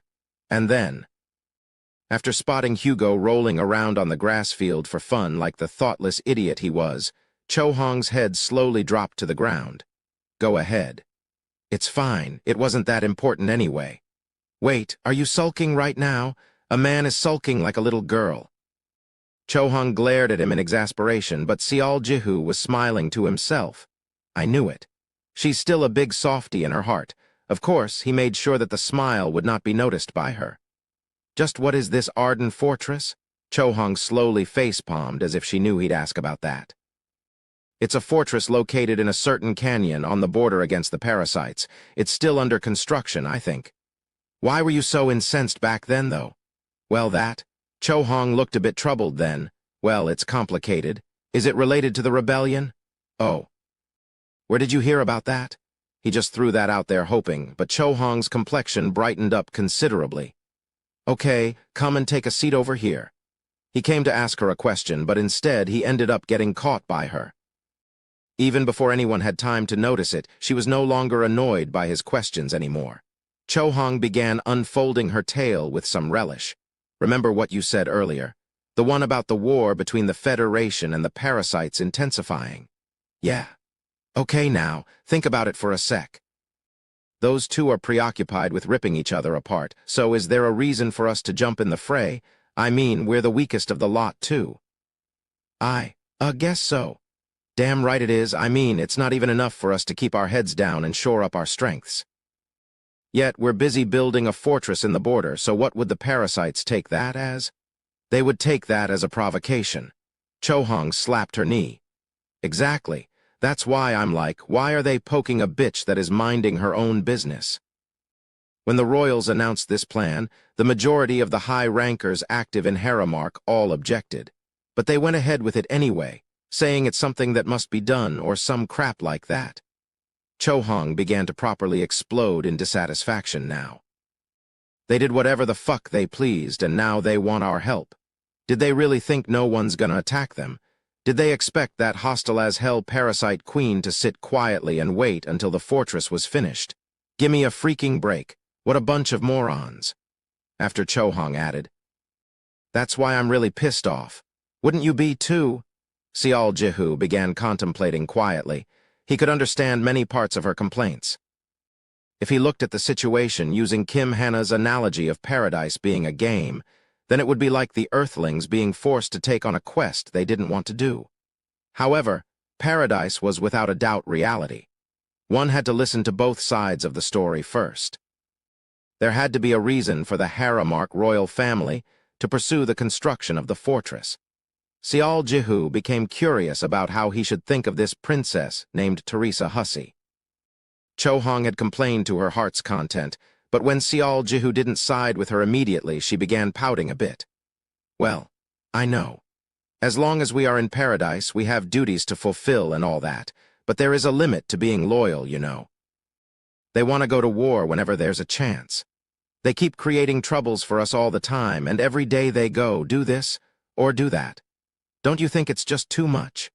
Only after Sial Jihu quietly nodded his head did Chohong form a satisfied expression. The rendezvous point was where the roads merged into one and led to the canyon. It was about 2 days' travel away from the Forest of Denial, but the expedition decided to increase their pace after receiving the request to arrive there as soon as possible. The expedition marched for the whole day, and when the sun dipped below the horizon, they set up camp for the night. Dylan was quite satisfied with their progress, saying that they should arrive at the rendezvous point tomorrow morning, what with them having covered so much ground today. After dinner, Ian asked if Sial Jihu would let him appraise the earring. The youth was curious about its effects too, so he handed it over without saying anything. When Ian told him that the appraisal process might take a bit of time, Sial Jihu chose to take a smoke break and walk to the edge of the camp. He was still feeling a bit restless. While he sat on the ground sucking on the cigarette, he suddenly felt a warm air tickle his cheek. Dylan was pushing a teacup at him. "Thank you. Rather than words, it's the physical things that convey your meaning better." Sial Jihu chuckled and pulled out an extra cigarette before handing it over. Dylan lit up and inhaled deeply, a look of rejuvenation forming on his face. He settled down next to the youth. "What were you thinking about?" "I was just thinking about Samuel and Alex," Sial Jihu answered frankly. Dylan stopped tilting the teacup to his mouth. "Oh my gosh, I was wrong again. I thought you were thinking about the war." "Ah, that. Well, that's something I'm bound to experience sooner or later anyway." Sial Jihu smiled weakly and spoke in a dispirited voice. "It's just that. I still can't wrap my head around what happened. First time seeing someone die, that wasn't the case." But from Sial Jihu's perspective, both Samuel and Alex were not some random strangers. The life in paradise is like that. The guy you had a nice chat in the morning would return as a corpse in the evening. "You seem fine, Dylan. Master Ian, too. Same for Chohong, Hugo." For some reason, Dylan seemed to be at unease, unable to open his mouth. Sial Jihu wondered if he said something he shouldn't have and decided to change the topic. "By the way, what will you do when we get there?" "Ah, that. We are thinking of joining the war as long as the royals don't ask for something ridiculous. And, although he hasn't said anything, it looks like Master Ian also wishes for that, too. Won't Chohong go crazy?" "Nope. She may look like that, but she still knows how to separate her duties and her feelings. Of course, I'll have to convince her first, but a chance to have a magician in your debt isn't easy to come by. It's all worth it." Sial Jihu wasn't sure, but by the look of things, Dylan made his choice in consideration of Ian. Was he trying to buy a magician's favor? Although Dylan sounded like he was coldly calculating profits and losses here, Sial Jihu wasn't put off by that. Once that discussion came to an end, a moment of silence drifted in between the two men. The only sounds to break it was the tea being gulped down, as well as cigarette smoke being puffed out. A short while later, Dylan opened his mouth. "Sial." "Yes." "I don't know if this is too early for you, but—" It was then a voice came calling from behind, looking for the youth. It seemed that Ian was done with the appraisal. "Oh, should we go and take a look?" Even though he was interrupted, Dylan didn't mind it and stood up from the spot. What was he trying to say to me, I wonder? It didn't sound like he was trying to recruit Sial Jihu. It was as if Dylan had something else in mind. Sial Jihu carried his unsolved curiosity with him and walked back to the tents. Inside the tent, the smiling Ian was waiting for the youth's arrival. Meanwhile, both Chohong and Hugo were staring at the earring with their eyes sparkling brightly. "Congratulations." As soon as Ian saw Sial Jihu, he congratulated the youth. "As expected of the Empire, I still can't understand how a nation capable of producing such goods was destroyed so easily." Ian chuckled jovially and handed the earring back.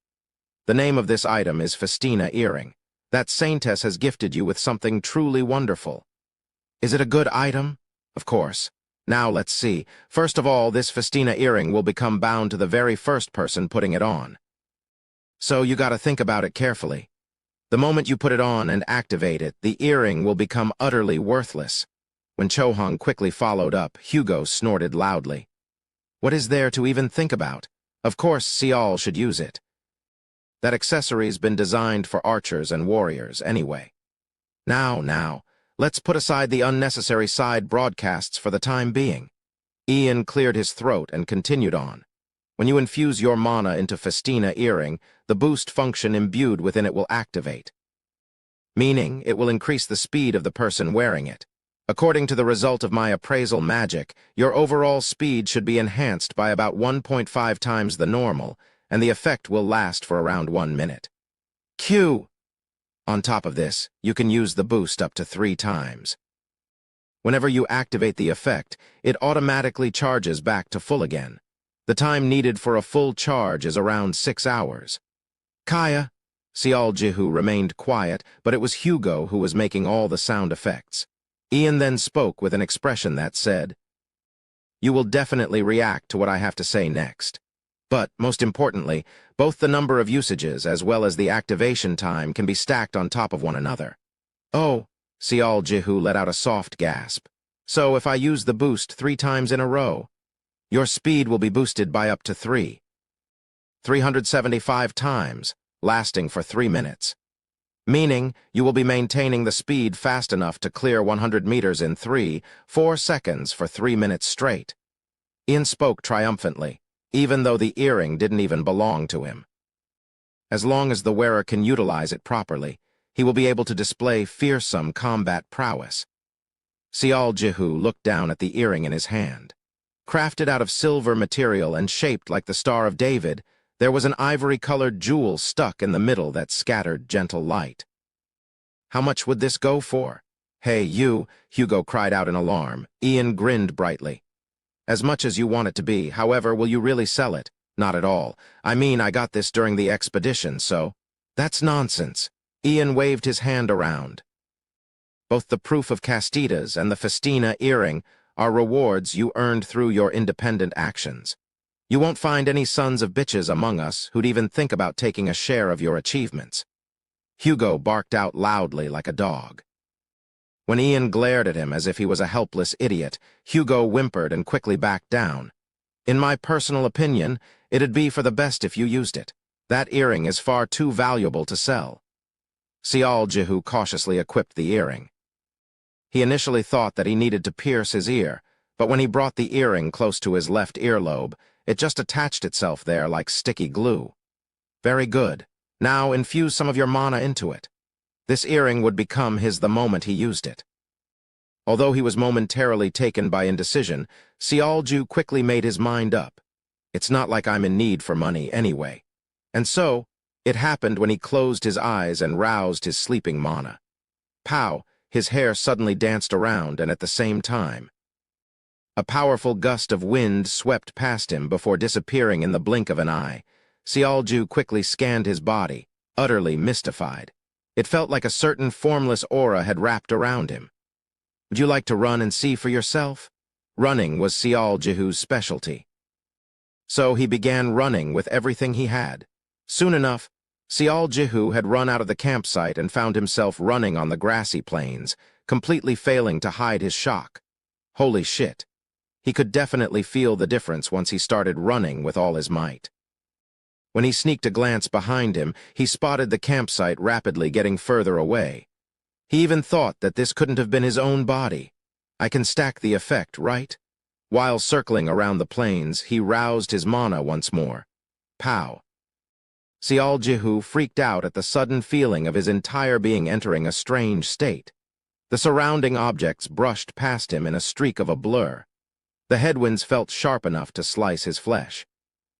His chaotic thought process was cleared up in an instant, and indeed, it felt like he had entered a brand new world. Ian was right. Depending on how it was used, this earring would exhibit truly unimaginable effects, be that in the middle of battles, while trying to rush forward, or even when running away. If he could control it properly, then it'd be the same thing as holding an absurdly powerful weapon. He gradually got closer to the campsite. Sial Jihu thought that now would be a good time to slow down, so that's what he did. No, that's what he tried to do. Ooh. His legs didn't want to listen.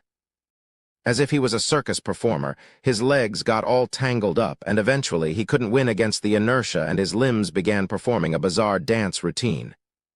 Wah, tumble, crash, smash. In the end, as soon as entering the campsite, Sial Jihu fell hard and tumbled on the ground. He rolled forward for a long time before finally coming to a stop. Arg, ouch, ouch, ouch. Chohong and Hugo were watching on dazedly until then, but they exploded in a fit of laughter and nearly toppled over. Even Dylan and Ian were laughing out loud as well. As the night deepened, the campsite was coming alive with the sounds of laughter. Next morning, the expedition arrived at the rendezvous point even before the sun reached its halfway mark in the sky. Ian contacted the royal family and then conveyed the message to the rest of the team that the army should be arriving soon. Sial Jihu suppressed his pounding heart and scanned his surroundings. The surrounding topography wasn't that interesting to look at. The road to the canyon itself was rather rugged, though. Boulders could sparsely be seen here and there, but their numbers gradually increased the further his sight shifted towards northeast. Even further away, one could see an imposing mountain range, well beyond the boulders the size of houses. So, we're going into that mountain range, huh? No, going there hadn't been decided yet, although he had half a mind to return home immediately, but surely his 9 eyes would help him choose the right option. This must be your first time meeting a royalty. Perhaps finding all that waiting around boring, Ian initiated a conversation. Sial Jihu nodded his head while fidgeting with the festina earring. Not sure what you're thinking of here, but it'll be better to lower your expectations. Even if one's a royalty, you're still a human being, no? There's no need to be tense. Are you implying that the royals have lost their power? Ian smiled brightly. If he were to ask the very same question to either Chohong or Hugo, they would just form an expression that said, "What are you talking about?" But this young man in front of his eyes seemed to make his reply always after giving it some thought first. What comes to your mind when you think of Haramark? A castle, a city. Indeed, most of the Earthlings would answer in a similar fashion. Ian spat out a sigh. Rather than as an actual kingdom, everyone now sees Haramark as just another city. The extent of the current Haramark royal family's influence is only around their current address. That's about it. The side effects of the rebellion must have been great. Indeed, you'd be a fool to deny that. However, after the rebellion itself, the king of Haramark willingly cast away the authority of the ruler. The king did that. He didn't have much of a choice. He learned that neither the king's authority or the forceful approach worked with us, the Earthlings. He had no choice but to change his stance. In order to survive, that is. The mention of one trying to survive sounded a bit desperate. Sial Jihu had been quietly mulling over what Ian said before opening his mouth. What kind of a person is the princess, the one coming here? Teresa Hussey. She's one hell of a woman. Ian grinned deeply. His eyes lit up warmly like a grandfather proudly boasting about his own granddaughter. She grew up watching the invasion of foreign races. Well, she's a rather special case among the Paradisians. Special? How?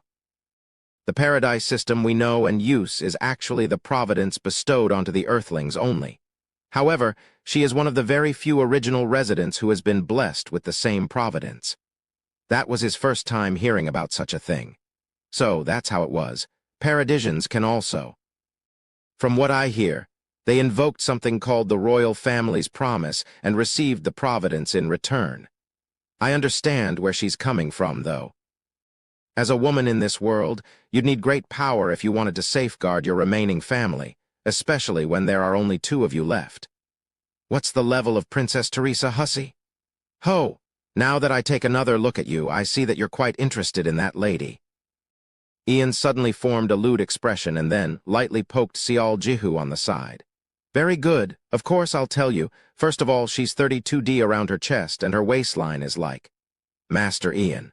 Haha, I'm kidding, just kidding. She's also a high ranker, level 5 Princess Knight. Princess Knight? Sial Jihu tilted his head after hearing a term he had never heard of before. Yes, the name of her class is kind of funny. However, do not be mistaken. You need to discard the preconceived notion of princess knights being held hostage by the orcs. Looks like they are here. Just before Sial Jihu could ask for the clarification from Ian, Dylan opened his mouth first. The youth reflexively shifted his gaze to look, and his sight caught onto something running towards the group while kicking up a mighty dust storm from afar.